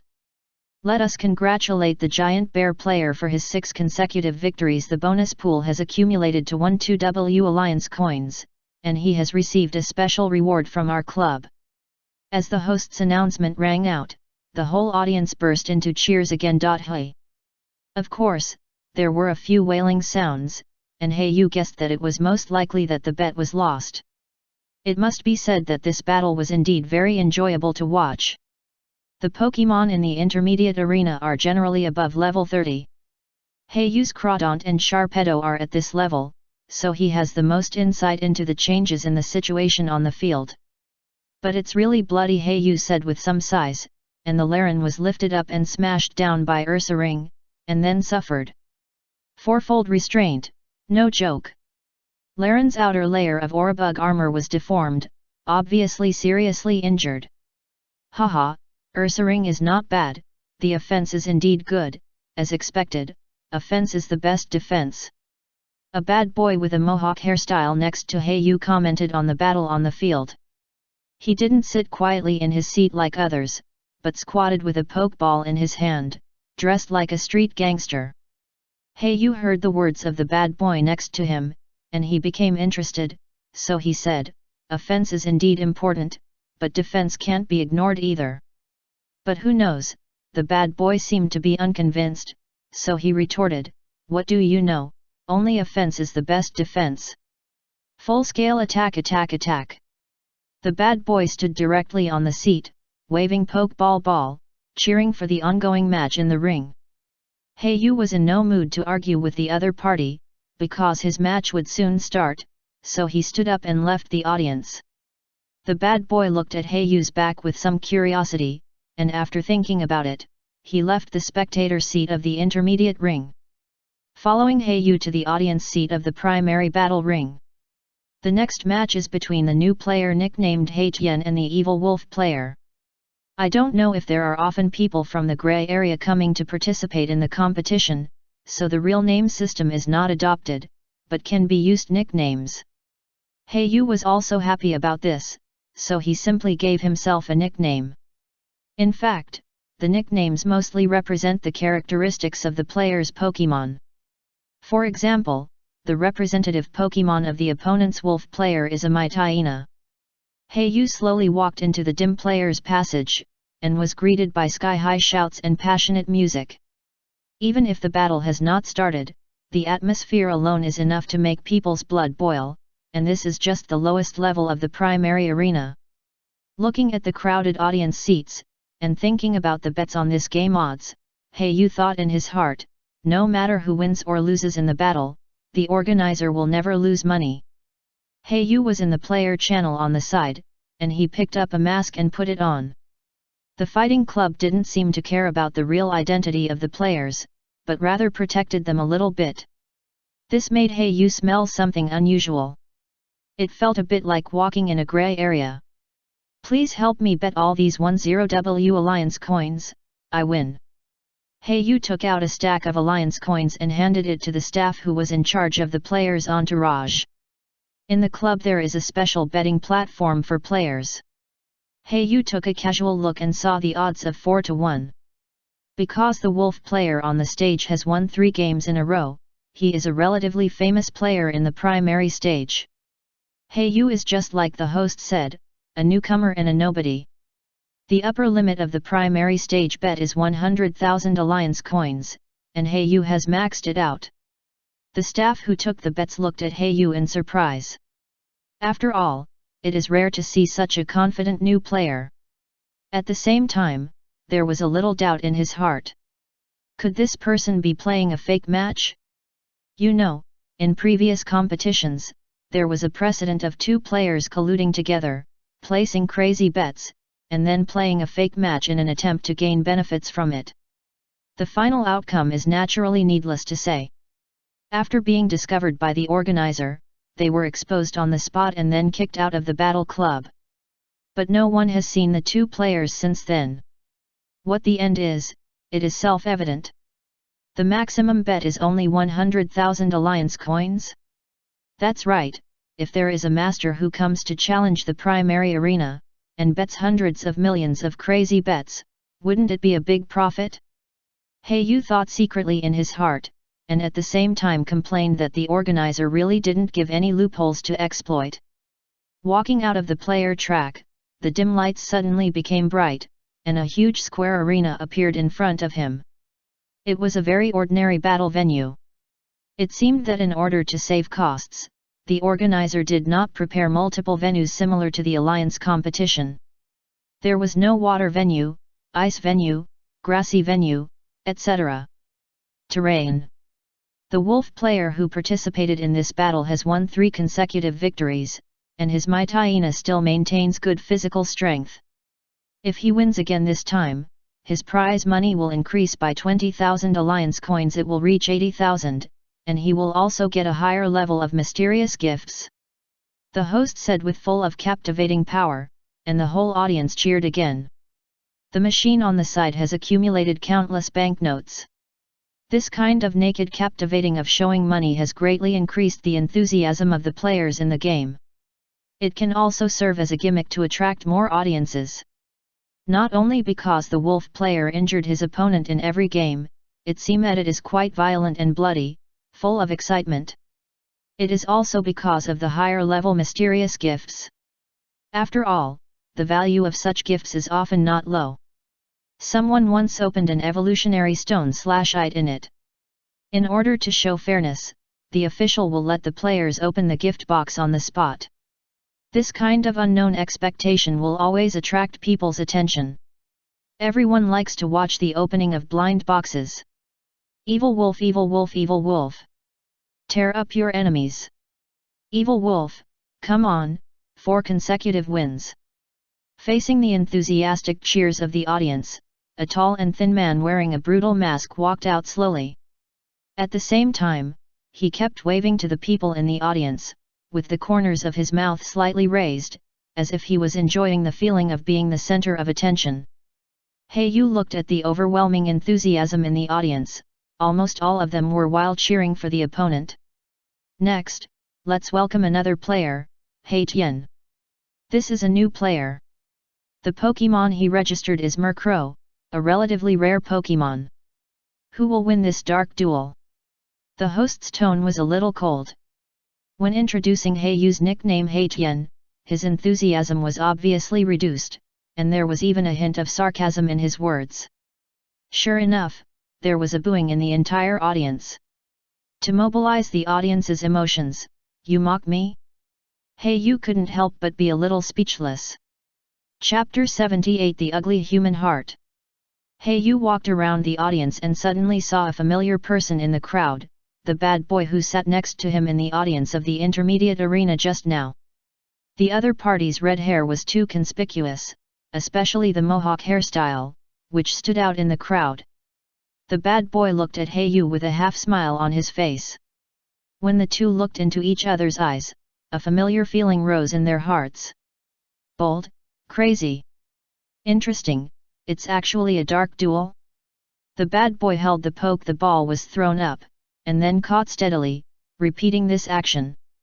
At the same time, he looked at Yu who had just spoken to him with interest, and he had a little interest in giving some advice in his heart. So, will the wolf player who has won 3 consecutive games keep his ring and win 4 consecutive games? Or will this new player make a dark horse counterattack? Let's wait and see. The host roared with a red face, using an extremely exaggerated expression to provoke the two players to fight, and at the same time, he raised the audience's expectations to the highest level. Yu and his opponent stood up at the same time, stepped onto the steps, and looked at each other from a distance on the ring. This game is a one-on-one Pokemon battle, with a level cap of 20, until one Pokemon loses its combat ability or voluntarily admits defeat. With the referee's order, Yu threw a Pokemon ball. A flash of white light. Murkrow appeared, flapped its wings, and hovered over the arena. Only Eevee and Murkrow could play in the primary arena, as the levels of Crawdaunt and Sharpedo had already exceeded the upper limit. Heiyu was afraid that Eevee would not be able to adapt to the scene of thousands of people watching, so he simply sent Murkrow. And the opponent's Pokémon was the well-known Mytyena. From Heiyu's current perspective, the opponent's Mytyena was bred in a rather ordinary way, except for its sharp teeth, which were noteworthy, and there were no other highlights. Ah! Mytyena made a powerful growl as soon as it appeared, and showed a ferocious expression. Intimidation feature. Heiyu's mind moved, and he instantly thought of. It's a pity that it has no effect on the crow Pokémon that is insidious, cunning, cruel, and bloodthirsty. After all, he had experienced Rusturf after the battle in Tunnel. Murkrow's character had been tempered to be extremely tough. Heiyu pulled the corner of his mouth hidden under the mask and commanded, "Murkrow, use Tailwind to bless yourself first." Murkrow felt a little uncomfortable fighting in front of so many people for the first time, but he still acted quickly after hearing the trainer's words. A few breezes appeared on the surface of his body, and one of them penetrated into his body, and Murkrow's speed was rapidly improved. The opponent saw that his usual intimidation effect had lost its effect, and he also felt a little uneasy. After all, he specially trained Mytyena's characteristic effect in this aspect. He was able to complete 3 consecutive victories, and he also relied on this characteristic to gain a great advantage. Mytyena, snarl! The wolf player saw Murkrow's speed getting faster and faster, and hurriedly gave orders. Mytyena opened his bloody mouth again, and there was still traces of blood between his sharp wolf teeth, which seemed to be left by the Pokémon of the previous opponent. An extremely unpleasant roar was heard, and the dark brown sound waves attacked Murkrow in the air. Heiyu continued to command, "Use Astonish." Murkrow suddenly made a loud bang, although this sound is not as powerful as Mytyena's snarl. But this growl affected the entire audience, and they covered their ears. "Mytyena, don't be afraid of it, use Snarl again." Wolf player was a little panicked at this moment. Although Mytyena did not suffer any injuries in the previous 3 games, he also lost some physical strength. And now, the game seems to be extremely unfavorable to him. Facing the flying Murkrow, Mytyena has no long-range attack skills at all. The biting skills he is best at cannot attack, so he can only use Snarl. At this moment, Wolf player has big drops of sweat on his head. Obviously, facing this situation, he is powerless. But the next words of Heiyu made him feel a little happy. "Murkrow, after flying up, dive and use wing attack." Heiyu's voice without any emotion came from under the mask. The opponent actually wants to fight him head-on in close combat? Evil Wolf was instantly ecstatic and commanded, "Mytyena, rush over and use Crunch." Both Pokémon were charging to complete this attack. Murkrow flew into the sky at a high speed, and the breeze around his body penetrated into his body, and Tailwind was strengthened to the maximum state. Diving down, a black shadow quickly passed by. Mytyena had a resolute look in his eyes, and the energy of dark kept surging between his fangs. But before it could finish charging Crunch, Murkrow's figure had already appeared in front of it, and it was so fast that it had no time to react. Under Mytyena's horrified gaze, Murkrow's wings passed along its body. In a trance, Mytyena saw a pair of bloodthirsty eyes. But before she could react, the pain in her body instantly spread throughout her body. Mytyena stumbled and fell to the ground, screaming and shouting instantly. The piercing pain made her faint directly. But the attack was not over yet. Under the cold and ruthless command of Heiyu, Murkrow turned around and wing attack again. This is Heiyu's combat principle. When the enemy shows signs of decline, you must attack madly. Mytyena fainted completely, and the originally silent audience instantly burst into cheers again. But this time they were cheering for Heiyan. The masked wolf player slowly raised his arm and took out the Pokeball, recycles Mytyena and leaves the ring with a face full of reluctance. This ring no longer belongs to him. Just like when he defeated others and won cheers, now the cheers of the entire venue belong to Black Sky. Before entering the passage, Evil Wolf reluctantly glanced at the money in the bonus pool, and a trace of regret emerged in his heart. If he had not been greedy and chose to fight another game, the 60,000 alliance coins accumulated by the 3 consecutive wins and a mysterious gift would have been his. It's a pity that people are always greedy, and they want more after getting it. The game is over. Let us congratulate Haishin for successfully defeating his opponent, taking over this ring and becoming the new champion. At the same time, the bonus pool will increase by 20,000 alliance coins. Will Haishin choose to continue the challenge? If he wins, the prize money for the next game will be accumulated to 40,000 alliance coins. The host is trying his best to mobilize Haiyu's emotions, trying to make him choose to continue the battle. At the same time, there was a shout from the audience. 20,000 alliance coins may be a small amount in Haiyu's eyes, but for the vast majority of ordinary people who don't raise Pokemon and don't become trainers, that's their salary for several months. The greed and jealousy in their hearts were aroused, and they cheered and asked Haiyu to continue to accept the battle. Win-win, keep winning. When the prize money accumulates to a very high number, lose it all in one game. The audience always likes to see the players lose the bonus after the failure, and the look of regret on their faces. The ugliness in people's hearts is revealed at this moment. Chapter 79 Winning Streak. When the host asked him whether he would continue to fight, Haiyu quickly answered, "Yes. I choose to continue to defend the ring." Haiyu's answer was in line with the expectations of the audience, so it quickly ignited the whole audience. As the player who defeated the evil wolf, Haiyu inherited all his cheers as expected. "Haitian, Haitian, Haitian! Haitian, Haitian!" Haiyu called Murkrow to fly to his shoulder, then slowly walked down the ring and walked into the player channel. And the system of the battle club has begun to match Haiyu with a new opponent. In the dim passage, Murkrow standing on Haiyu's shoulder made a hoarse growl. "Gaga!" Haiyu gently stroked Murkrow's body and took out a small poke block from his sleeve to help Murkrow recover his strength. In fact, Murkrow didn't try his best in the battle just now, and he didn't get hurt. He just used a few skills and lost some energy. He will recover soon, but Murkrow is now obviously in blood. The state of war. This is the nature of Crow Pokemon. Well done, Murkrow. Remember the feeling of using Tailwind just now. Even in battle, you must maintain the accelerated state, and strive to assist more teammates after you become proficient. Haiyu turned his head and encouraged Murkrow in a low voice. Although he placed a lot of bets and was also more concerned about the rewards, it was more important to hone the combat skills of Pokemon in battle. As for money, it would be very good if you could earn some extra money without delaying the training of Pokemon. After going to the staff's betting table and receiving the quadrupled reward, 40W Alliance coins continued to arrive. Please ask Haishin to go to the competition arena. Please ask Haishin to go to the competition arena. Before Haiyu could rest for a few minutes, a new game came again. This is the charm of the arena match. Only continuous battles can stimulate the potential of Pokemon. This is what Haiyu expected.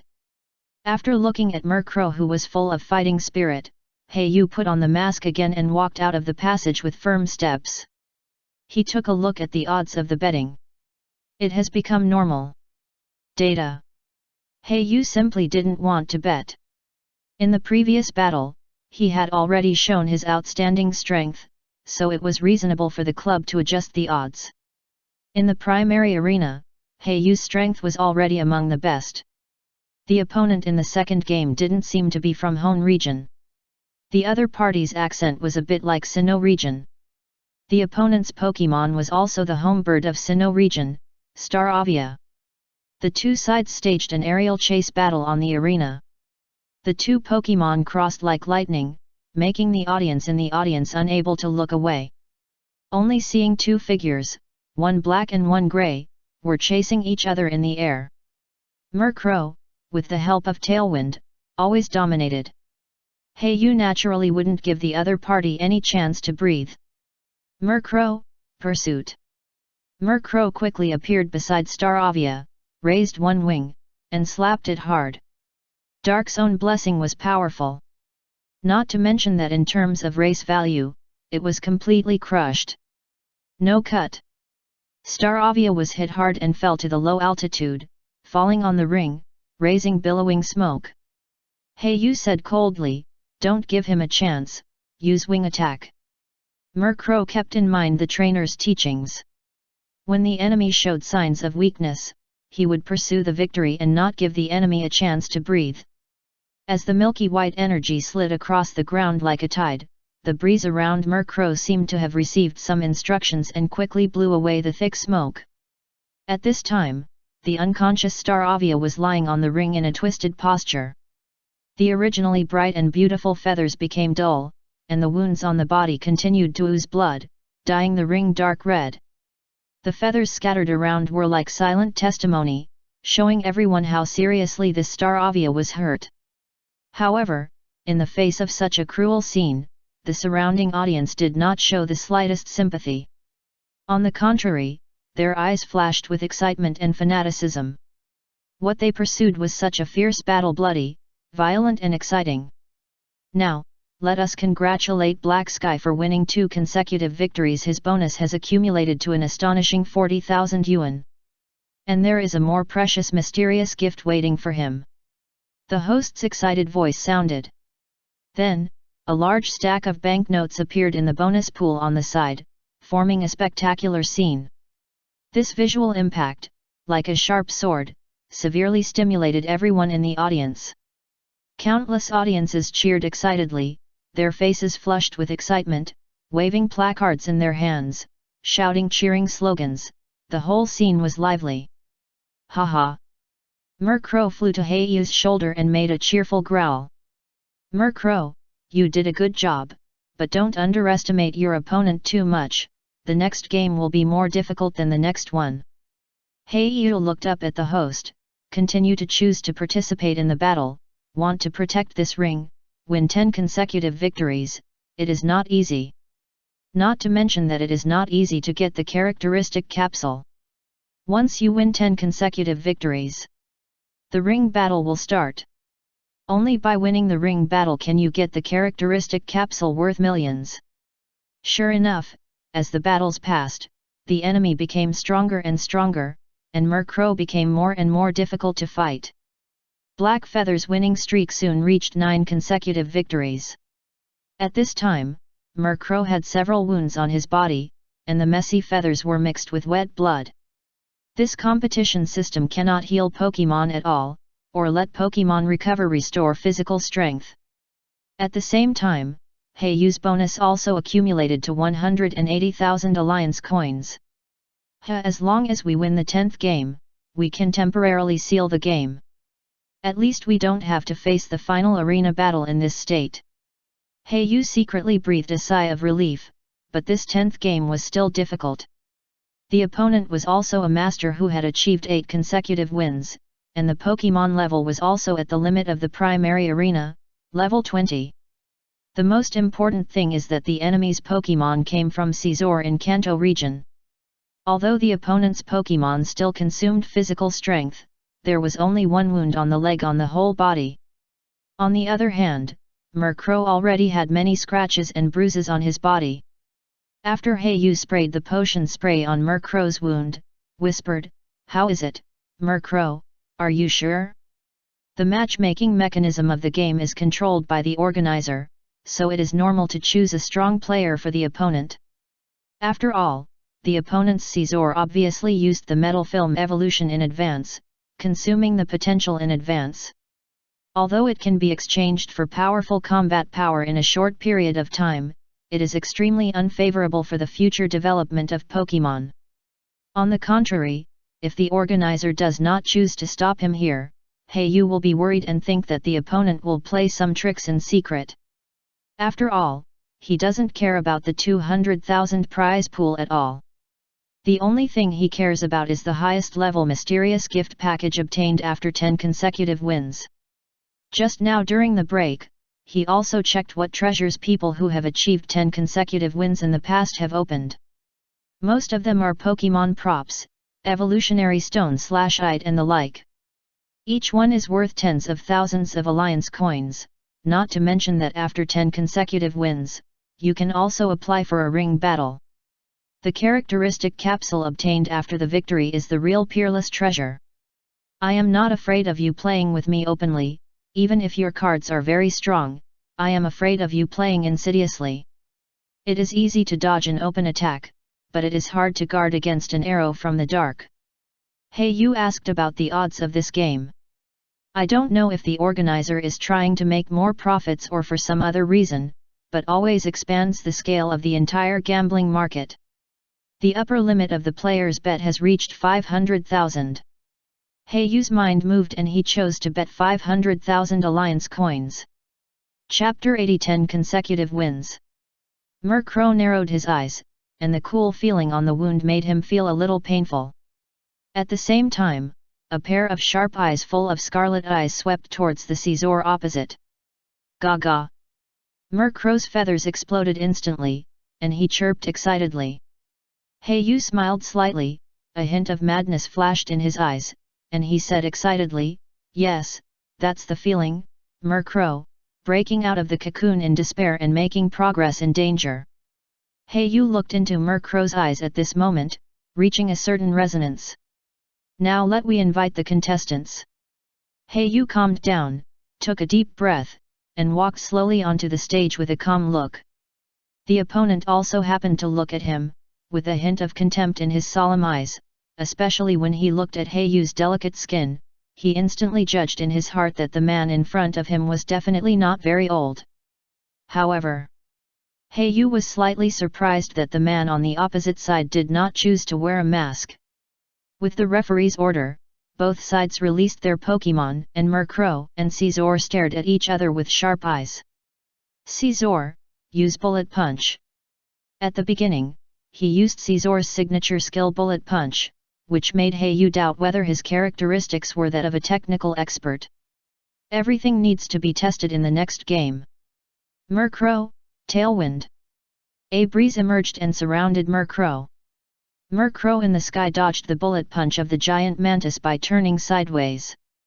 Caesar is worthy of the name of Red Lightning. Using Bullet Under Punch, the speed is not slow at all, and the jumping power is extremely terrifying. Caesar, Agility, come closer, use combo. Caesar heard it, nodded slightly, stepped on the ground instantly, and in a few moments, he had already crossed half of the ring. Under Agility, the speed is not inferior to Murkrow at all. Ignore him, use Tailwind to pull him. Murkrow use Gust. Although the insect system restrains Dark, the flying system resists the insect system. This is one of the reasons why Heiyu decided to choose Murkrow. It is considered a joint defense point. Both Pokemons quickly launched attacks. Caesar relied on Agility to chase Murkrow in front. Unfortunately, Murkrow, with the blessing of Tailwind, was also fast. During the flight, he did not forget to use his wings to attack Gust. The audience could only see a red lightning and a black shadow, constantly chasing between the venues, and could not see the Pokemon's appearance at all. However, such a wonderful battle still made the audience's adrenaline soar. With the exciting music, the blood surged, and waves of cheers broke out again. At the same time, the organizers reminded the audience that the betting time was about to end, trying to lure the audience to spend again. The Battle Frontier group behind the Battle Club undoubtedly knows how to manipulate people's hearts and how to make profits. In the previous games, Heiyu won one after another. With the previous odds, he couldn't make money even if he placed a big bet, but this time was different. A master with 8 consecutive wins and a master with 9 consecutive wins collided.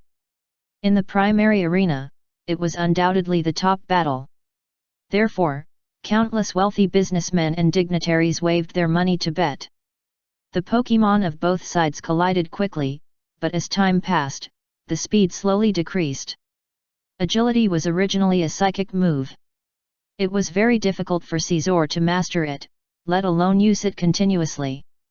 Murkrow, who has the characteristic of mischievous heart, can also use Tailwind again. Murkrow, use Astonish after Tailwind's blessing. A loud bang came from the sky, and Caesar covered his ears with pliers in pain, but the short-term tinnitus still made him slightly absent-minded. Good opportunity, Murkrow, take the opportunity to use Drill Peck. Murkrow instantly rotated his body and dived down, his beak became sharp, flashing a silver-white light. Even if this move was not very skillful, with the blessing of Tailwind and the leverage of the dive, Murkrow was like a meteor, falling towards Caesar at a high speed. Caesar, use Protect. The man on the opposite side was a little anxious. Obviously, when Protect was forced out during the game, it meant that the battle had reached a fever pitch. Caesar, use Metal Claw. The huge fist instantly turned into an Orberg-like luster and smashed towards Murkrow fiercely. But how could Murkrow do as he wished? After failing to hit and being blocked by Protect, he flapped his wings and fled backwards at a high speed. With the help of Tailwind, he narrowly avoided the heavy punch with only half a body length. In the Earl Dervish stage, the racial value really has a great advantage. Kuroyu sighed as he watched the battle become more and more tense. Caesar's racial value of 500, especially the physical attack of 130, made Kuroyu have to be careful. Once Murkrow is hit by the opponent's attack, he will definitely be seriously injured. If the opponent has the technical master characteristic, then this metal attack claw might defeat Murkrow directly. Therefore, Heiyu made Murkrow dodge skills constantly, and never dared to fight head-on with skills or close combat. Just when Heiyu was thinking about how to break the situation, Caesar stumbled while running between the venues, which caught his attention. Is that the wound on the giant mantis left leg? Even running is affected. It's much more serious than it looks, Heiyu observed sharply. Murkrow has experienced 9 battles and has indeed consumed his physical strength, but how good can the opponent's 8 consecutive victories be? Caesar's left leg is undoubtedly a flaw. A crazy decision quickly emerged in Heiyu's mind, and he gave an order to Murkrow, who was constantly pulling in the middle of the field. Murkrow, attack Caesar's left leg, gust. Hearing this, Murkrow turned gorgeously in the air, flapped his wings, and instantly rolled out 2 gusts of wind, one on the left and one on the right, attacking the giant mantis's left leg. Caesar, get out of the way. The trainer's shout made Caesar prepare to dodge again despite his fatigue. But the piercing sound that followed made him hold his head in pain. Murkrow's skill, Astonish.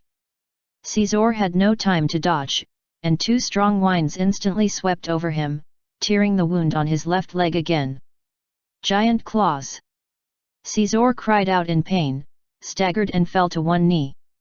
When he raised his head, a black figure rushed towards him quickly. End the battle. Murkrow uses wing attack. A black figure passed by, opened its black wings and slapped Caesar's left leg fiercely. The intense pain made Caesar faint directly, and he fell down with a thump. The whole venue burst into cheers instantly. 10 consecutive wins. It has not happened for nearly half a year. Now the primary stage has welcomed the uncrowned king again. Black Sky and his Murkrow. Heiyu looked at Caesar on the stage with pity. The use of metal membrane evolution in advance had already consumed his potential. In addition, his left leg had not been treated in the previous battle, and was chased and attacked by Murkrow. If there were no powerful healing Pokémon, the left leg would be crippled. Even if it was barely cured, it would still be disabled and his level would not improve at all in this life. But what does this have to do with me? A cruel smile appeared on the corner of Heiyu's mouth, and his eyes flashed with the madness that only belongs to evil attributes. This scene happened to be seen by the bad boy with a red mohawk in the audience. His eyes flickered slightly, and he looked at Heiyu with a hint of appreciation. Interesting, this look is what a dark trainer should look like. The bad boy put one foot on the seat, attracting the audience's scolding, but he didn't care, and still weighed the pokeball in his hand. Chapter 81 Dark Elite Sydney. Caesar lost his ability to fight, so the winners are Dark Sky and his Murkrow. As the referee's voice fell, Caesar's trainer came back to his senses, and endless regret rose in his heart. Scyther was originally captured by him by chance in a forest, and he wanted to cultivate it as a main Pokémon, and even found a piece of metal film for this purpose. But after winning 7 consecutive games, he inevitably had the desire for the mysterious gift of 10 consecutive wins. This made Scyther evolve in advance, consuming his potential. I thought I could win 10 consecutive wins with Caesar, but I didn't expect to lose to a kid who didn't seem to be very old at this moment. After he left the stage sadly, only Hayu was left in the center of the entire venue, enjoying the audience's pursuit and enthusiasm. 10 consecutive wins. The audience who had been watching Hayu's game since the first match roared the loudest, and the host began to award Hayu. In addition to the 200,000 bonus pool, the most important thing was the mysterious gift.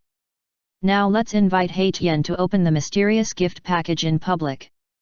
The host began to preach a long paragraph of nonsense and award declaration, trying to attract more audiences to buy tickets to watch. After all, this is the mysterious gift package for 10 consecutive wins. The cheers in the audience became more enthusiastic. Hayu took the exquisite gift box from a sexy girl, took a deep breath, and slowly opened it. A stone as dark as the night. Dusk stone. Hayu raised his eyebrows, feeling a little surprised. It seems that the organizer behind the scenes wants to befriend me. He knows that Murkrow needs a dusk stone for evolution, but the quality of this evolutionary stone/ite seems to be only intermediate. Murkrow needs a dusk stone to evolve into Honchkrow. Hayu plans to go to the black market in the next big city to buy it. Because Murkrow's level is not high now, he is not in a hurry. I didn't expect to get a piece here, but the quality seems not high, only intermediate. Generally, the quality of evolutionary stone/ite below 60 is called low. Purity between 60 and 90 is called intermediate, and purity above 90 is called high. As the camera slowly zoomed in, the true face of the mysterious gift package that Hayu got was revealed on the big screen. A piece of evolutionary stone/ite undoubtedly ignited the enthusiasm of the entire audience again. Even if it was just an ordinary evolutionary stone/ite, it was worth hundreds of thousands, enough to replace the salary of most people for decades. In addition to the 200,000 alliance coins in the bonus pool, Hayu earned nearly 1 million alliance coins in just one afternoon and 10 games. Not to mention that Hayu can apply for another ring battle as long as he wins. He can get the rare treasure, the characteristic capsule, which can forcibly reverse the genes of Pokémon and change its characteristics. Hayu saw Covet's eyes in Murkrow's eyes on his shoulder, and hurriedly covered the gift box. Murkrow is not ready to evolve yet. Looking at the cheering audience, Hayu walked down the ring and entered the player channel. Maybe the next time he comes here, it will be the ring battle. Hayu went to the gambling table to take back all the 500,000 alliance coins he bet, plus the 500,000 alliance coins he won. He won 400,000 from the previous bet. In this afternoon's game, he earned nearly 1 million from the bet alone. What's more, there is also an evolutionary stone/ite. Just when Hayu was about to count his harvest, a staff member suddenly came forward and said, "Sir, a viewer just asked me to give you this manual." Hayu subconsciously took the manual in his hand and asked, "Manual? Excuse me, do you know the name of that guest? Did he leave any information?" Hayu looked puzzled. The staff seemed to be very busy, leaving only one sentence and leaving quickly. "That viewer asked me to tell you that evil attribute is the best attribute, and offense is the best defense." Hayu recalled this sentence in his mind, thinking, until he saw the colorful manual in his hand that was altered, and then he suddenly realized. Isn't this what the bad boy in the audience just said? Hayu still had a deep impression of that bad boy, especially the other party's red mohawk hairstyle was very eye-catching. But what does it mean that he left a manual for himself? Hayu thought about it puzzled.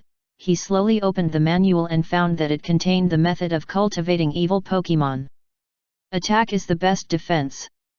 The beauty of evil, the aesthetics of evil. Evil Pokemon are generally cruel and vicious, but they generally have a kind of crazy power in their hearts. Whether it is strong or not depends on whether it can be guided out. You can speak freely, because power is justice, Sydney. Yu was confused. He could barely understand some of it, but he didn't understand most of it. He finished reading the thin booklet quickly. Just when he was about to throw it away, the name at the end of the message on the last page caught his attention. Sydney. Looking at this name, it seems to be a female. Thinking of the person's dress and the contents of the manual in front of him, a person suddenly appeared in Yu's mind. Hone region's evil attribute for elites, Sydney. Yu hurriedly searched for information on the internet, but because there was little information circulating on the internet, he did not find many useful clues. So Yu opened the library of Chinjua Gym, hoping to find more information about the 4 elites. There is information. After searching for a while, he finally found some valuable information and photos in a book. Looking at the photo that looked exactly like the bad boy, Yu was shocked. Could it be the person who just argued with me is one of the 4 elites? The bad boy with a gangster look and an arrogant attitude in the audience instantly appeared in Yu's mind. Yu couldn't help but feel surprised that he was so lucky to meet a 4 elite. However, just when Yu was about to turn back to look for the bad boy, the primary arena where he was suddenly entered the intermission stage, and a large number of spectators poured out like a tide, and Yu was submerged in the crowd. Although Yu tried hard to squeeze out, he was helpless with the flow of people, too turbulent, unable to escape. As time passed, night fell, and Yu finally had no choice but to give up the search. He dragged his tired body back to the small Pokemon Center, still full of doubts and shock. Lying on the bed, Yu's mind was still a little dazed, and it was hard to believe that he actually encountered a 4 elite at close range. What made him even more unbelievable was that he refuted the other party. Does Sydney Elite believe in extreme offense? Yu murmured. Yu sat slumped on the bed, and couldn't figure out why a 4 elite would dress up as a bad boy who looked like a gangster. So every elite and champion has a side job? Investigator, archaeologist, actor, and a stone digger. Chapter 82 Cold Boy. On the outskirts of Green City, a silver-blue tent was stationed here, and a bonfire was lit next to it, which seemed to indicate that someone was camping here. Murkrow, use drill peck. At Yu's command, Murkrow's beak instantly became sharp, flashing with sharp silver light, and his body spun rapidly, like a drill. A black shadow flashed by and rushed directly towards the tree. As the sharp beak pierced into the tree trunk, a touch of milky white resin flowed out of it, exuding the fragrance of the tree. Not bad, Murkrow, you are getting more and more proficient in this inherited skill. As the main means of attack for the flying system in the future, you must practice diligently. Yu stepped forward to praise Murkrow and fed him a poke blocks to restore his physical strength. Yu is now training in the suburbs. The reason why he appeared in the suburbs is that the Pokemon Center in Greentown does not have a training ground. This place is still very backward compared to those big cities. So he had no choice but to. Although Eevee was able to come to the suburbs for training, she seemed to like it very much, especially the fresh air. Eevee. The sun was shining, the breeze was blowing, and Eevee was jumping and playing on the lawn, rolling around, and was in a happy world. However, all this happened after she completed the basic training. Once the training was over, Eevee immediately turned on the bad mode and threw Yu's order to train hard to the wind. Eevee glanced at the master trainer who was concentrating on coaching Murkrow, and a trace of unhappiness flashed in his heart. She pouted her little mouth and showed an angry expression on her face. That extremely cute look made people want to pinch her. The jealous Eevee turned her eyes to Dragon, who was working hard to train. Dance's Crawdaunt brother felt a little aggrieved. It seemed that everyone was busy and had no time to play with her. Little Evie, who was ignored by everyone, suddenly had a bold idea and walked cautiously into the depths of the forest with a cunning look in his eyes. Battle Club. The arena challenge after 10 consecutive wins can be sealed, so there is no rush to challenge for the time being. Hei-Yu looked at the Pokemon who were stepping up their training, and a trace of satisfaction flashed in his heart. In simple terms, the arena challenge is a competition between two people who have won 10 consecutive games. The winner can get the final reward, the item characteristic capsule.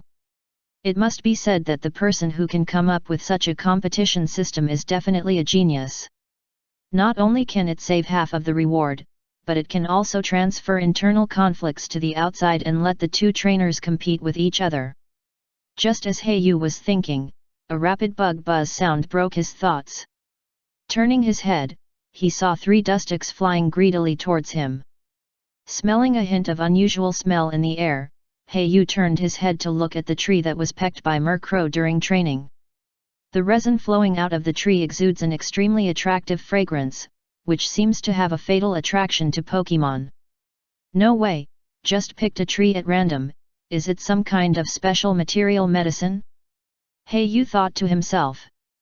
Command Pokemon to attack and prevent the 3 dustics from getting close. Murkrow, Gust Sharpedo, Crawdaunt, use Water Jet. Little Eevee uses Swift. Hei-Yu stood under the shade of the tree and calmly commanded the Pokemon to attack.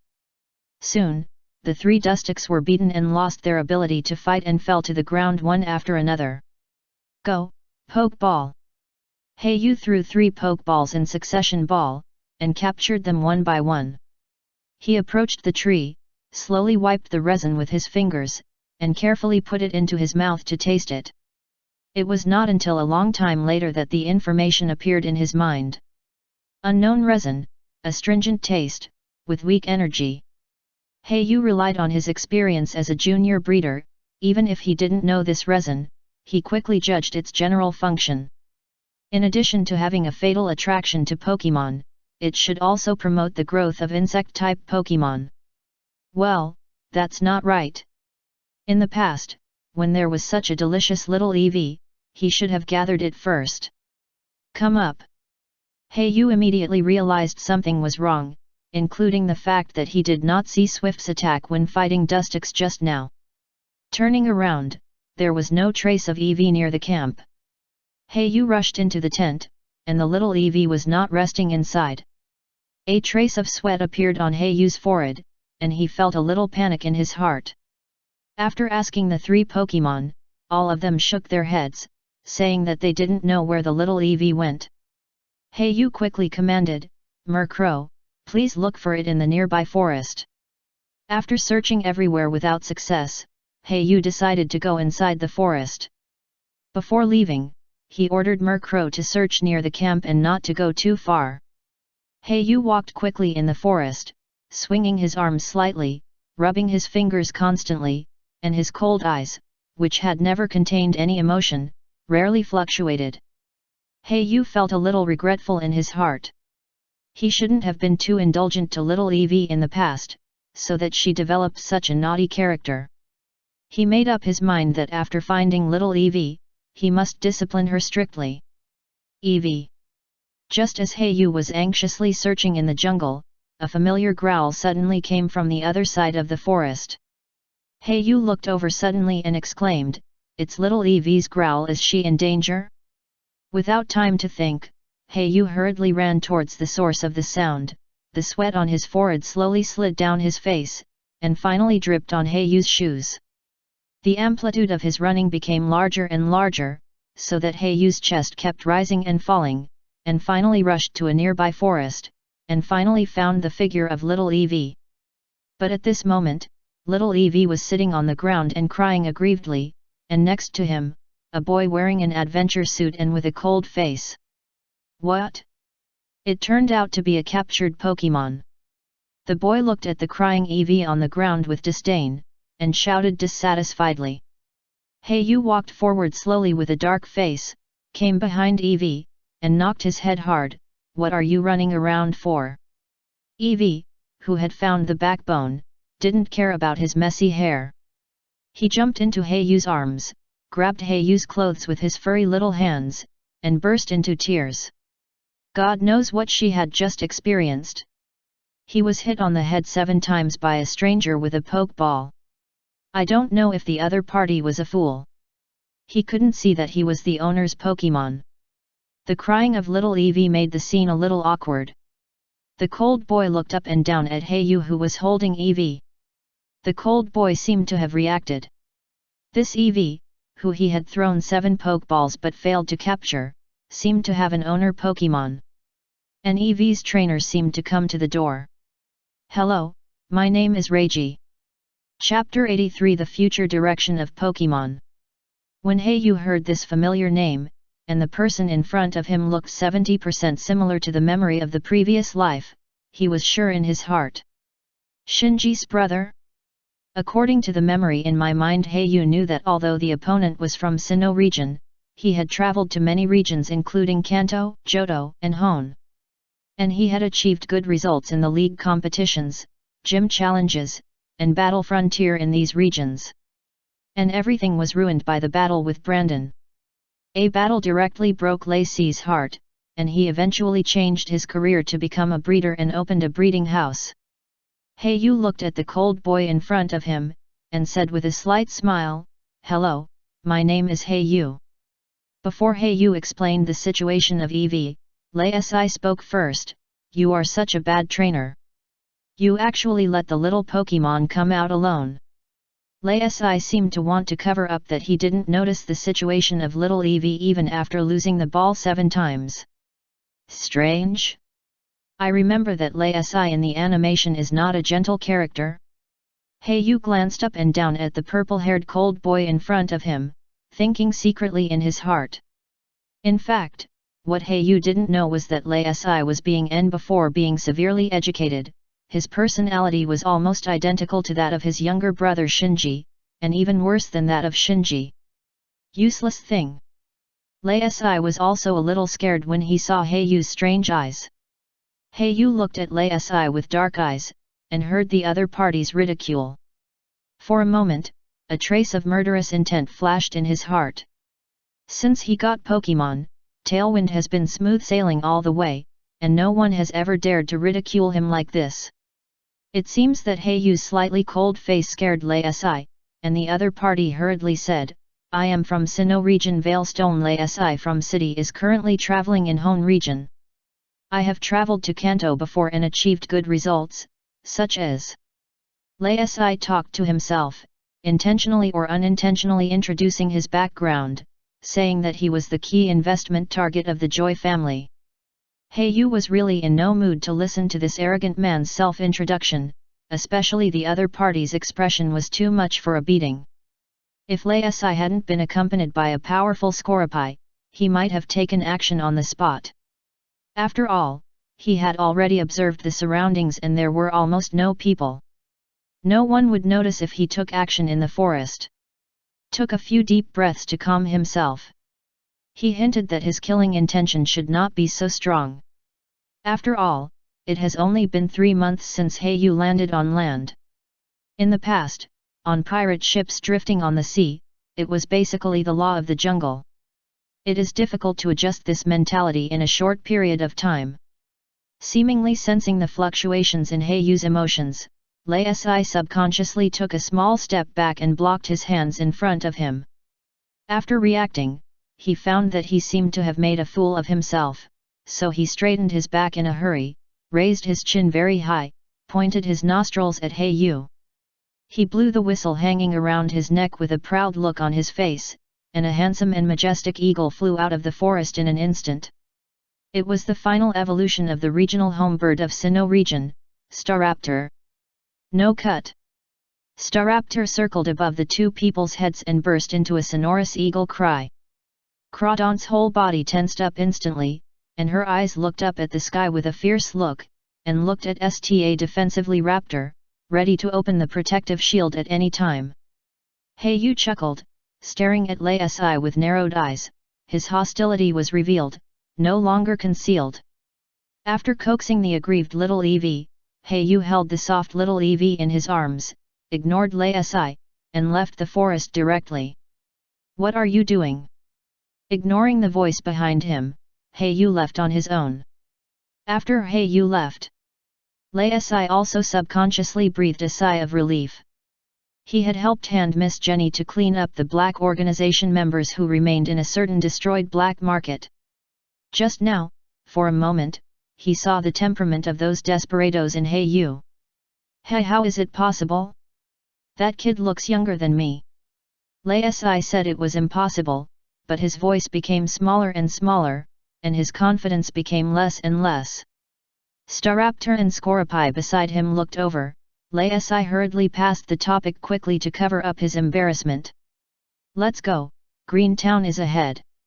It is said that there is also a fighting club like Slateport City there. It's just right to train Scorapi. Lei Si said confidently, and took the last step to ride Staraptor and ordered it to fly towards Greentown. You little Eevee, you actually sneaked out while I wasn't paying attention. Yu grabbed Eevee by the back of the neck and held it in front of him with one hand. Little Eevee stretched out his short arms in grievance and waved them in the air, as if he wanted to hug Yu, but unfortunately the distance was too far, and he looked ridiculous. Yu scolded little Eevee all the way. It was not that he was cruel, but as a trainer with a strong desire for control, Yu really couldn't stand it. Pokemon doesn't listen to his orders like this. It makes him feel out of control. Yu admits that he is a very selfish person. He wants Pokemon to obey his orders completely and become his property. But he also doesn't want Pokemon to lose their souls and become a machine that only knows how to obey orders. Looking at the aggrieved little Eevee, finally, after repeated assurances, Yu reluctantly forgave. Eevee. Little Eevee hugged Yu's arm with its furry little short hands, and rubbed Yu's pretty face with its furry cheeks. Oh, okay, you are still so cheesy, I will go back and make you a snack with resin. Yu put the little Eevee on his shoulder, put away the tent, and headed towards the green grass back to the small Pokemon Center in the town.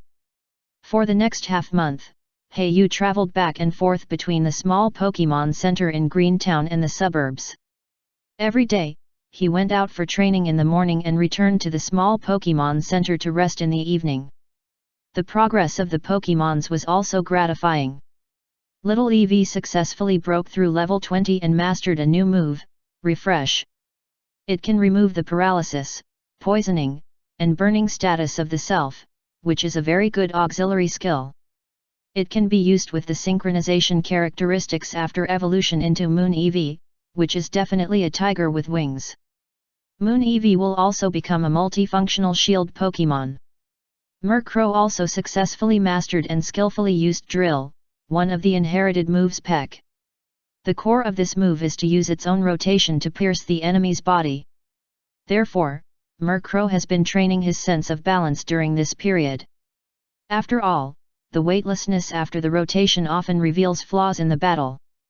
Murkrow has successfully overcome this. The drill marks on the countless trees in the suburbs also show the hard work of training. The level has also reached level 18 smoothly. Such a rapid improvement is of course inseparable from the large number of Dark primary poke blocks provided by Yu. In addition, Dark's inherited moves, Feint Attack, has also begun to learn. Sharpedo's training has not changed, there are only 3 directions in total. First, train the proficiency of Protect. Second, train the proficiency of Bite skills. Third, speed up the mastery of the acceleration feature. Yu set all the tones for Sharpedo's future development early, that is, to become a water bully, an assassin who swims fast in the water. With the acceleration feature, it can also become Yu's mount on the ocean in the future. After all, the acceleration feature is so powerful that Sharpedo is almost like a small yacht after the features are superimposed. Although there is no tail, the airflow spewed out from behind is like a jet, almost catapulting out on the sea. The hardest one should be Crawdaunt. She has to train Dragon Dance and Rain Dance at the same time, and she has to take the trouble to master the Protect skill. It seems that I have to give Crawdaunt a meal when I go back tonight. Yu looked at the small Pokemon Center that came into his sight and strode in. Chapter 84 Buying Skill Discs in Bulk. As soon as I entered the lobby of the small Pokemon Center, I saw a few scattered groups of people chatting in groups. Most trainers who set out on an adventure will travel together. After all, it is very dangerous in the wild. Except for a few people who are strong and proficient in wild survival, the rest of them rarely spend the night in the wild. Basically, they will rush to the local small Pokemon Center before dark. Yu's arrival did not cause any ripples. He quietly handled the Pokemon treatment and sat in the lobby waiting. Hey, have you heard that there is another 10-game winning streak in the Battle Club? Is it true? Didn't a 10-game winning streak player appear half a month ago? Why would I lie to you? It is said that the person, like Tian, only took one day to fight 10 games in a row, relying on a Scorepai, and defeated several masters who had 7 or 8 consecutive wins. That's right, it is said that the person directly dominated the primary arena, but what kind of Pokemon is Scorepai? I'm not sure about this. It doesn't seem to be a Pokemon from our home region. I only heard 2 ordinary-looking trainers chattering about the Battle Club. Yu was sitting on the table next to him to rest. When he heard these words, he suddenly thought of Lei Si, whom he met half a month ago. What a coincidence! Just as Yu was about to get up, he found a message from Pokédex, which was a message from the Battle Club. Player Haishan, the Battle Club has matched you with players for the arena competition. Do you want to sign up to participate? According to the information I have inquired and the records on the internet, the Battle Club often only produces a player with 10 consecutive wins in half a year. If you miss it, won't you have to wait for half a year this time? Yu weighed the pros and cons in his mind.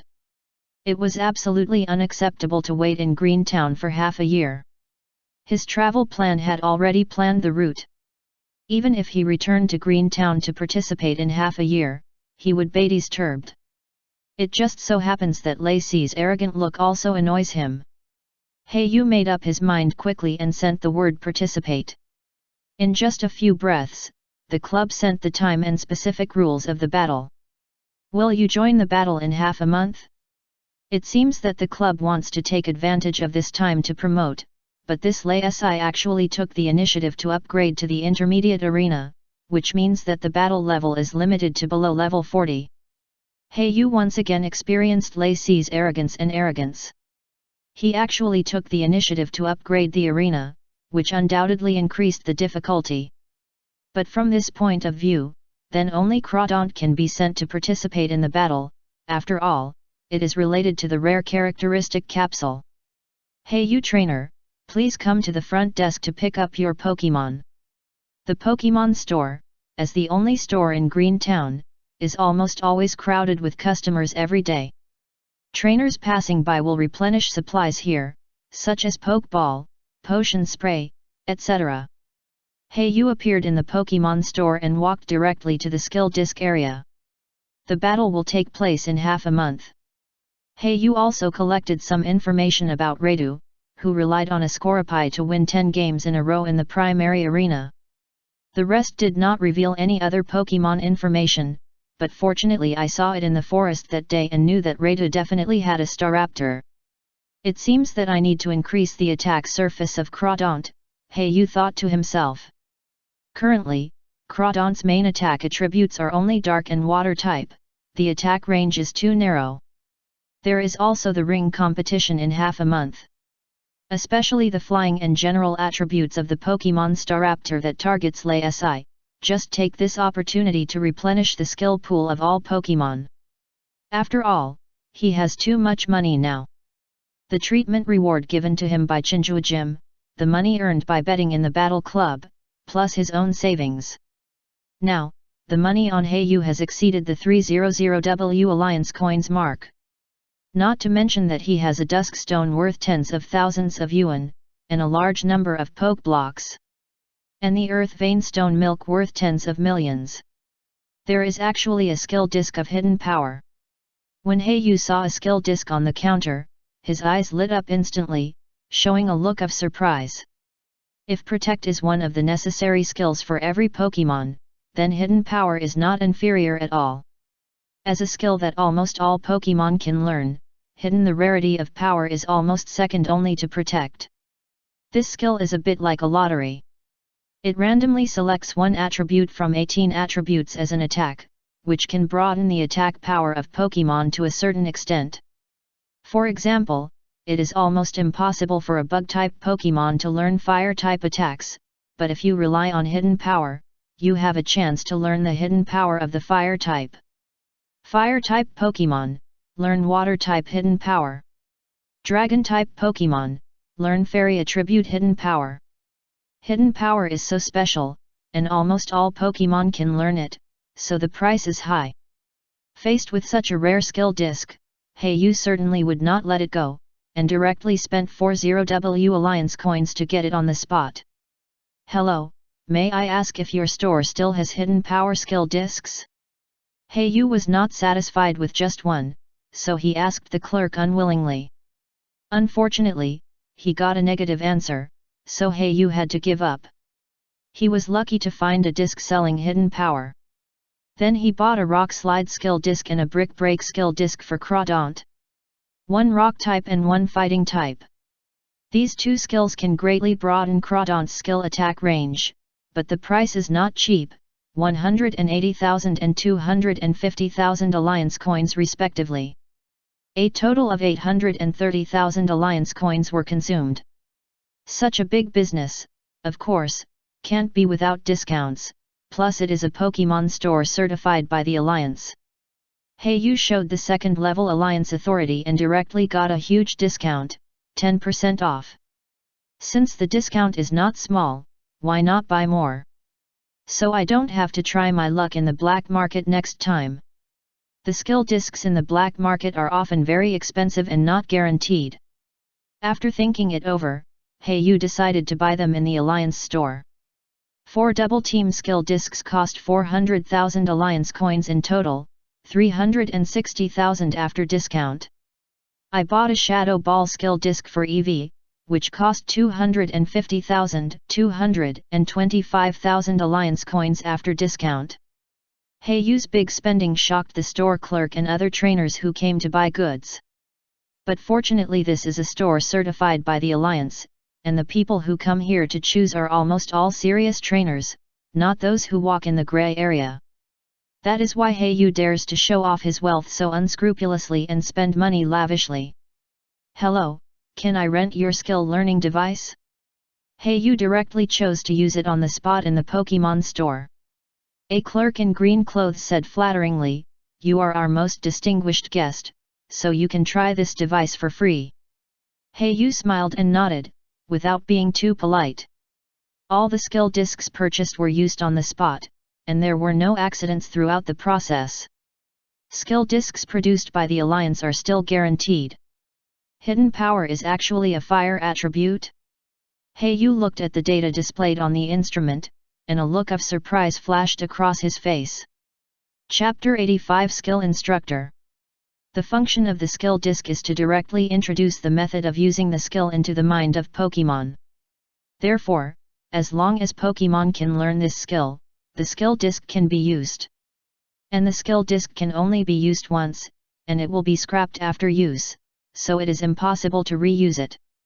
Walking out of the Pokemon store and returning to the small Pokemon Center, Hey carefully observed the back and found that no one was following him. It can only be said that it is worthy of being a regular store.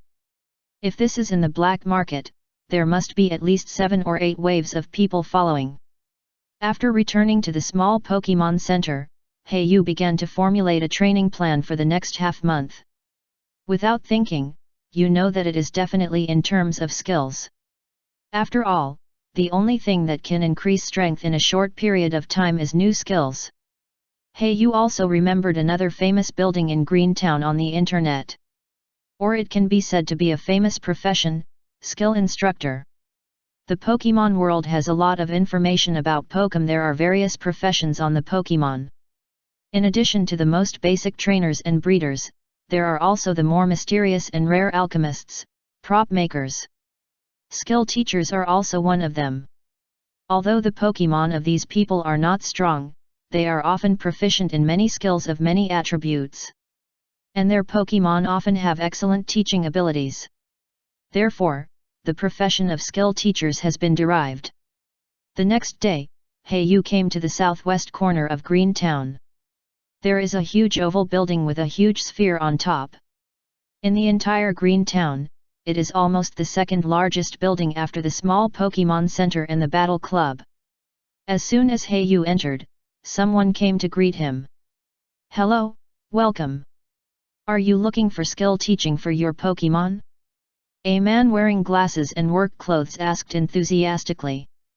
Yu nodded silently and stated his purpose: "I need to find someone who can teach Rock Slide, and the skill instructor of Double Team. Crawdaunt has many skills to train. In addition to Dragon Dance, Rain Dance, there are also newly learned Rock Slide, Double Team, and Brick Break. But everything has its priorities, and often the result of wanting everything is nothing."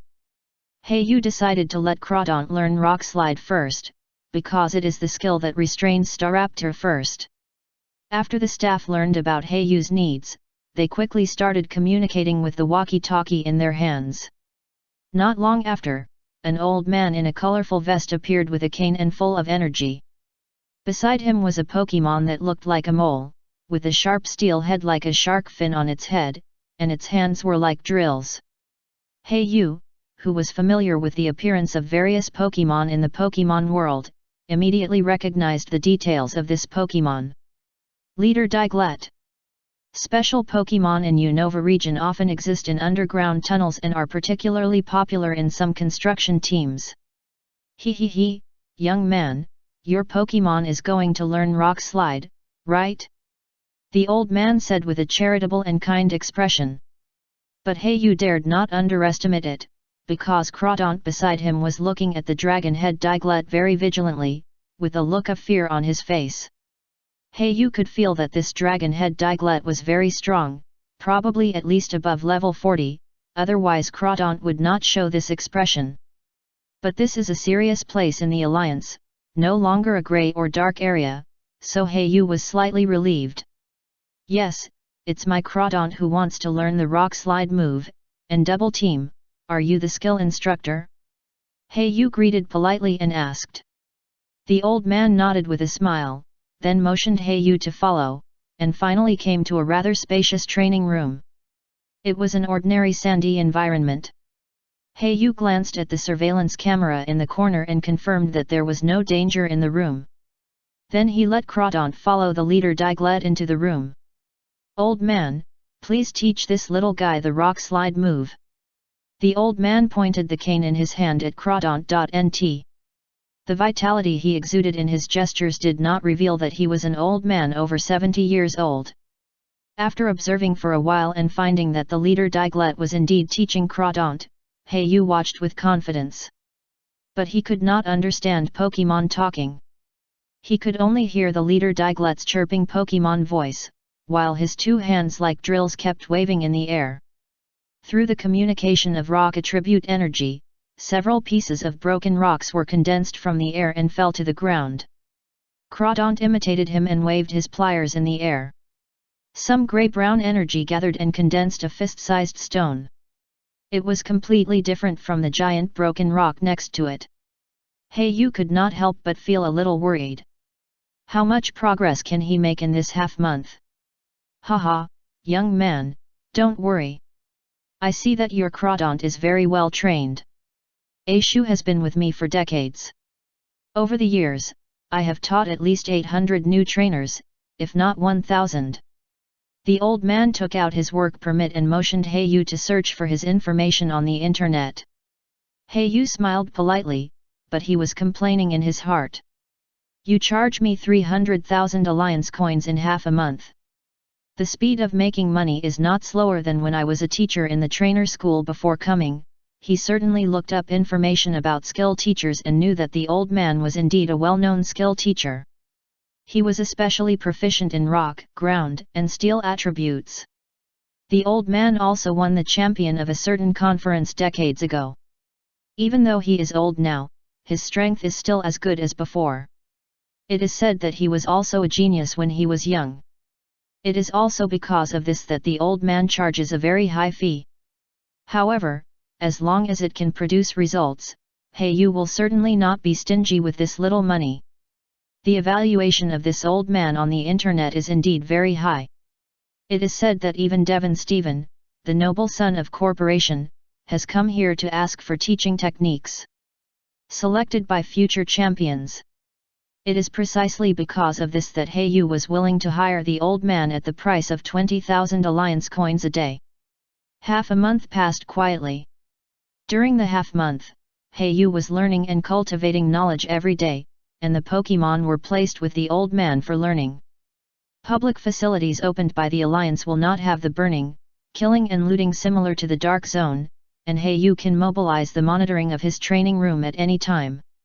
So he placed Crawdaunt there with peace of mind. Crawdaunt, rock slide! At Yu's command, Crawdaunt stomped her feet, waved her pliers, and instantly condensed several stones the size of a human head in the air. Fall! Several stones fell instantly and collapsed to the ground. Yu looked at the boulders on the field with satisfaction, and felt that the money was worth it. In just half a month, a new move was trained to such a level. The old man is worthy of the title of gold medal teacher. Encore uses rock slide slide. Yu excitedly directed Crawdaunt to perform rock slide on the field. Chapter 86 Crawdaunt vs Staraptor. Crawdaunt, let's go, get ready for the battle. Yu strode out of the training ground and headed towards the battle club, meeting many people with the same destination as him along the way. After half a month of publicity, this ring battle worth millions of dollars with characteristic capsules as the stakes has already caused a sensation in the entire Green Town. Millions of alliance coins. Maybe many families can't make so much money in their lifetime. So not only people from Green Town, but also people from several surrounding towns come here to visit. When Yu arrived at the battle club, it was already crowded, and even the stalls on the roadside at the entrance stretched for dozens of meters. Yu subconsciously looked around. In the past half-month, he often came here to try to find Sydney's trace. It's a pity that this elite seemed to have left here a long time ago, which made Yu a little regretful, but the manual with the quotations was carefully last resort. The handwritten quotations of an elite will probably be very popular in the black market, right? Yu thought. Although he thought so, Yu could not sell it at all. He had just begun to comprehend the profound knowledge of cultivating evil attributes in it. Some of the words even have some metaphysics. Even if Yu could not use it in the future, he would not sell it. After all, it is a kind of connection. There are not many opportunities to get in touch with the elite strong men. With this handwritten cultivation notes, in the future, he can tell everyone that he has received guidance from Sydney Elite. Yu is very clear about the benefits of borrowing momentum. Since Sydney Elite gave this thing to him, it must be a meaning of guidance and appreciation. Of course, he should get closer to him. Why am I thinking about this? Let's hurry into the arena. Today's battle won't be easy. Yu threw away the random thoughts in his mind and looked up at the 5 big words Battle Club above his head. He put on the mask issued by the club and entered the competition arena in the name of Tian. In the backstage of the Battle Club, there was a spacious and luxurious office with exquisite decoration. The antiques in the corner were worth a lot of money, and even the paintings on the wall were from famous masters. On the sofa, 4 men were sitting on the sofa, crossing their legs, watching the various matches on the huge screen. Look, this guy in the intermediate stage has won 3 consecutive games. One of them put down the expensive cigarette in his hand, crossed his legs, and said in surprise. Tisk, what's the matter? There's nothing interesting about the intermediate and low-level stages. When will there be another advanced stage? Who knew that the other few people took a glance and retracted their gaze, looking uninterested. You think the advanced stage is a cabbage? Our small village may not be able to open it once a year. If you have the ability, you can ask the boss to transfer you to Slateport City. Although they are all managers of the battle club, there are frictions between them, and someone immediately refuted. However, although they said so, it is obvious that one of the four is the leader, and the other three are asking for his opinion when they speak, as if they dare not offend. Boss, it seems that the Alliance sent people to investigate our battle club before. I don't know if our verdant turf is there any in the town branch? One of them suddenly spoke up and asked the leading man carefully. The leading man sat on a single sofa, shaking a red wine glass in one hand and holding a valuable cigarette in the other, puffing smoke comfortably. As if he had sensed the tension in everyone's heart, the man casually said, "What are you afraid of?" The previous incident of the Hoshino family was not only done by our faction, but also by several big families. If the sky falls, there are tall people to support it. What are you afraid of? The man's words were like a reassurance, and everyone was relieved. The crowd was in a good mood, so they continued to watch the huge screen and comment on the game on the ring. By the way, don't do anything behind the scenes in today's 10-game winning streak. The leading man had a rare serious expression and warned them. Occasionally, he could turn a blind eye to manipulating a few games behind the scenes to gain some benefits for himself. But if it affects the reputation of the opposing club, he will not be merciful at all. After all, the club's business situation is related to future promotions. He doesn't want to be in Verdant Turf Town branch for a lifetime. At the same time, he also knows the character of these younger brothers very well. They value money as their life and can do anything for the sake of profit. Otherwise, they would not have put the Hoshino family. At the intermediate stage, the audience seats were crowded and full at this moment. After half a month of publicity, this battle between two strong men with 10 consecutive victories and $1 million characteristic capsule has already attracted much attention. And the club also took the opportunity to raise the ticket price a little and made a lot of money. Dear audience, today's intermediate stage can be described as a battle between dragons and tigers. In just 1 month, two strong men with 10 consecutive victories have appeared in succession. Let us invite them. Contestant Haishin and contestant Lei Si. Wearing a mask, Heiyu slowly walked onto the stage and looked at Lei Si on the opposite side of the venue. The other party did not seem to recognize him. But this Lei Si is really conceited. Not only does he use his real name, he doesn't even wear a mask. Heiyu thought silently in his heart. Haishin Haishin Haishin. Lei Si Lei Si. The audience in the audience began to shout wildly. As players that have been hotly discussed in the club for nearly a month, Heiyu and Lei Si are both very popular. Please release Pokemon from both teams. Heiyu threw out the Pokeball, and a white light flashed. Crawdaunt appeared. As a common Pokemon near the sea area of Hone region, Crawdaunt's popularity is obviously not low, and it instantly ignited the whole audience. Lei Si pouted and released a proud and handsome Eagle Staraptor. Tisk, I thought it was someone else. It turned out to be the useless trainer that day, and as expected, useless trainers will have useless Pokemon. Lei Si seemed to recognize Heiyu through Crawdaunt. After all, he saw Crawdaunt next to Heiyu that day. I didn't expect that a useless trainer like you could actually stand on the same competition stage with me, but in this game, I will tell you what it means to be strong forever. You can't get through here just by luck. Lei Si said arrogantly, with a self-righteous look. Heiyu looked at him with a caring look, and didn't argue with him. Heiyu knew that this kind of person would only shut up if he was taught a lesson. Just like Shinji in the animation, he had always been dismissive of Ash before the finals, and his attitude gradually improved after being beaten by the senior brother in a battle. But the host on the side would not miss this opportunity. After discovering the unusual relationship between the two, he immediately began to mobilize the audience's emotions.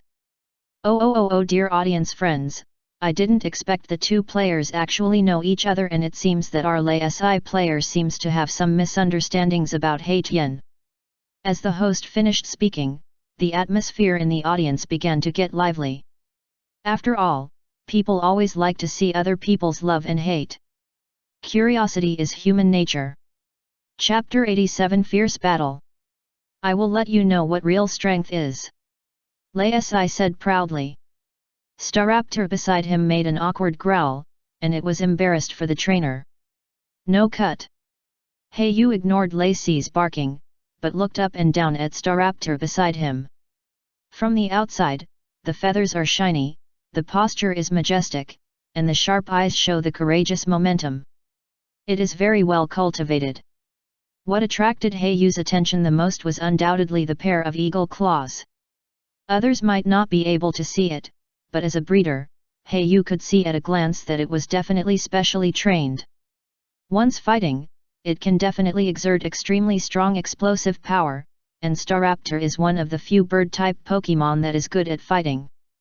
Hey Yu couldn't help but flash a trace of worry in his heart. Just claws. Looking at the Pokémon beside him, Hey Yu reacted immediately and smiled softly. Yeah, with you here, what do I have to worry about? Go, my trump card. Not to mention that he had prepared a restraining rock slide for the enemy Pokémon in advance, which must work at the critical moment. Crawdon's powerful legs suddenly stepped and jumped onto the ring.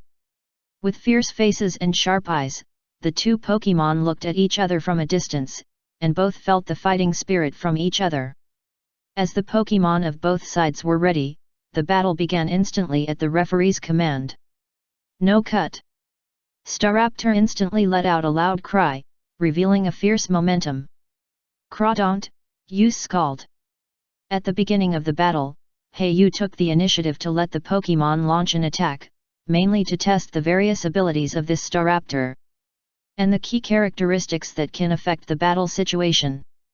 From now on, it looks a bit like intimidation. After all, the fierce growl that the opponent showed at the beginning just now is very common when paired with intimidation. For most Pokémon with the intimidation characteristic, trainers will let the Pokémon pretend to be fierce to maximize the advantages of this characteristic. But Crawdont will not be scared, and is not affected at all. The pincers suddenly opened forward, and a column of water with boiling hot steam suddenly shot towards the Staraptor in the air. Quick attack, dodge!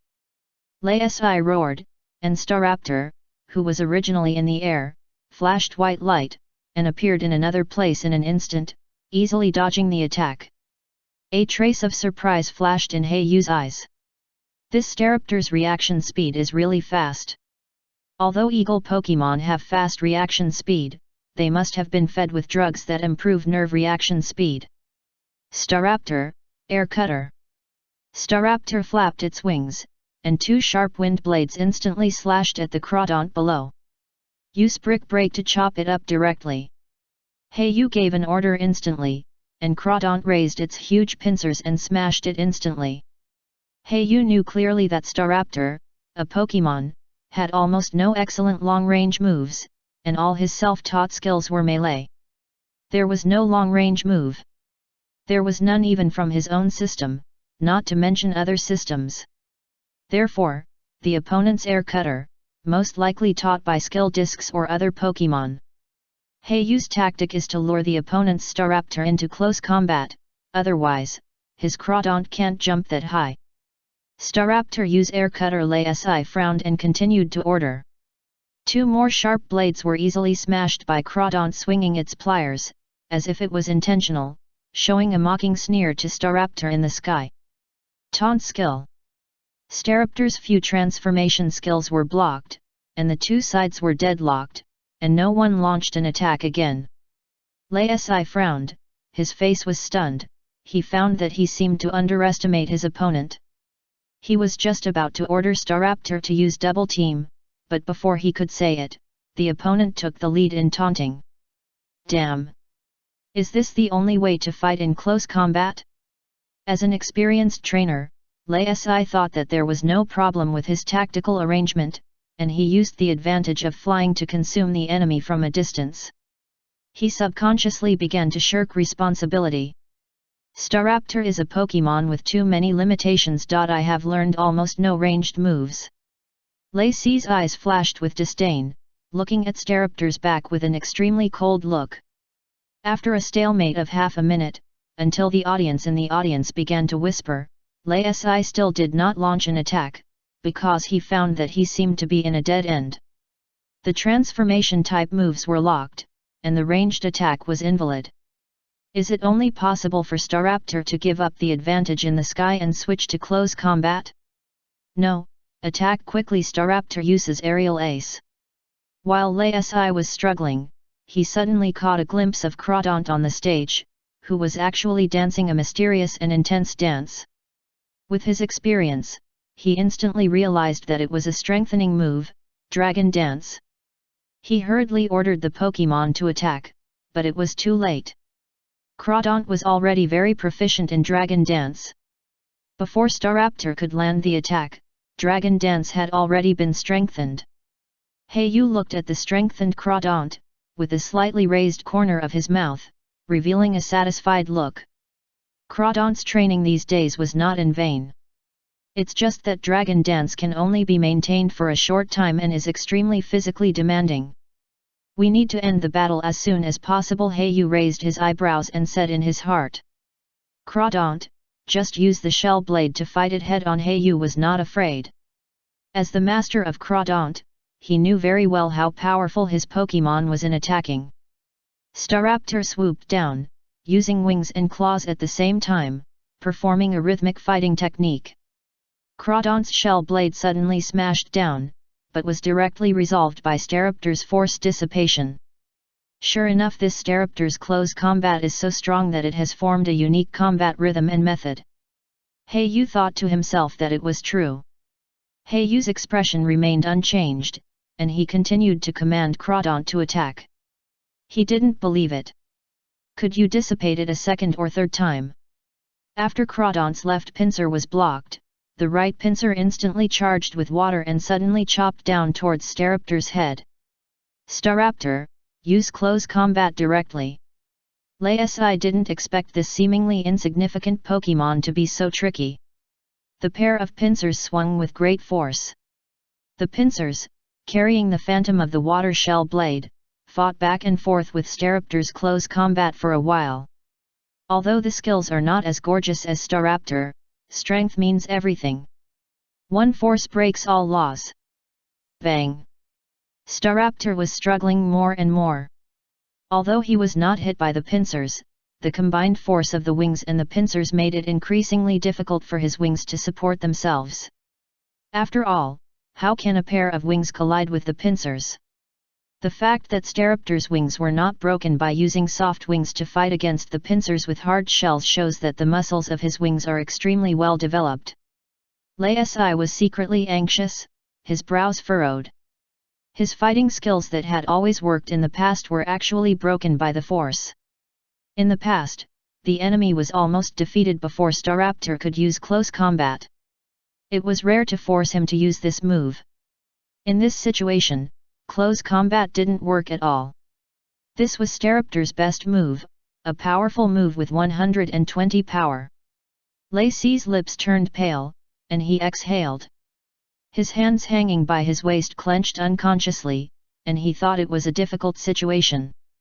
Staraptor, find a chance to get out and get back to the sky. Lei Si could only order Pokémon to leave the battle quickly. But how could Heiyu do what he wanted? When facing a defeated enemy, you must chase and attack. Crawdaunt, water jet. Crawdaunt was filled with water and suddenly rushed into the sky. Staraptor, who was still flying at a low altitude, was instantly knocked away and hit the top of the hood in the venue. Countless spectators looked up and their movements were surprisingly consistent. Chapter 88 Self-Sacrifice Characteristics. Use Scald continuously, don't give him a chance. Heiyu gave an order, and several water jets spurted out from Crawdaunt's pincers. Carrying the hot water, it hit Staraptor head-on. In an instant, Staraptor, who was still adjusting his posture in the air, wailed instantly. Don't cut it! Several feathers slid down from the air, all soaked by the water, and emitting wisps of hot air. Staraptor in the air flapped its wings very hard, barely maintaining its flying posture. Originally, its wings had been fighting with Crawdaunt's pincers using close combat, and now it was hit head-on by Scald, and its wings had already lost all their strength. Staraptor, use Roost quickly to recover your strength. Laisi calculated the time and realized that Taunt's time was about to pass, so he shouted and commanded hurriedly. Heyu knew that it was time to use. It was too late to use Taunt.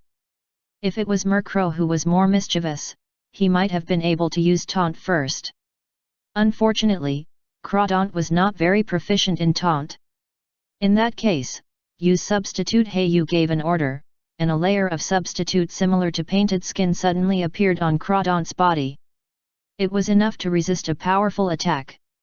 This skill was obtained by Heyu through the investment of the Joy family in order to increase Crawdaunt's life-saving ability.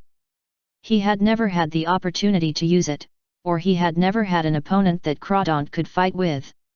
He had never used it, but it did not mean that Crawdaunt had not trained this skill. On the contrary, this skill had always been the top priority. Staraptor's body surface injuries gradually recovered, which meant that he also temporarily lost the attribute of flying. Heyu wanted to rock slide hides further back.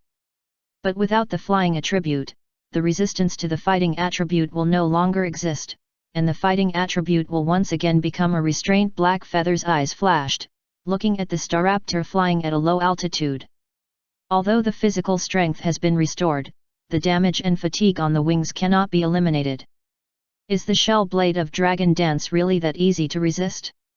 Even with the power of fighting skills and close combat, Staraptor's wings cannot be restored in a short time. At this flying height, Crawdaunt can just jump up and attack. Crawdaunt, use Brick Break directly. Heyu seized the moment when the opponent was flying at low altitude and commanded. Crawdaunt's strong and powerful legs suddenly stepped down, and the tail behind also slapped the ground, using the force to jump up. The huge pincers condensed brown energy and suddenly chopped down, just aiming at Staraptor's abdomen. Use Quick Attack to dodge. Laisi saw that things were not going well. Crawdaunt could jump so high, and hurriedly ordered to flee. It's a pity that I don't know whether Staraptor was stunned by the previous battle, so that his reaction speed decreased, or the damage to his wings caused by the close combat just now has not recovered. In short, Quick Attack was not used in time, and he was directly hit by a Brick Break. No cut. Staraptor, who originally had flying and general attributes, will be twice as bad when facing fighting attributes. You can use Roost to temporarily lose its flying attribute, so it will no longer resist fighting. Staraptor, who only has general attributes left, is restrained by Brick Break twice. Sweat appeared on Laisi's forehead. He found that he seemed to be led by the opponent from the beginning of this battle, so that he forgot his own fighting style. Heyu looked at him with great fear, thinking to himself, we must break substitute before we can use that move. Staraptor, use Aerial Ace. Staraptor, who was trying to stand up on the ground with his wings propped up, felt a trace of sadness in his heart when he heard the trainer's order. But he still obeyed Laisi's order, turned and flew at a low altitude at a high speed. When he approached Crawdaunt, his powerful eagle claws directly broke the substitute floating on the surface. Raise quickly, increase the flight altitude. Laisi seemed to be brewing some big move, and a fierce look appeared in his firm eyes. Heyu noticed that the increase in Crawdaunt's body seemed to be slowly weakening, and the strengthening time of Dragon Dance was coming. Just when he was about to forcefully end the battle quickly, Laisi's next order shocked him a lot. Staraptor, brave bird. Laisi's calm face finally showed a change of expression, his eyes flashing with expectation and anxiety. He didn't know whether this unskilled attack would be successful. As a big move that Staraptor can only learn when it is close to level 50, the fact that Staraptor at level 30 can barely use it can already prove that its qualifications are extremely excellent. Staraptor in the air slowly folded its wings, and the miraculous thing was that it did not fall. The surface of its body ignited a blue-purple light, and it rushed down like a rocket shell. Heyu was shocked. Isn't the ferocious expression on the opponent's face when he appeared a threatening feature? In this case, the opponent should be counter-injured when using this skill. Yu quickly commanded, Crawdaunt, protect. Crawdaunt's 2 pincers blocked in front, and the green protective shield instantly spread all over the body. Protect was ready. Swish! Don't cut! Staraptor reluctantly used this move that he was not very skilled in, and issued a powerful eagle cry. The duel between spear and shield, the audience held their breath and watched. At this moment, everyone seemed to have forgotten to breathe. The light signs in their hands stopped flashing, and the roaring shouts disappeared. Bang! Boom! Boom! Boom! An explosion resounded on the ring, and thick fog spread in the venue. As the smoke gradually dissipated, Crawdaunt on the venue was still standing on the venue. Except for a few scratches, it was still intact without any damage. Hey, it's the self-sacrifice feature? Yu keenly observed the situation on the field and the power of the move just now. He instantly realized that the opponent's move might be amplified, and it might be a hidden feature self-sacrifice, a move that will be injured due to the reaction force will increase its power, but how much physical strength can Staraptor have left after using this move? Yu smiled mysteriously and showed a confident expression. Crawdaunt, Rock Slide Lacey's expression was ugly, because he knew that if this attack did not succeed, it meant that there was no chance of this game. Sure enough, with Rock as soon as Slide came out, Lacey's last psychological defense line collapsed instantly, and he no longer had the idea of resisting. He did not continue to command, because he knew that all this was meaningless. Staraptor's physical strength was not enough to support him to use any skills. A huge boulder fell from the sky and instantly smashed Staraptor to the ground. Staraptor, buried in the pile of rocks, wailed, and blood oozed from its wings. The scene was extremely miserable, and Lacey felt distressed. Although he always said that he was right, after all, he had followed him for more than a year. Pokemon. I give up. Razy lowered his head, took back Staraptor, and said this with gritted teeth. Before leaving, he glanced at Yu and disappeared from the ring. Whoa! Heishin Heishin Heishin!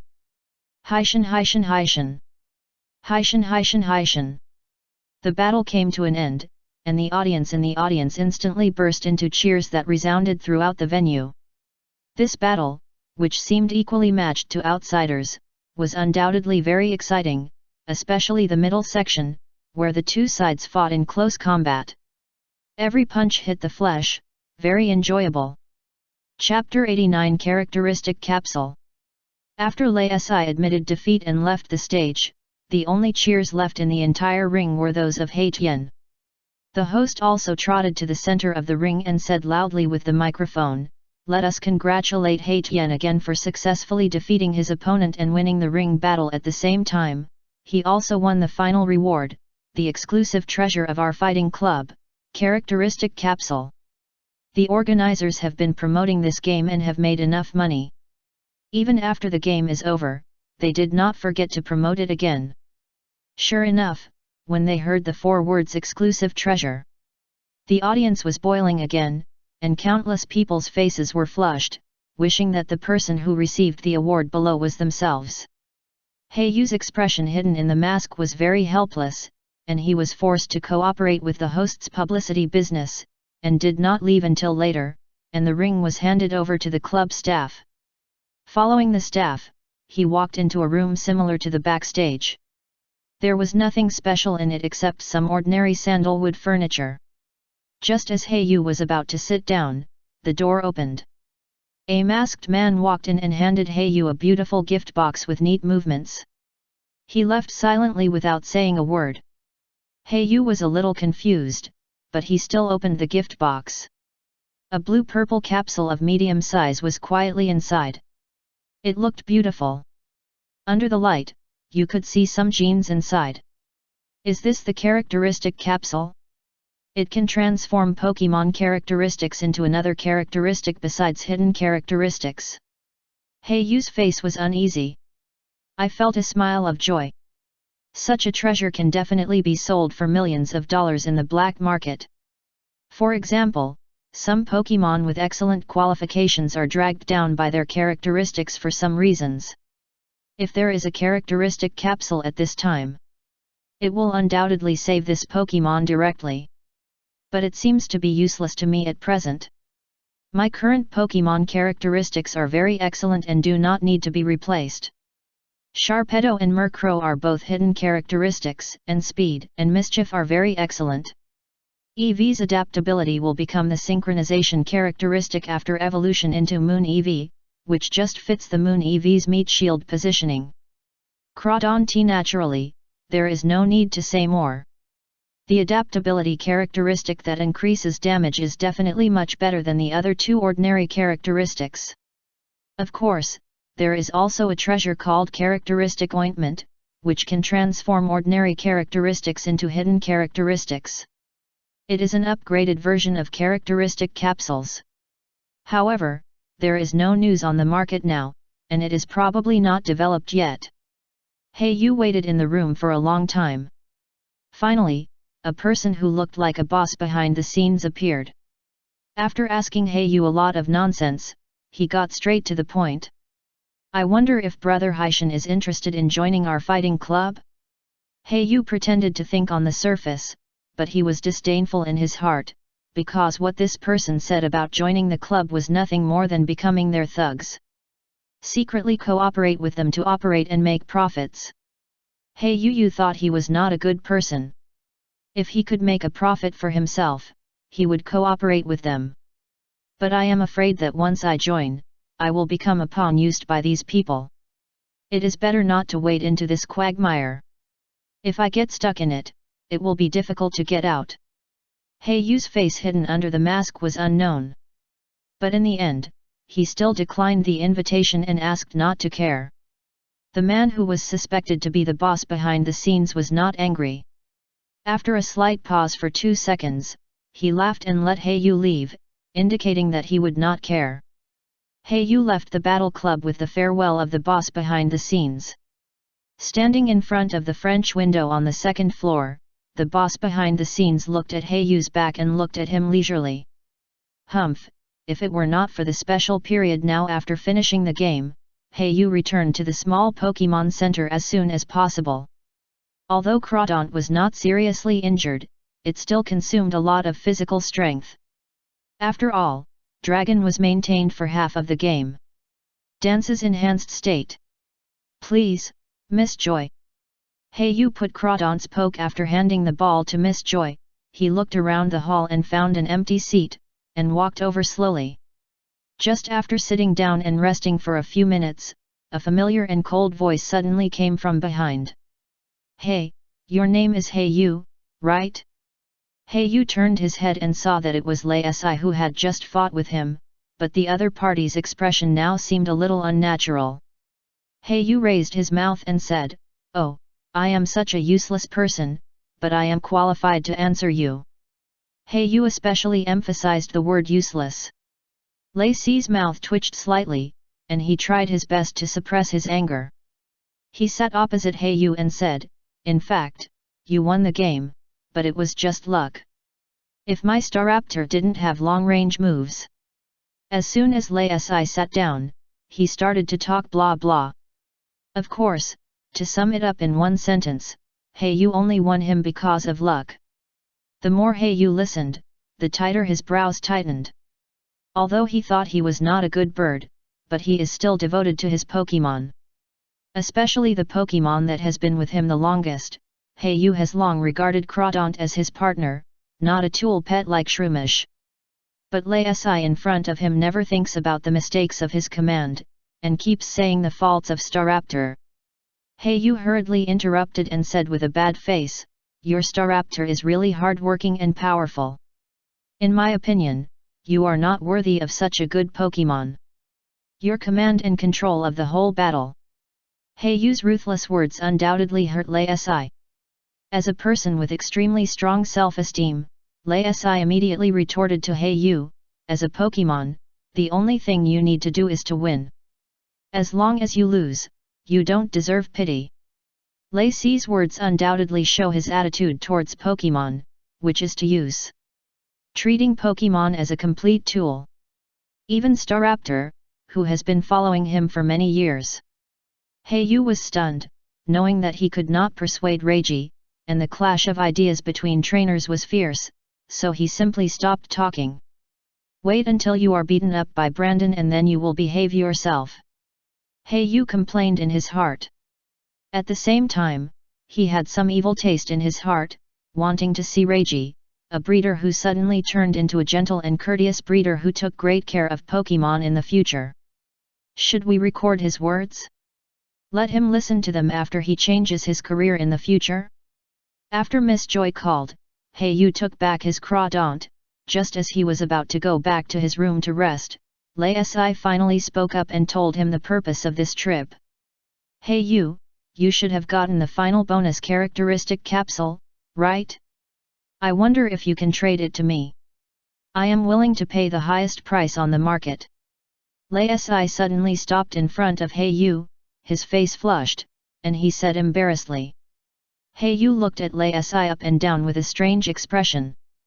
Since you are ready to beg me, you are always showing off to me just now, and even arguing with me. It seems that Lei Si doesn't understand the ways of the world at all. However, this did not prevent Yu from taking the opportunity to raise the price. Chapter 90 Lightning Rod. It's okay to sell it to you, but I have 2 questions. First, who is this special capsule for? Yu took out the beautiful blue-purple capsule from his arms and showed it to Lei Si. Sure enough, it instantly attracted Lei Si's attention. He stared at the capsule and couldn't take his eyes off it. I have a Pokemon, Rhyhorn, which has the attributes of ground and rock, but its special attribute is a lightning rod, Lei Si said seriously. Yu's face became more and more weird. Lightning rod is a very good special attribute. Attracting electric attacks to yourself will not cause any damage, but will increase special attacks. Immunity, counterattack, and enhancement. A special attribute that combines 3 advantages. It is a nightmare-level feature when facing some trainers who specialize in electric attributes. But the problem is that Rhyhorn has ground and rock attributes. Let me ask you, if you send out an electric attribute Pokemon, would you use electric attribute moves on a ground attribute Pokemon that is immune to your attacks?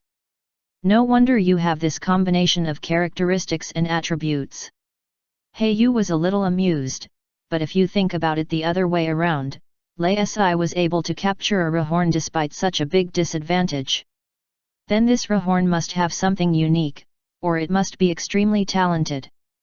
So good that he would rather spend a characteristic capsule to change its characteristics than give it up. This involves Lei Si's Pokemon secrets. Even if Yu is curious, he can't ask too much. It's a taboo among trainers to explore the secrets of Pokemon without authorization. Okay, the second question, is your Staraptor characteristic self-sacrifice or intimidation? Yu still hasn't figured out whether the ferocious expression Staraptor showed when he first came on the field was an intimidation characteristic. If so, why is Brave Bird so powerful later? My fighting style is to collect information about enemy Pokemon and then make targeted plans. Therefore, I keep information about my own Pokemon confidential. So I will let Staraptor deliberately disguise the intimidation feature at the beginning of the battle, but in fact, its feature is a hidden feature, self-sacrifice. After listening to Lei Si's explanation, Yu couldn't help but sigh at his meticulousness. The talents in the world are really like crucian carp crossing the river. Don't underestimate your opponent at any time. Yu secretly warned himself in his heart to restrain his arrogant temperament and not become like Lei Si in front of him and the future Shinji. After asking the questions, Yu sold the feature capsule to Lei Si as he wished, but the price was a little higher. In addition, he asked Lei Si for the method of training simulation and disguising the intimidation feature. Tisk tisk, such a characteristic capsule sold for 1.5 million alliance coins. Yu looked at the 2.8 million alliance coins in his account and felt happy again. In the next half-month, Yu trained in Greentown, occasionally went to the suburbs for wilderness survival, and occasionally participated in the Battle Club competition to hone the little EV. During this period, Lei Si invited Yu to fight again. The relationship between the two sides eased. Haeyu found that Lei Si was a little proud, arrogant, conceited, confident, arrogant, sharp-tongued, and unyielding in character. The rest was very good.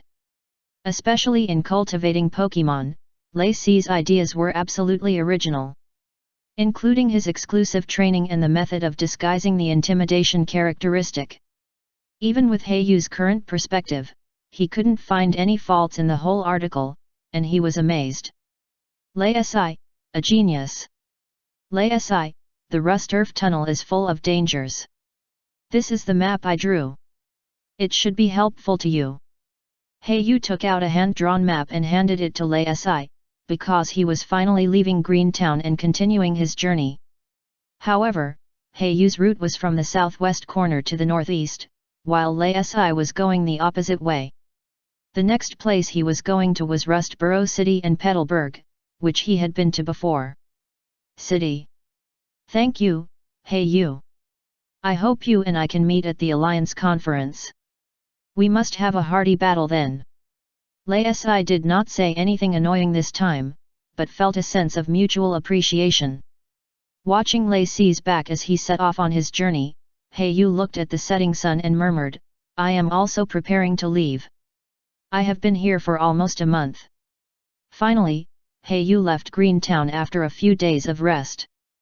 Before leaving, he asked the skill instructor for contact information. After all, he might have to look for a skill instructor in the future. With this line, it can be regarded as an increase in personal connections. The next morning, Haeyu set off on his journey. The next place he was going to was Lavaridge Town, located in the northeast corner of Greentown. The two towns are very close, separated by only a small forest. In fact, according to the official recommended travel plan, it should be headed eastward to Movili City. After all, compared to walking in the wild forest, the official roads are undoubtedly safer. However, the gym in Movili City is mainly electric, which is very disadvantageous for Haeyu's current team. On the contrary, the gym in Lavaridge Town is mainly fire-based, which makes Haeyu very comfortable. And it is said that the hot springs there are very popular, and it is said that they can cure certain diseases. Haeyu has experienced the waves of the sea and the flow of the stream, but has never tried the feeling of hot springs. At night, outside the forest, Haeyu is camping with several Pokémon. Murkrow is constantly circling around the camp, alert to wild Pokémon attacks. Eevee dragged a tablecloth and slowly spread it on the lawn, couldn't wait to lie on it, and felt the softness in contrast. Sharpedo was much quieter, lying in a small pool that he had bought before and that could be automatically built at any time. Squeaky crackle.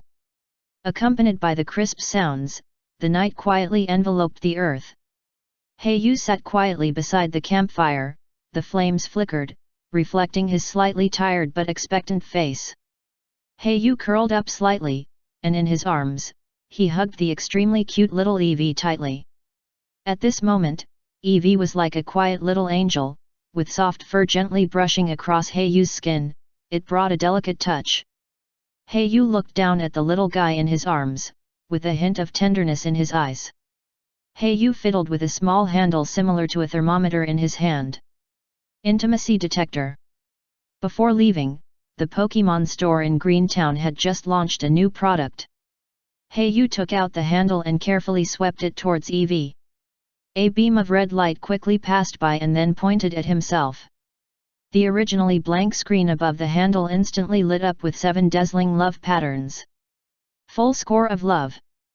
Because there are only 7 hearts on this intimacy detector, and now all of them are lit up, which undoubtedly proves that there is an extraordinary bond between Haeyu and little Eevee. Thinking of this, Haeyu couldn't help but look at the sleeping Eevee in his arms again. The little guy closed his eyes tightly, breathing steadily and rhythmically, and obviously fell into a sweet dream. Little Eevee's level experience seems to be enough to support her evolution. Haeyu's movements became more and more gentle, stroking the fur of little Eevee, thinking happily. Chapter 91 Cast Form. Eevee, use double team. At Haeyu's command, Eevee standing on the lawn instantly split into 2. Another EV with the same appearance appeared, but compared with the firm expression of the original body, the clone's expression was obviously dull, and you can tell them apart with careful observation. Double the main training of the team has 3 directions. First, the realism of the shadow, second, the speed of using moves, and third, the duration of the clone. Little EV, you don't have to worry about the last 2 for now, just make the shadow more realistic.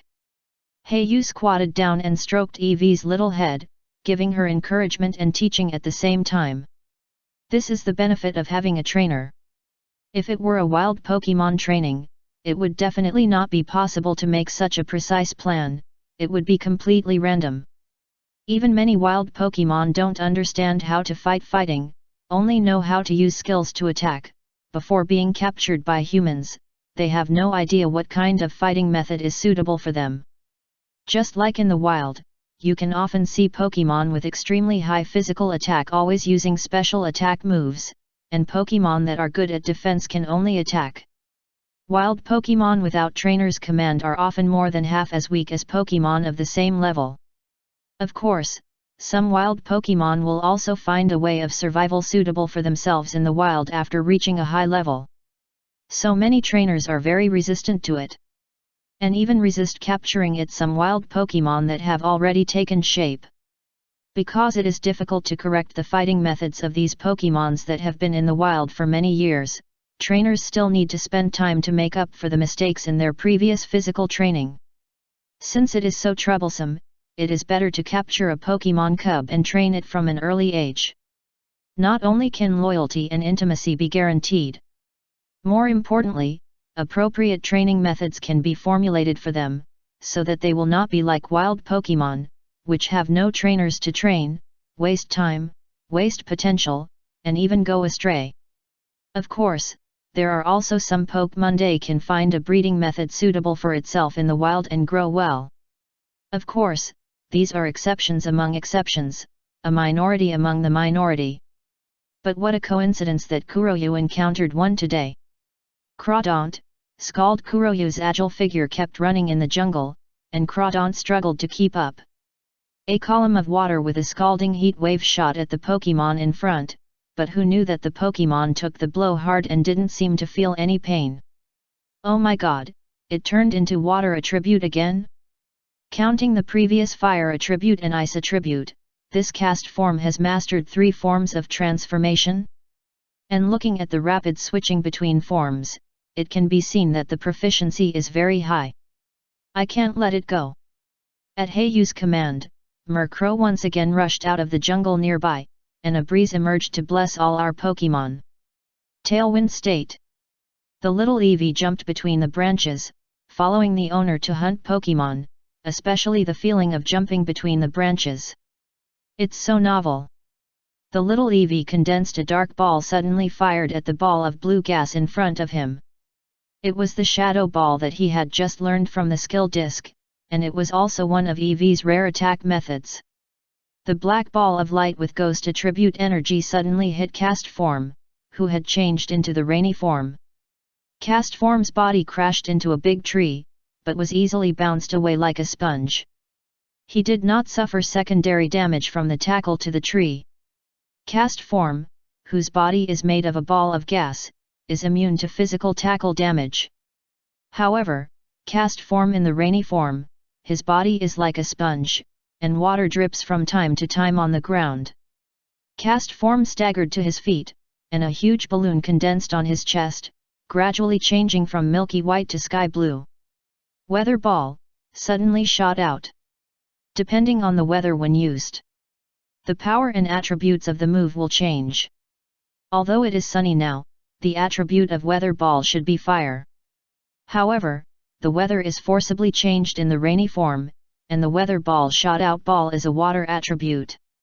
While launching the attack, Cast Form was not idle either, and instantly transformed into an ice attribute, becoming a snowy Cast Form. Its transformation speed was almost instantaneous, which surprised Kuroyu even more. A wild genius Pokemon. The reason why Kuroyu wanted to capture this Cast Form was not only because of its understanding of form transformation. More importantly, it was because this Pokemon was naturally gifted with weather skills. Cast form's control over the weather was unmatched by any other Pokemon. At level 20, it can learn 3 weather skills: Rain Dance, Sunny Day, and Hail. Although there are many Pokemon that can learn similar weather skills, such as Melodic, Quagsire, etc., which can also learn Rain Dance. But the level they want to learn is often very high, almost above level 40 or 50. And Cast form only needs level 20 to understand it. Crawdaunt learns Rain. Kuroyu saw the hardship of dance and was having a headache for him. Now there was a teacher with excellent weather skills. Not to mention that the transformation between the forms of this Pokemon is so smooth, it can be seen that its own qualifications are not low. Although it cannot be trained as a main force, it can join my logistics team, which is not a waste of this Cast form. However, this Cast form seems to have a very high IQ and knows the restraint between attributes. After changing into a Snow Cloud attribute form, Weather Ball's attack is aimed at Murkrow. The Ice attribute Weather Ball attacks again. It must be said that Cast form, as a gas, is also very good at escaping. If Kuroyu's Pokemon were not blessed by Murkrow and Tailwind, it might really be escaped. The exhausted Cast form ran to a cliff and found that there was no road. When he was about to fight to the death. Sharpedo, Water Jet. Just as Heiyu's voice rang out, a blue water column like lightning suddenly hit Cast form. It was so fast that even Cast form didn't react. The one who attacked Cast form was Sharpedo, who had already superimposed the charging acceleration state on the side. Go, Pokeball! Heiyu threw out a yellow Ultra Ball. Facing such a Pokemon, it was worth his attention. Ding dong! Heiyu couldn't help but grin with the crisp sound after shaking. With such a Cast form, Pokemons will probably spend less effort in training weather-related moves in the future. Not bad, another member of the logistics team. Heiyu took out the Pokemon Pokédex, shrunk the Ultra Ball and buckled it on the back. Beep beep. Cast form, a weather-type Pokemon, the appearance of Pokemon will change with the weather. In order to protect its small body, it has gained the ability to use the huge energy of nature. Features: uncertain, gender, female, attributes, general, height 0.3 meters, weight 0.8 kilograms, excellent energy control. The moves it has mastered are: Tackle, Headbutt, Ember, Water Gun, Powder Snow, Sunny Day, Rain Dance, Hail, Weather Ball. Inherited move, Lucky Chant. Looking at the 6 words excellent energy control on the Pokédex, Heiyu said to Crawdaunt with emotion, Crawdaunt, you are blessed. The best teacher of weather-type moves, Cast form. All the talents in the world are in my arms. Chapter 92, Lure someone into a trap? Heiyu asked several Pokemon to guarding by his side, he then released the unconscious Cast form. Ah, why bother? Just let me subdue you, so you don't have to be beaten, right? Heiyu sighed softly, took out a bottle of exquisite potion spray from his arms, carefully opened the bottle cap, and then gently sprayed it on the wound on Cast form's body. As the spray touched the wound, a cool feeling instantly spread throughout Cast form's body. It suddenly woke up the unconscious Cast form. Yo! A crisp and alert cry sounded, and Cast form suddenly opened his eyes, and his body instantly ejected like a spring. Take off! Cast form widened her eyes and looked around in horror. Pokemon with ferocious faces were staring at her. Especially the huge shark and the lobster waving its huge claws. Their ferocious expressions made people shudder. It seemed that they would pounce on her and tear her apart at any time. Faced with so many powerful enemies, Cast form, who was not experienced in the world, felt helpless and terrified. She thought to herself, maybe she shouldn't leave that place, and shouldn't be so curious about the outside world. Cast form's petite body trembled slightly, and a few wisps of air flowed out of her body made of gas. Hee hee, Cast form, don't be afraid. From now on, you are a Pokemon with a trainer. Here, I'll give you a small gift. Yu showed a kind look, slowly took out poke blocks from the space backpack, and fed them to Cast Form. In his opinion, no wild Pokemon could refuse such a delicacy. But the result surprised Yu. Cast Form wandered close to Yu and sniffed the poke blocks. He took a small bite carefully, chewed it lightly, and spit it out, showing a look of disgust. Yu was slightly surprised, and then realized that it might be because the taste was not suitable, so changed another poke blocks. Here, Cast Form, you should like this one, I added a lot of spices in it. Yu took out another pink poke blocks, which he specially prepared for little Eevee. Although it has no nutrition and energy, it tastes wonderful. Yu doesn't believe that any Pokemon can resist such deliciousness. Yo. Cast Form tasted a small bite again, but still showed a disgusted expression. This made little Eevee very angry, but it was her exclusive snack, and you ate it, but you actually showed this expression, what does it mean? For a moment, the little Eevee looked at Cast Form with a bit of hostility. Yu was really confused this time. Logically, the poke blocks he made were fine. He broke off a small piece, put it in his mouth, and tasted it carefully. That's fine too. Yu was puzzled. Since the food captivate failed, he could only use force to recover it. After 4 Pokemon took turns to fight, Cast Form was beaten badly, and even the body made of gas became much lighter. It was obvious that several air currents ran away just now. Yu was a little worried.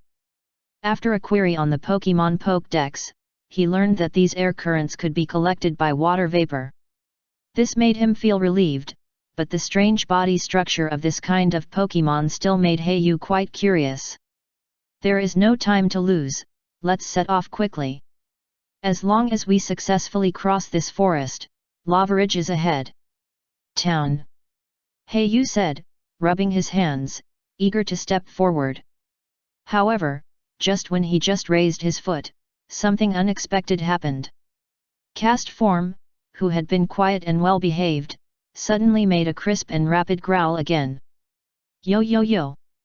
Cast Form seemed to be pulled by some mysterious force, floating lightly in another completely different direction. It seemed to convey some information to Yu in its own unique way, and signaled Yu to follow closely. Facing this sudden change, Yu couldn't help but feel suspicious. Is Cast Form going to take me to find its parents and ask for help from them? Is it deliberately leading me into the trap they carefully set up, to enter the trap? Yu did not blindly follow immediately, he stopped and fell into thought. The cautious and suspicious character he developed over the years made him always highly vigilant about everything around him, especially when it came to his own safety. Yu knew that people were evil and that he could fall into an irreversible situation if he was not careful. Although this idea was a bit extreme, it saved his life many times.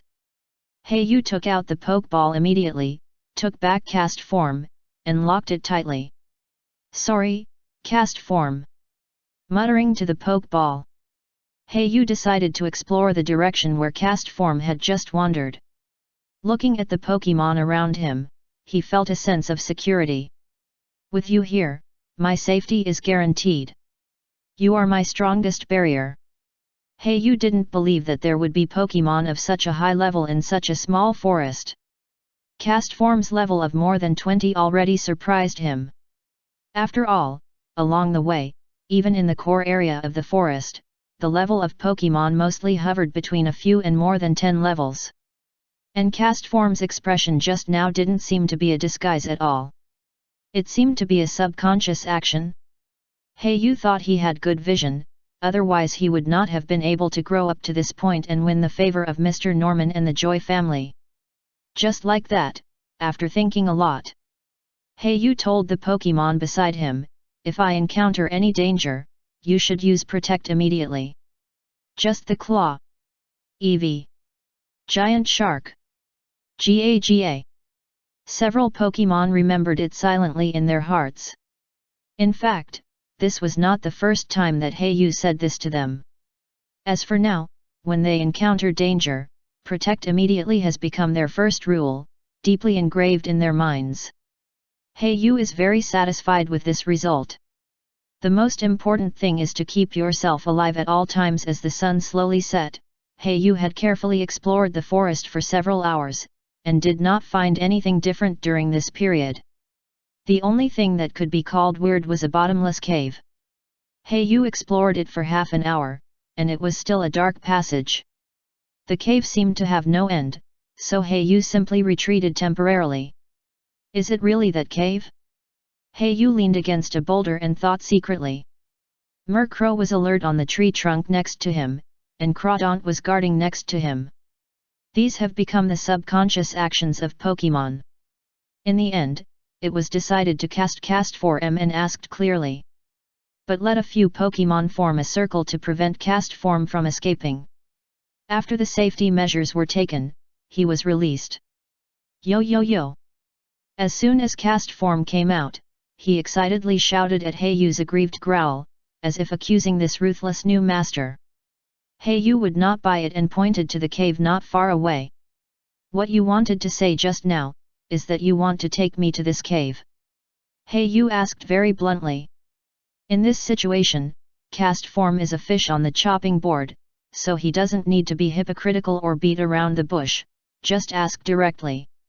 Yo! Cast form shook his body excitedly, and a slightly curved hair on his head instantly stood up. Yu saw cast form's excited look, turned his head and looked at the dark cave again, thinking. Chapter 93 Ludicolo. In the dim cave, a young man in an adventure suit was carefully exploring. Yu slowly came to a reef, looked at the mark left above, and thought to himself, this is the place I explored before. He had explored for half an hour before reaching this place, leaving a square mark. Yu looked into the dim passage, and the Pokémon around him were cautiously alert to the surroundings. Murkrow was the most advantageous in this dark environment, so Yu sent him to explore the front, and cast form was wronged and watched by the little EV vigilantly. In the silent cave, Yu seemed to be able to hear his own breathing. After walking for an unknown period of time, a sound of dripping water came into his ears. This sound is the sound of water flowing. Is this an underground river? Yu had been a pirate at sea for many years, so he was extremely sensitive to the sound of water flow. This sound of water flow had already been engraved in his mind. Yu concentrated and forced himself to be alert, and continued to explore. As he went deeper, the sound of the rushing water became louder and louder, and Yu became more and more certain that there was definitely an underground river here. Before Yu continued to explore, a Pokémon suddenly jumped out of the darkness. The Pokémon was green all over, with a big mouth and a huge lotus leaf on its head. Its walking posture was also quite strange, as if it was dancing. Lottie Pokémon, Ludicolo. Yu's eyes lit up, and a hint of surprise appeared on his face. It's not that this Ludicolo is so good. After all, it can be seen from the fact that he is slightly smaller than the average size given on the Pokédex that he has definitely evolved in advance and has not developed his body's potential well. Therefore, Yu would not have any thoughts of regaining and cultivating. The reason for the surprise is because Lomri to evolve into Ludicolo, you need a water stone. We didn't encounter any Pokémon along the way, so Yu guessed that the Ludicolo in front of him should live in the underground river ahead. There must be a water stone or near the underground river. The Ludicolo in front of him must have evolved after accidentally touching the water stone. For Kuroyu, this Ludicolo may be average, or even bad. But for most ordinary trainers, Ludicolo is already a very high-quality Pokémon. The ordinary free and easy and rainy disc characteristics are both top-notch. Even if the hidden characteristic doing my own thing is a little bit worse, it can be matched with Teeter Dance to form a good auxiliary. Doing my own thing, because I do my own thing, I will not become confused. Teeter Dance, dance shakily, causing myself and the surrounding Pokémon to fall into a state of confusion. The grass and water attributes make Murkrow's flying attribute skills the only one in Kuroyu's team that can restrain it. Sure enough, as soon as Ludicolo appeared, it spewed out a rapid water gun from its mouth, and shot directly at Kuroyu. Crawdaunt beside him waved his pliers and dispersed the water gun. Looking for death. Murkrow, Tailwind Blessing, Drill Peck. Faced with the sudden attack of wild Pokémon, Heiyu did not panic at all, because he knew that the Pokémon beside him were his strongest barrier. There was no need for him to command, he knew to take the initiative to defend. Gah! Murkrow roared hoarsely, and he was very angry about the wild Pokémon attacking his owner. A pair of black feather wings shook violently, raising gusts of wind, rushing towards Ludicolo like a flash of lightning. With the blessing of the Tailwind state, the speed skyrocketed, and the sharp beak pecked at Ludicolo with extreme speed. Murkrow's recent growth can be described as extremely rapid, especially in Green Town. After experiencing the experience of 10 consecutive victories against the club, both combat experience and skill proficiency have risen by more than one level. Not to mention that Heiyu's the nutrients and poke blocks prepared by Tien made Murkrow's strength and speed soar to an incredible level for Pokémon of the same level.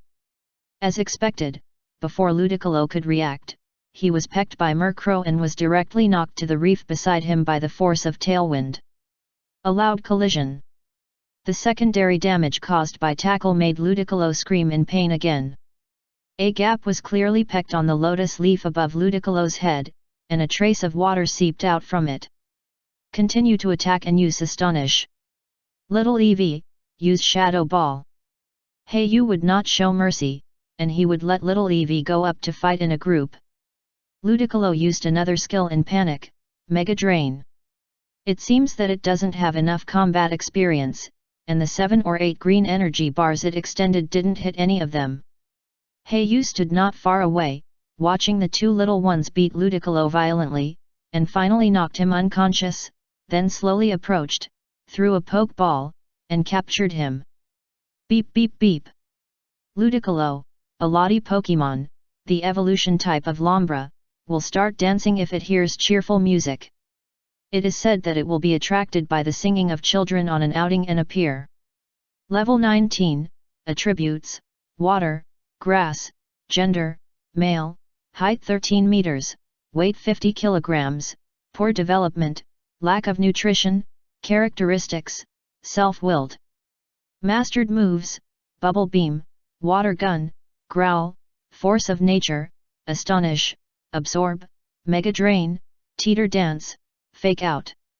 Inherited moves, Sweet Scent. Heiyu raised his eyebrows, feeling a little surprised. Unexpectedly, although this Ludicolo is not well developed and wasted its potential by evolving early, its characteristic is actually to do its own thing. Although it is not as good as Leisurely and Rain Pan.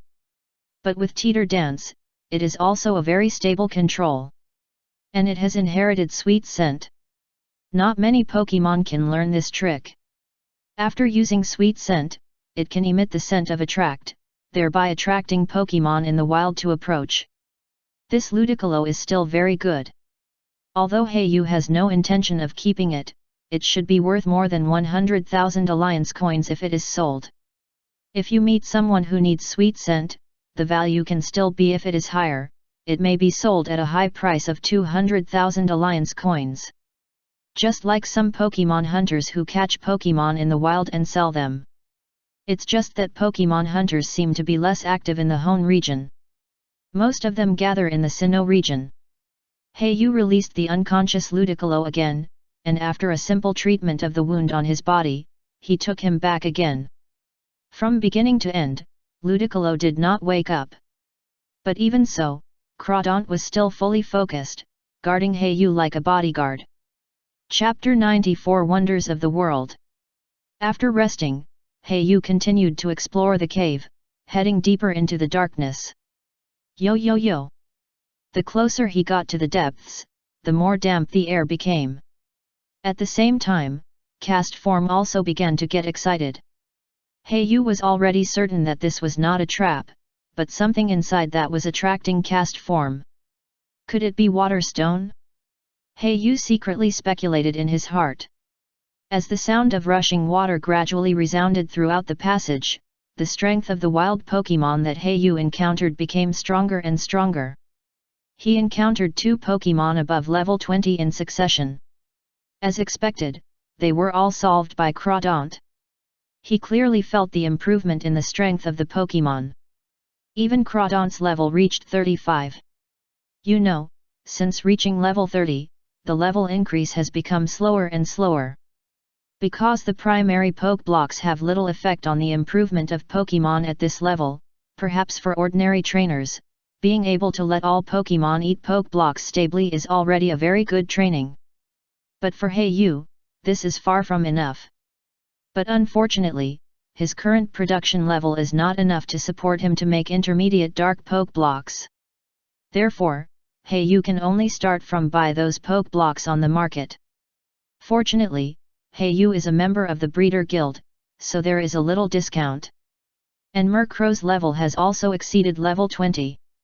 After all, the main training target along the way is Murkrow. Drip drip drip Gudong. Drip drip drip. The reefs beside Yu kept dripping water and splashing on the ground, so that Yu could clearly feel the dampness under his feet. Fortunately, he was wearing a special only with the anti-slip shoes. Can you move freely in this complex terrain? The whole passage is shaped like a gourd mouth, and it becomes wider as you go inside. When Yu finally passed the last short section of the road, a large hole about 10 meters wide appeared. Yu trotted forward and saw an underground river. The rushing water hit the reefs, splashing water and dripping on the shore from time to time. Yu subconsciously approached, but saw that there was actually a trace of water vapor coming out of the river. The Pokeball on his waist swayed, and Yu released the cast form. As soon as it came out, the cast form happily wandered above the river, jumping with joy. At the same time, the body seemed to absorb the water vapor rising from the river like a small vortex. Yu had time to observe the surrounding scene. I saw wisps of water vapor coming out of the river, and finally rising to the top of the cave, and on the top of the cave, there were sky blue icicles. These icicles are like steel needles nailed to the top of the cave. Yu slowly put his hand into the river, and a warm feeling instantly spread throughout his body. He immediately thought in his heart, ice and fire. In the same cave, the upper part is extremely cold, and the river, or hot spring, in the lower part is warm. The icicles above drip into water and fall into the river below. Water vapor emerges from the river below, slowly rising to the top, and finally being soaked by the cold air and turning into frost again. Over and over again. An ecological environment chain has been formed. No wonder Castform's understanding of weather skills is so high. It turns out that he lives in such an environment that is like a masterpiece of nature. Castform happily absorbed water vapor in this environment. Yu could clearly feel that the gas floating in this cave was different.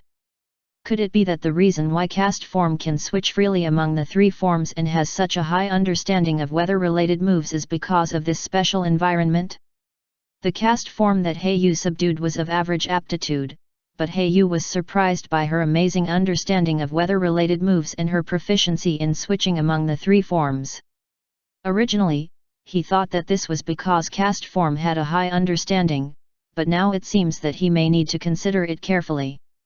Yu slowly stretched out his palm and stroked the gas of a tract in the air. The airflow was blue and red. Castform happily approached Yu's palm, and her body was full of a suction force was released, and a wisp of air in his hand was instantly absorbed by Castform. Yu saw this scene and lowered his head to think secretly. He took out several bottles from the space backpack and collected these airflows one by one. He was sure that this was a brand new material that he had never seen before. It can even be said to be a treasure of heaven and earth. If 100 Castforms are prepared in the future, let them live here collectively, and use these airflows to comprehend weather-related moves and form transformations, and finally form a Castform weather army.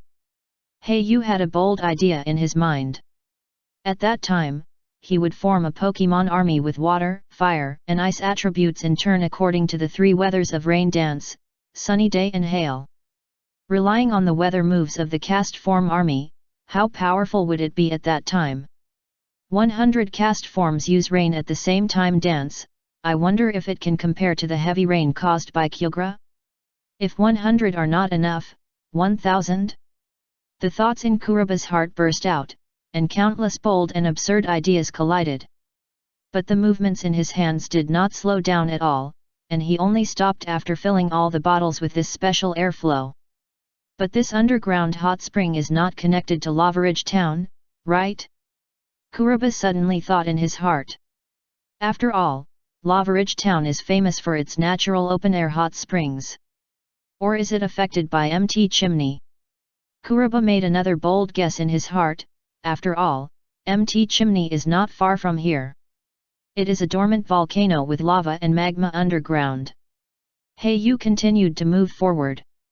When he came to the shore, he accidentally swept his eyes across the river and unexpectedly found some traces of Pokemon in it. However, it was a little disappointing that most of these Pokemon were species like Phoebus and Magikarp. These two Pokemon are not demanding at all in the environment they live in. They have strong adaptability and can survive in clear streams, dirty and even seriously polluted waters.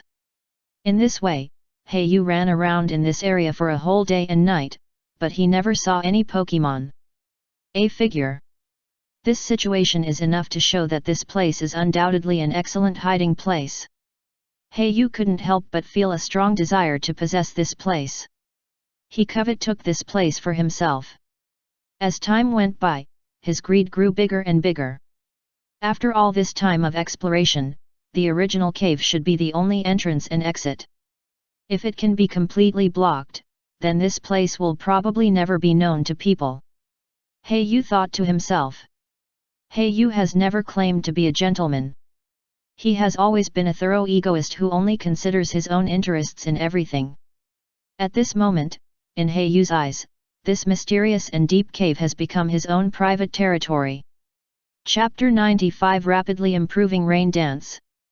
Finally, Heiyu returned to the cave he entered at the beginning, moved a few reefs at the entrance of the cave, and asked Crawdaunt to polish them with pliers and skills to disguise them as naturally formed. This will be my secret base in the future. Heiyu sighed in his heart. The entire underground river is not long. Heiyu reached the end after exploring for a day and a night. There are not many traces of Pokemon in it. Heiyu is very satisfied with this Feng Shui treasure land. And that mysterious red and blue airflow. Heiyu sat down on a reef that was polished in the cave and took out a series of materials and tools from the space backpack. He began to study that airflow. After Heiyu racked his brains to analyze, and with the assistance of a series of data, and with the assistance of Castform's personal experience, he finally determined the specific function of this red and blue airflow. It can increase Pokemon's perception of rainy and sunny days, and increase rain dance and sunny in disguise day skill. Red and blue airflow, this material appears for the first time in the world, so I'll name you Sunny and Rainy Flowing Rhythm. Heiyu is going to find time to go to the Cultivators Guild to name and register this material. This material has a relatively simple function, so it is not precious, but it is more niche. However, as a monopoly merchant, Heiyu can naturally raise prices at will. Just release a little bit each time, and you can make a lot of money by relying on the curiosity of the majority of cultivators for new materials. But I'd better use it myself first, and now with my strength, I'm afraid that if I want to monopolize the business, I will soon be coveted by others. If Heiyu wants to do this business now, it's better to cooperate with the Joy family or Chinjua Jim. Heiyu hurriedly threw these thoughts that are still far away from his mind, because he is about to arrive at a new town, Lavaridge Town. Lavaridge Town is located in the center of the entire Hone region main continent. Located directly at the foot of MT Chimney. Therefore, open-air hot springs have been formed nearby. At the same time, there are no fewer elderly people here than in Green Town, and almost all of them come here to retire. After entering the small Pokemon Center, Yu checked into the room as soon as possible and rested on the bed for a whole afternoon. Survival in the wild is indeed not liked by most trainers. In addition to the dangers, it is a huge test for both body and mind. Yu went to the restaurant to fill his stomach near the evening. Let's go to the task release area of the Alliance first to see if there are any tasks for Ludicolo, Yu thought to himself. It would be best if it could be submitted to the Alliance first. After all, just for a Pokemon, Yu was still reluctant to go to the black market again. What's more, what if the tasks released by the Alliance provide Alliance points? The Alliance itself will provide a trading platform for many trainers to trade Pokemon, under the pretext of being supervised by the Alliance to prevent Pokemon hunters from stealing. However, the final reward will be charged by the Alliance. After all, the most profitable business in the world is always related to Pokemon. It is impossible for the Alliance to let other forces compete for such a piece of fat meat. Yu took a look at the tasks of purchasing Ludicolo. Almost all of them were settled in Alliance coins. The few who can provide points also have certain requirements for Ludicolo itself. Either require its characteristics to be free and easy or rain disc, or require Ludicolo to inherit moves or excellent qualifications. Finally, after thinking about it, Yu decided to keep it with him for the time being. He is not short of money now, and Ludicolo's sweet scent, maybe it can be useful to him. It's evening now, let's go experience the open-air hot spring here. Yu rubbed his brows. Surviving in the wild these days really made him exhausted. Especially when exploring the underground river, he hardly had a good rest. Now it's just right to rely on hot springs to eliminate fatigue. There are many types of hot springs in Lavaridge Town. In addition to some private hot springs, there are also hot springs run by the Pokemon Center. Of course, the hottest one is undoubtedly Lavaridge. The most popular hot springs are located in the gym of the town. Yu rode his bicycle to the entrance of the hot springs. People coming and going all had towels hanging around their necks, and some rough men were shirtless. Good evening, welcome to the hot springs. A sexy beauty in cool clothes sat at the entrance to welcome guests, and bottles of milky white milk were placed on the table. Moo Moo milk. After spending 2,000 Alliance coins to buy the luxury package of the hot springs, Yu successfully received a dozen free Moo Moo milks. It must be said that the milk is really white. After taking a glance, Yu retracted his gaze. Although she had a good figure, she was not as good looking as Miss Joy.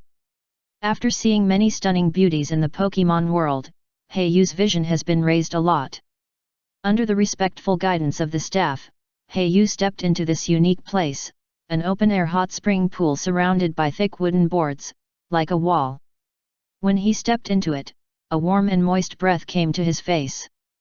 Yu couldn't help but sigh. Ah, cool. Then, he took a cautious step and slowly dived into the clear hot spring water. The water surface was slightly rippling. As his body gradually sank into the water, Yu felt an unprecedented relaxation and tranquility. Yu just let his shoulders and head float above the water. Through the hazy water vapor, he could see the satisfied smile on Yu's pretty face. It is indeed a hot spring that claims to cure all diseases on the internet. Although it is a bit exaggerated, it is definitely good for the body to soak in the hot spring here all year round, because Yu can clearly smell a small smell of Chinese medicine here. Although it is very faint, it can't be hidden from his nose. Little Evie swam in the hot spring like a dog paddling. Her hair all over her body was wet, making the little princess quite uncomfortable. Hee, little Evie, go up and let Crawdaunt give you a shower. Yu picked up Evie and sent him back to the shore. After hearing the command, Crawdaunt opened her pliers and water vapor gathered in the air, eventually forming a dark cloud of medium size. Small raindrops slowly fell from the dark cloud, like fine cotton, but as time passed, the rain became heavier. Rain dance skills. Crawdaunt has also taken rain dance, and this special gas has greatly helped her understand the helping hand of rain dance. With Cast Form, the weather teacher, Crawdaunt has become very proficient in rain dance. Although not as good as cast form, Black Feather I believe that progress will be faster and faster in the future. Because he wants to use this new material Sunny and Rainy Rhythm to develop a poke blocks that can help hand Pokemen learn rain dance and sunny day moves. Once successful, it will make more money than selling raw materials. Because even if others get poke blocks, they can deduce the specific materials in it with their superb cultivation technology. But when the main material is monopolized, no one can imitate it. Even the most powerful breeder in the world can't do it. Chapter 96 Pokemon from the Dark Night. Just when Heiyu was building a rough outline of the formula in his mind, the little Eevee who was drying next to him suddenly burst out with a bright white light. The white light was so dazzling in the dark night. Evolution? Heiyu didn't have time to wipe his body. He stood up suddenly from the hot spring with his bare chest and only a set of standard underwear on his lower body. He stepped on the water stains and stepped onto the shore. I didn't expect Eevee to evolution in this situation, just soaking in the hot spring. However, this is understandable. After all, Pokemon evolution is a very magical process. Until now, there are still very few studies on the results of evolution in the scientific community.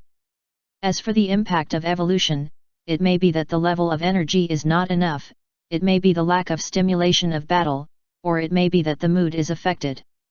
There are various situations, each different. Some Pokemon will complete evolution after a hardy and fierce battle. Some Pokemon will complete evolution in a drowsy dream. There are even Pokemon on the internet who suddenly evolve while eating.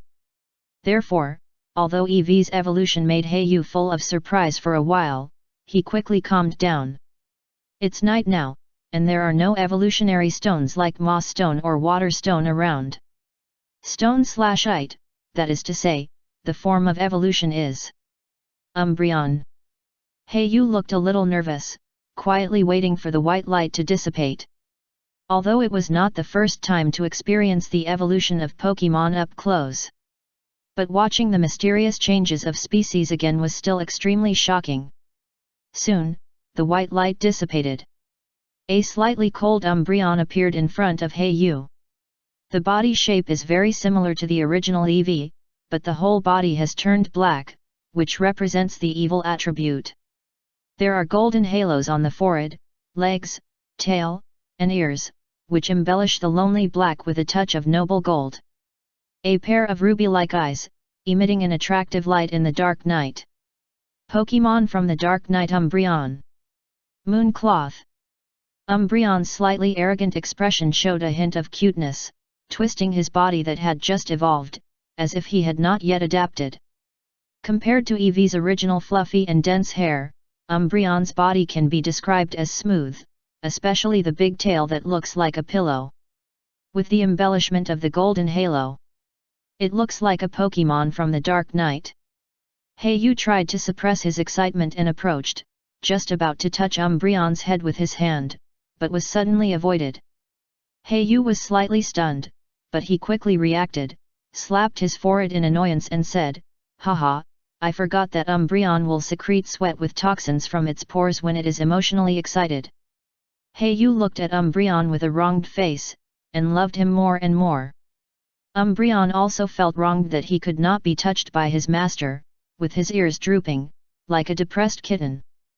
Heiyu half squatted, with a doting smile on his face, and said, "Umbreon, it's okay, I will wait for you when you learn to control the sweat secreted by your body." Heiyu made a promise beside the hot spring. Under the moonlight, the scattered light shines on Heiyu's face. Umbreon walks to Heiyu with a smart posture. Mooncloth. She calls softly, steps into the water with a smart posture, and jumps into the hot spring. When she comes up again, Umbreon's body has been soaked by water stains, and the sweat with toxins on the surface of her body has been washed away. With a smart posture, she happily runs to Heiyu's feet and rubs Heiyu's legs with her soft body. Under the moonlight, the Pokemon from the moonlight smiles intimately at the boy. Mooncloth. After completing the exit procedures of the hot spring, Heiyu hurried back to the room of the small Pokemon Center. Umbreon, Please forgive me for a moment. Enter the Pokemon Center ball inside. Kuroha is going to do a simple data check. Beep beep beep. Umbreon, the Moonlight Pokemon, when the intimacy of EV is reached, it will evolve at night. When it is exciting it will secrete sweat containing toxins from its pores to protect itself. Level, 20, Gender, Female, Attribute, Evil, Height, 12 meters, Weight, 30 kilograms, Excellent development, Good qualifications. Mastered moves, Tackle, Tail Whip, Helping Hand, Sand Attack, Baby Doll Eyes, Quick Attack, Confuse Ray, Feint Attack, Pursuit, Shadow Ball, Protect, Double Team, Refresh. Inherited moves, Yawn, Wish. The next morning, after Kuroya cleaned up his appearance, he went out of the small Pokemon Center. Mooncloth. Umbreon still doesn't like to stay in Pokemon in the ball. Heiyu naturally would not force her, so they walked towards the Fuian Gym with one Pokemon. When they arrived in front of the majestic gym, Heiyu looked at the huge wall made of red walls and red tiles, and sighed again in his heart that the gym was rich and powerful. It is worthy of being a gym that has produced 4 elites. It has stood on the land of Hone for hundreds of years and has a deep foundation. The Fuian Gym in front of them is not like the newly established Jinju Gym. The area is probably several times that of Mr. Norman's gym. In addition, the interior is decorated like an ancient palace. As long as you stand on the hillside, you can overlook the entire gym. Unlike the majestic gym, there are more than a dozen old men standing in the shadow of the trees on the street at the door, seemingly chatting casually. Heiyu walked up very politely and asked, "Excuse me, grandpas, is this the Fuian Gym?" Hearing this, everyone turned their attention to a fat old man wearing a brown shirt and grey hair. "Hee, young man, welcome to challenge the gym. We are residents of the town. This is the Fuian Gym, yes." The fat old man pushed the cap on his glasses and said with a smile. After bowing politely, Heiyu stepped into the gate. As expected, he saw the figure of the gym apprentice inside. But before leaving, he looked back at the fat old man and thought to himself, "Sure enough, if I'm not wrong, that is the former 4 elites of Hone region and the former leader of Fuian Gym." Heiyu's mouth drew a smile, thinking that he had not revealed any flaws just now, and tried hard to create the image of a polite trainer. As a person with 2 lives, some information gaps in his previous life always bring unexpected surprises to Heiyu. The leader of the Kamahen Gym is called Yasha, a passionate woman with a carefree personality. And the one that Heiyu pays the most attention to is her grandfather. Named Mura, he used to be a member of the 4 elites, but now he has retired. It's worth it that I greeted every old man passing by on the road before I came here, and finally I met the real owner. Heiyu concluded that the fat old man was Mura, in addition to the vague memory of his appearance in his previous life. The reaction of the group of old men just now also indirectly confirmed it. When he talked about Fuian Gym, a group of people's eyes were all focused on the fat old man. Heiyu also concluded that the man was definitely the Mura he was looking for. Although there is no chance to get in touch with him now, it is also good to leave a good impression in my heart. Heiyu thought about his own little thoughts. In his opinion, if you want to stand out in this world, you must learn to use all available resources. With the help of all possible ways to climb, and finally bet on a little probability, you may succeed. This is his unique belief. Chapter 97 Gym Challenge. When Heiyu entered the gym and the door slowly closed, a group of old men watching the excitement at the door also retracted their eyes.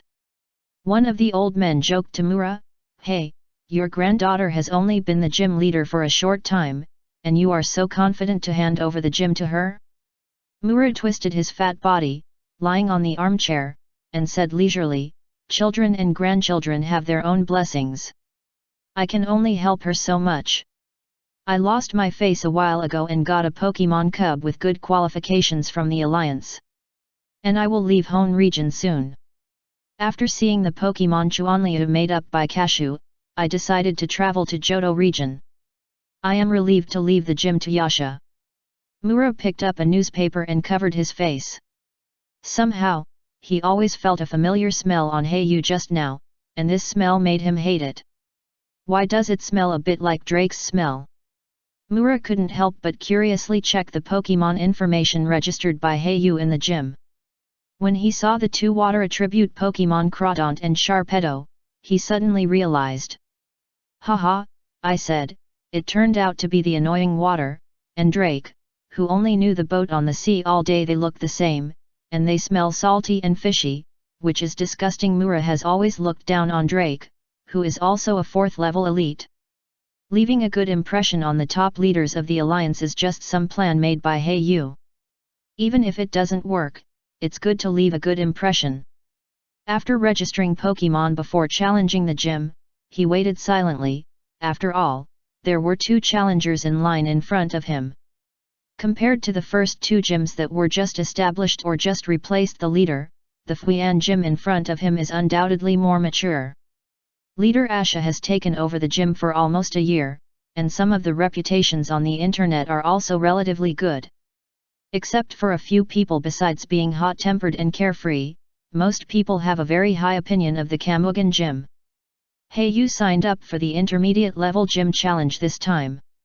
After successfully completing the challenge, he will have a chance to get a reward. But the corresponding registration fee is a little more expensive, requiring 5,000 alliance coins, which may be difficult for ordinary trainers to accept. But for Hayu, it's just a small amount of money. If he can fight against the gym leader with the registration fee of 5,000, the experience alone is enough to offset the money spent. Not to mention, there is a chance to get some gift rewards. Please ask the challenger, Trainer Kuroyu, to go to the battle site. Please ask the challenger, Trainer Kuroyu, to go to the battle site. The broadcast began to repeat this sentence. Hayu stood up and walked into the passage on the side.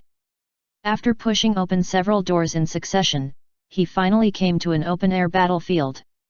The whole venue is square and surrounded by towering red walls. This type of gym decoration style is quite in line with the image of the older generation decades ago. In addition, there are several rows of battle audience seats, but they don't seem to be opened. But it's true. Fuyu Gym is not some new gym, but has stood on the land of Hone for hundreds of years. Naturally, it will not lack money and will not rely on selling tickets to make money. Hayu stood outside the white line of the battlefield, looking at the spectacular scene around him, and sighed. Hello, trainer, I am Asha, the leader of Fuyu Gym. A clear female voice came from the venue. A beautiful young girl with cool clothes and beautiful face walked out. The most eye-catching thing about the girl is undoubtedly the red hair tied back and spread out like a waterfall. Excuse me, Black Feather Challenger, how many badges have you collected so far? Asiya is worthy of being described as a passionate woman on the internet. The question she asked was very straightforward without any beating around the bush. Black Feather answered without hesitation, 2 already. Only 2? Alas. Asiya said with regret. So which 2 gyms did you challenge? Asha continued to ask questions.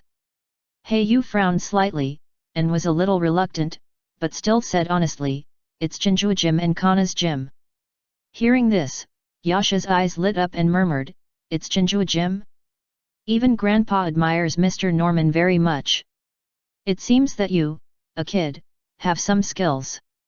Hayu silently looked at this carefree woman and talked to himself there. I have heard on the internet that some gyms will judge the strength of trainers based on the number of badges. Is it true? It is a fire attribute gym. As unrestrained as the fire attribute, not at all concealed.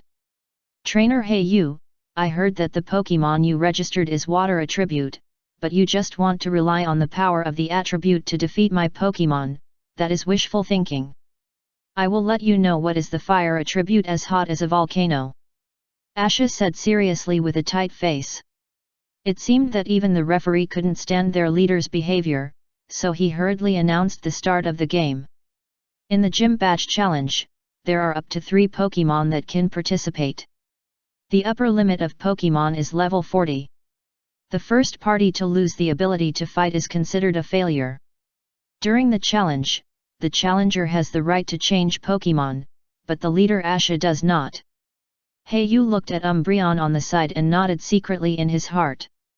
Then, the gym challenge with gym badges as the stakes officially begins. At the referee's command, Asha was the first to release Pokemon.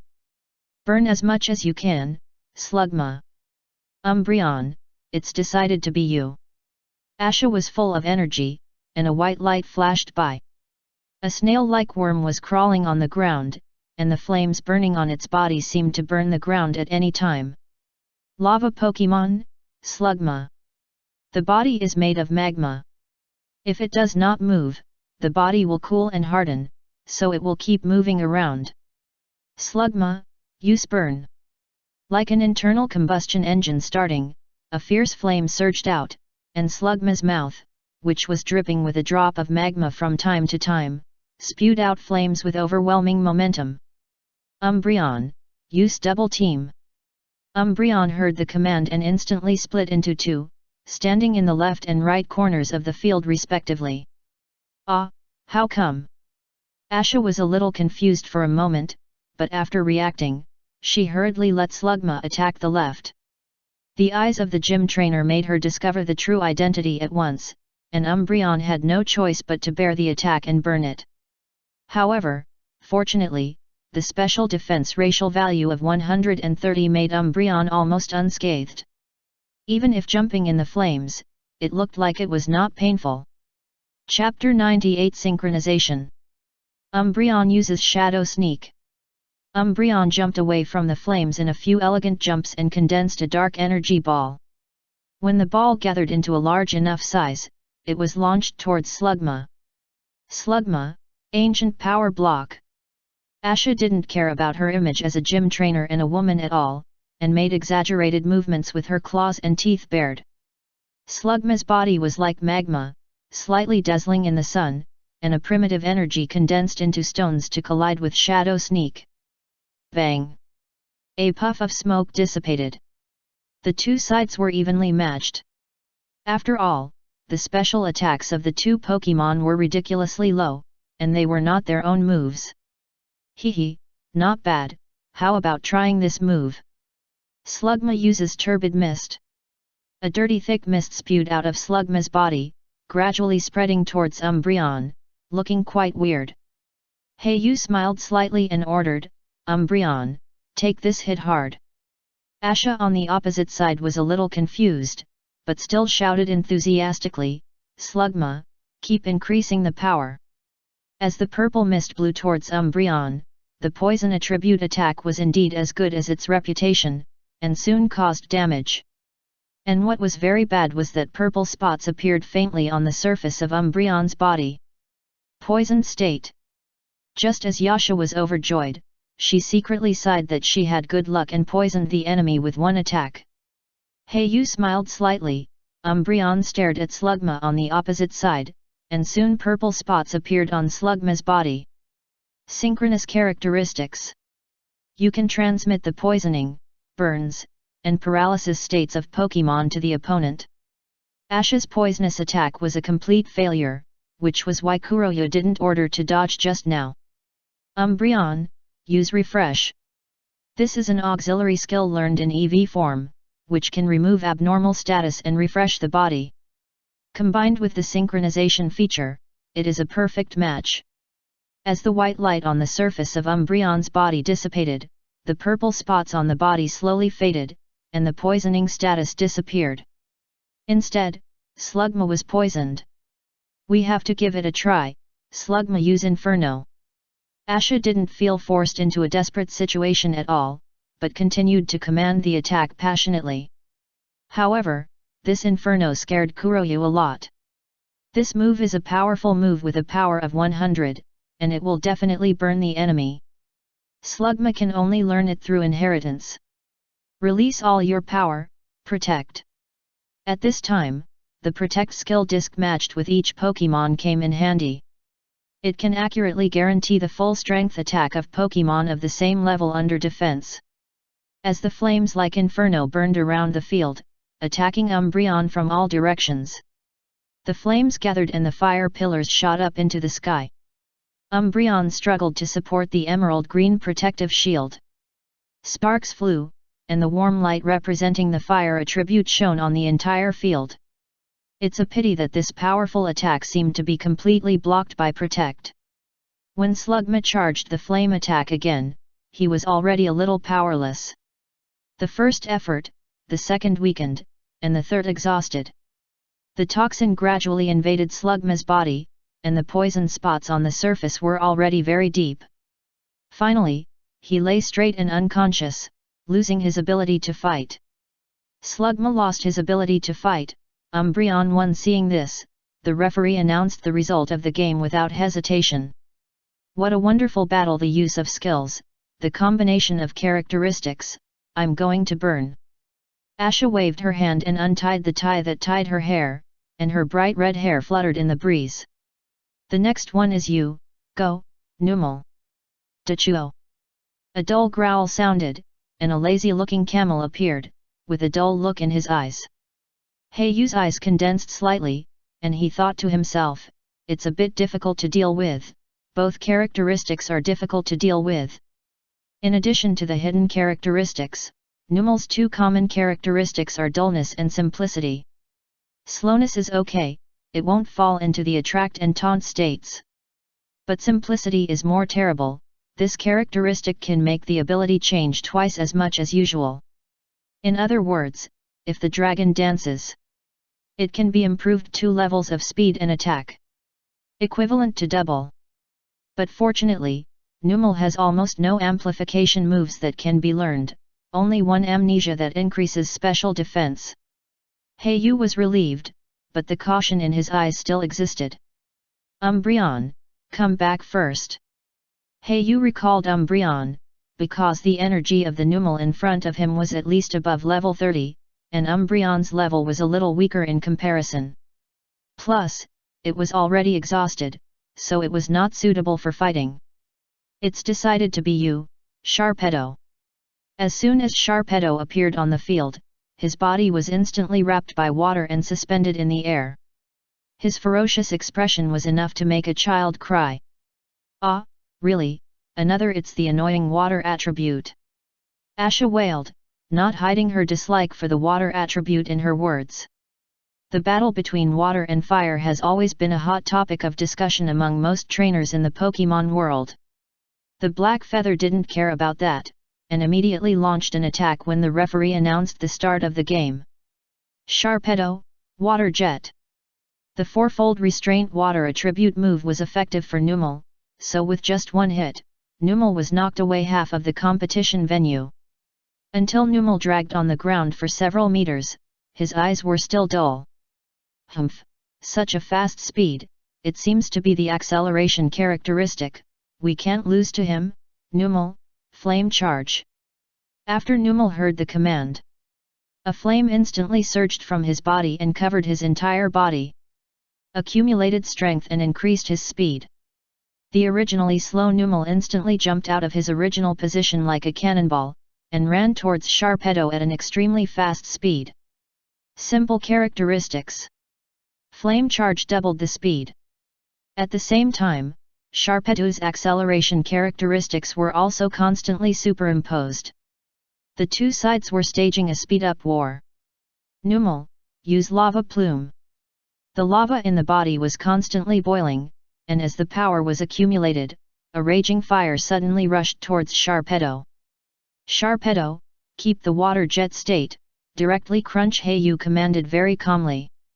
Sharpedo was wrapped in water, and a ferocious giant jaw phantom appeared behind him, and the domineering evil attribute was fully revealed at this moment. Sharpedo, the bully in the water, kept biting Numel's body with his sharp and fierce teeth. Numel was injured instantly, and lava kept flowing out of the wound on the surface. Let's fight, use earth power. Asha gritted her teeth and commanded. She didn't expect to encounter such a disgusting enemy. Not only was he the water attribute she hated the most, but he also had the acceleration attribute. Numel, who was 4 times weak to water, had no chance of winning at all. Sure enough, this earth power before the defeat did not cause any waves, and was successfully blocked by Sharpedo using a protect. Damn it, why is it a water attribute and a protect skill again? Can't you use an aggressive attack like fire like me? Asha's tactics mainly believe in attacks like aggressive fire. She firmly believes that the burning fire of passion can defeat all enemies. Therefore, she hates Pokemon with water and rock attributes very much, and at the same time, she hates those Pokemon that are good at transformation skills even more. Attack and shield have always been a controversial topic in the trainer circle. Chapter 99 Torkoal. Release your burning emotions, turn defeat into victory, and defeat 3. Torkoal depends on you. Asha swept away her previous decline, and her high enthusiasm instantly made her excited again. Sharpedo, come back.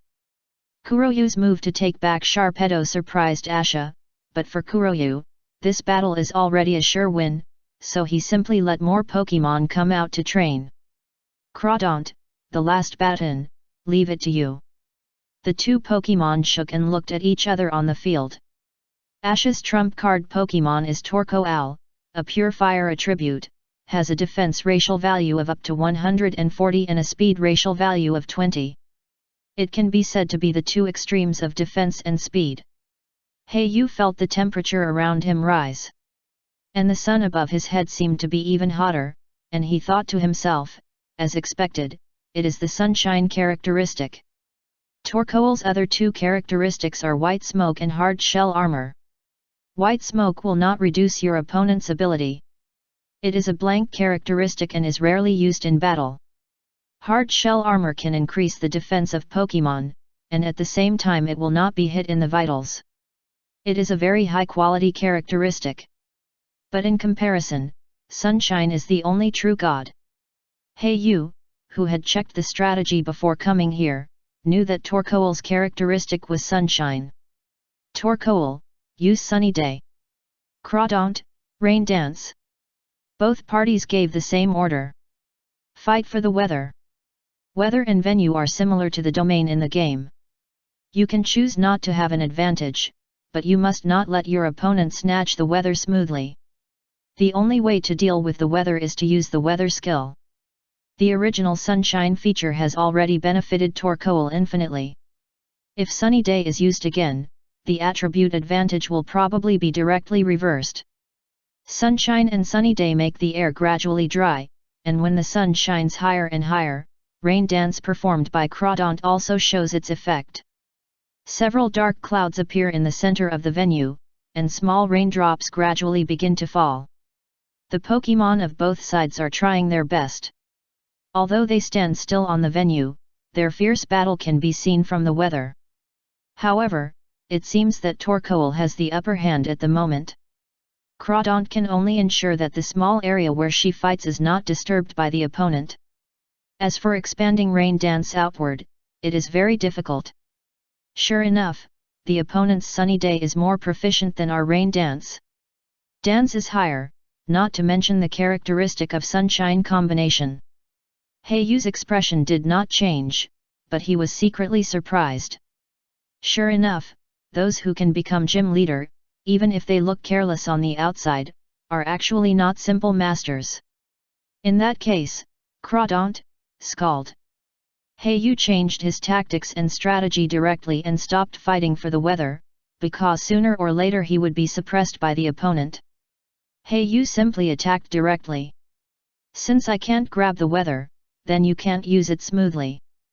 Heiyu's idea is that since I don't have it, then you can't have it either, and no one can use the weather to gain an advantage. The Scalding Scald suddenly attacked Torkoal. Torkoal used that move. Asha gave a very mysterious order.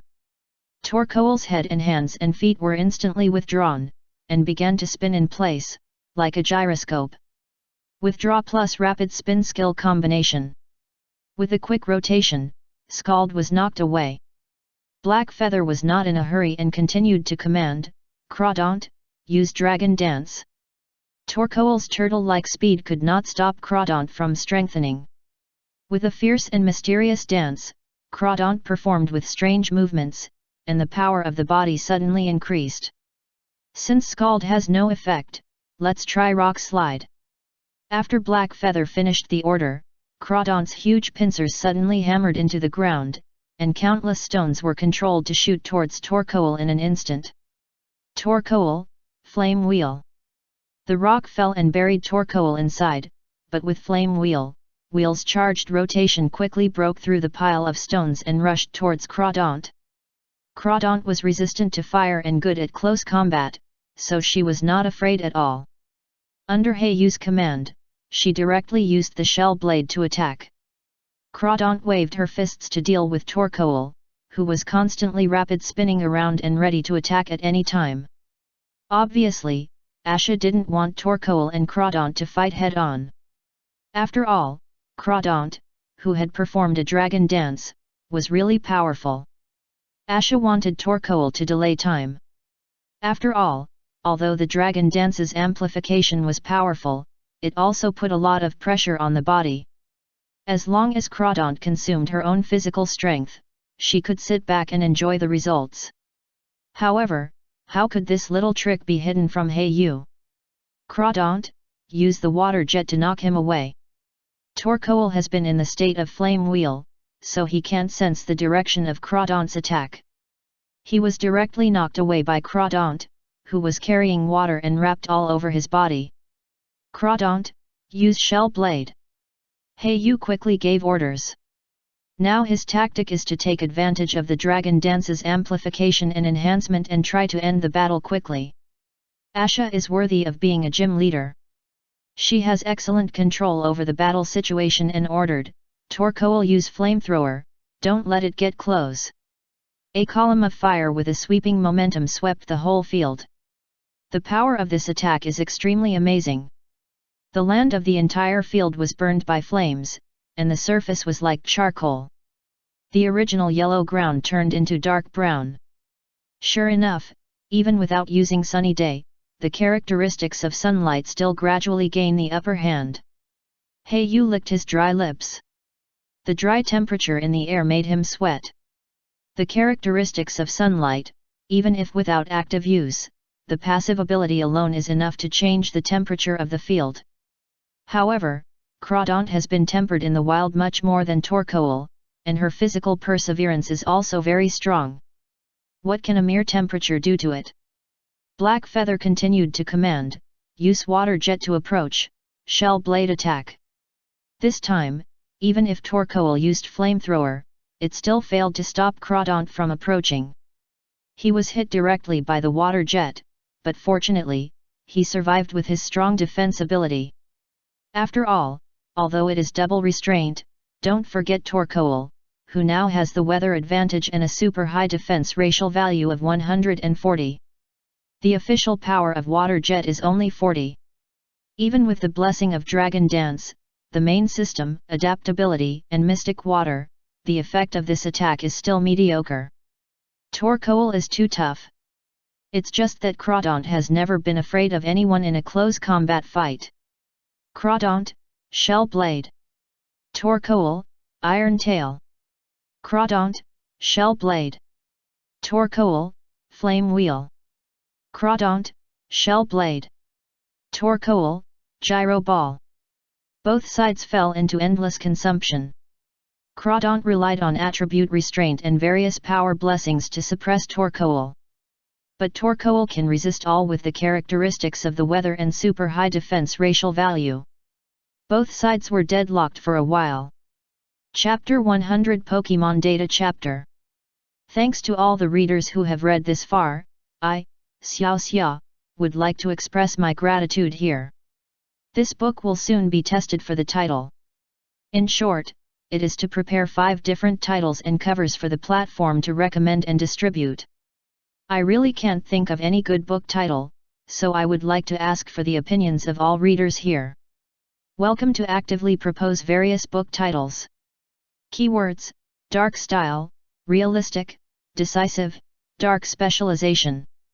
In addition, if you have any beautiful Pokemon wallpaper pictures, please help me, Xiao. Thank you again, Xiao. The following are Pokemon data. Crawdaunt. Gender, male. Attributes, water, evil. Level, 36. Features, adaptability, the power of moves with the same attribute as the player will be increased. Skills, swift, clamp, glare, bubble, bubble beam, harden, protect, double hit, knock off, night slash, shell blade, taunt. Inherited skills, dragon dance, water jet. Skill discs, rain dance. Brick break, substitute, scald, rock slide, double team, hidden power. Fire. Items, 10% amplified mystic water. Note, the first Pokemon captured during the Black Feather Pirates period, accompanied the protagonist for more than a year, and is a well-deserved ace main force. Sharpedo. Gender, male. Attributes, water, evil. Level, level 34. Features, speed up, speed will gradually increase when in combat. Skills, slash, glare, rage, bite, feint, focus energy, night slash, water jet, assurance, screech, bluff, scary face, ice fang, toxic fang, crunch. Inherited skills, psychic fangs. Skill discs, protect, double team. Items carried, 8% amplified black glasses. Note, the second Pokemon captured during the Black Feather Pirates period, a high attack, high speed assassin, and a sea mount, the sea bully. Umbreon. Gender, female. Attribute, evil. Level, level 24. Features, synchronization, transmits poison, paralysis, or burn status to the opponent. Skills, tackle, tail whip, pursuit, helping hand, sand attack, baby doll eyes, quick attack, confuse ray, feint attack, assurance, refresh. Inherited skills, yawn, wish. Skill discs, protect, double team, shadow ball. Note, Umbreon is the Pokemon that Norman intends to invest in. He is the favorite of the team and a cute little cutie. The auxiliary shield Pokemon in the team is a Pokemon from the Dark Knight. Murkrow. Gender, male. Attributes, evil, flying. Level, level 21. Features, mischief, can speed up the use of transformation type moves. Mastered skills, peck, astonish, pursuit, haze, wing attack, nightshade. Inherited skills, drill peck, feint attack, roost, sky attack. Skill discs, protect, tailwind, taunt, double team. Note, Black Feather received the Pokemon Exchange voucher after the Joy family invested, and went to the official Alliance training to select the Flying Reconnaissance Pokemon, serving as the auxiliary in the team and the overlord of the Night Sky Reconnaissance. The following is the logistics team. Fearow, the egg that Mrs. Meta bought from the black market and gave to Black Feather, has been sent to the Pokemon Field Simulation Constant Temperature Room of Orange Gym to start the retirement life. Shroomish Petalburg Woods.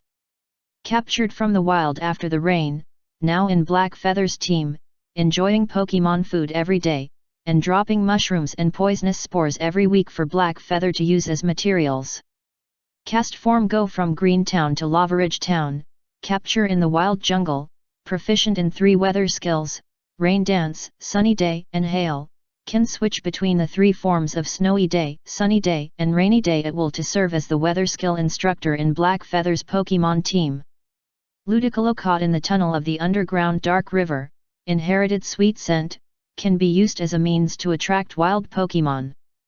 Note, dear readers, if there is no Pokemon illustration in the paragraph comment, it means that the system display is invalid, which can be viewed in the discussion of this chapter at the end of the chapter.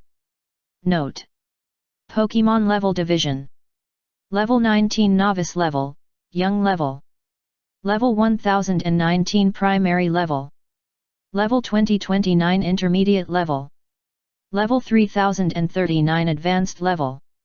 Level 4059 Superior Level. Level 60 to 69 Quasi-Elite Level. Level 70 and above Elite Level.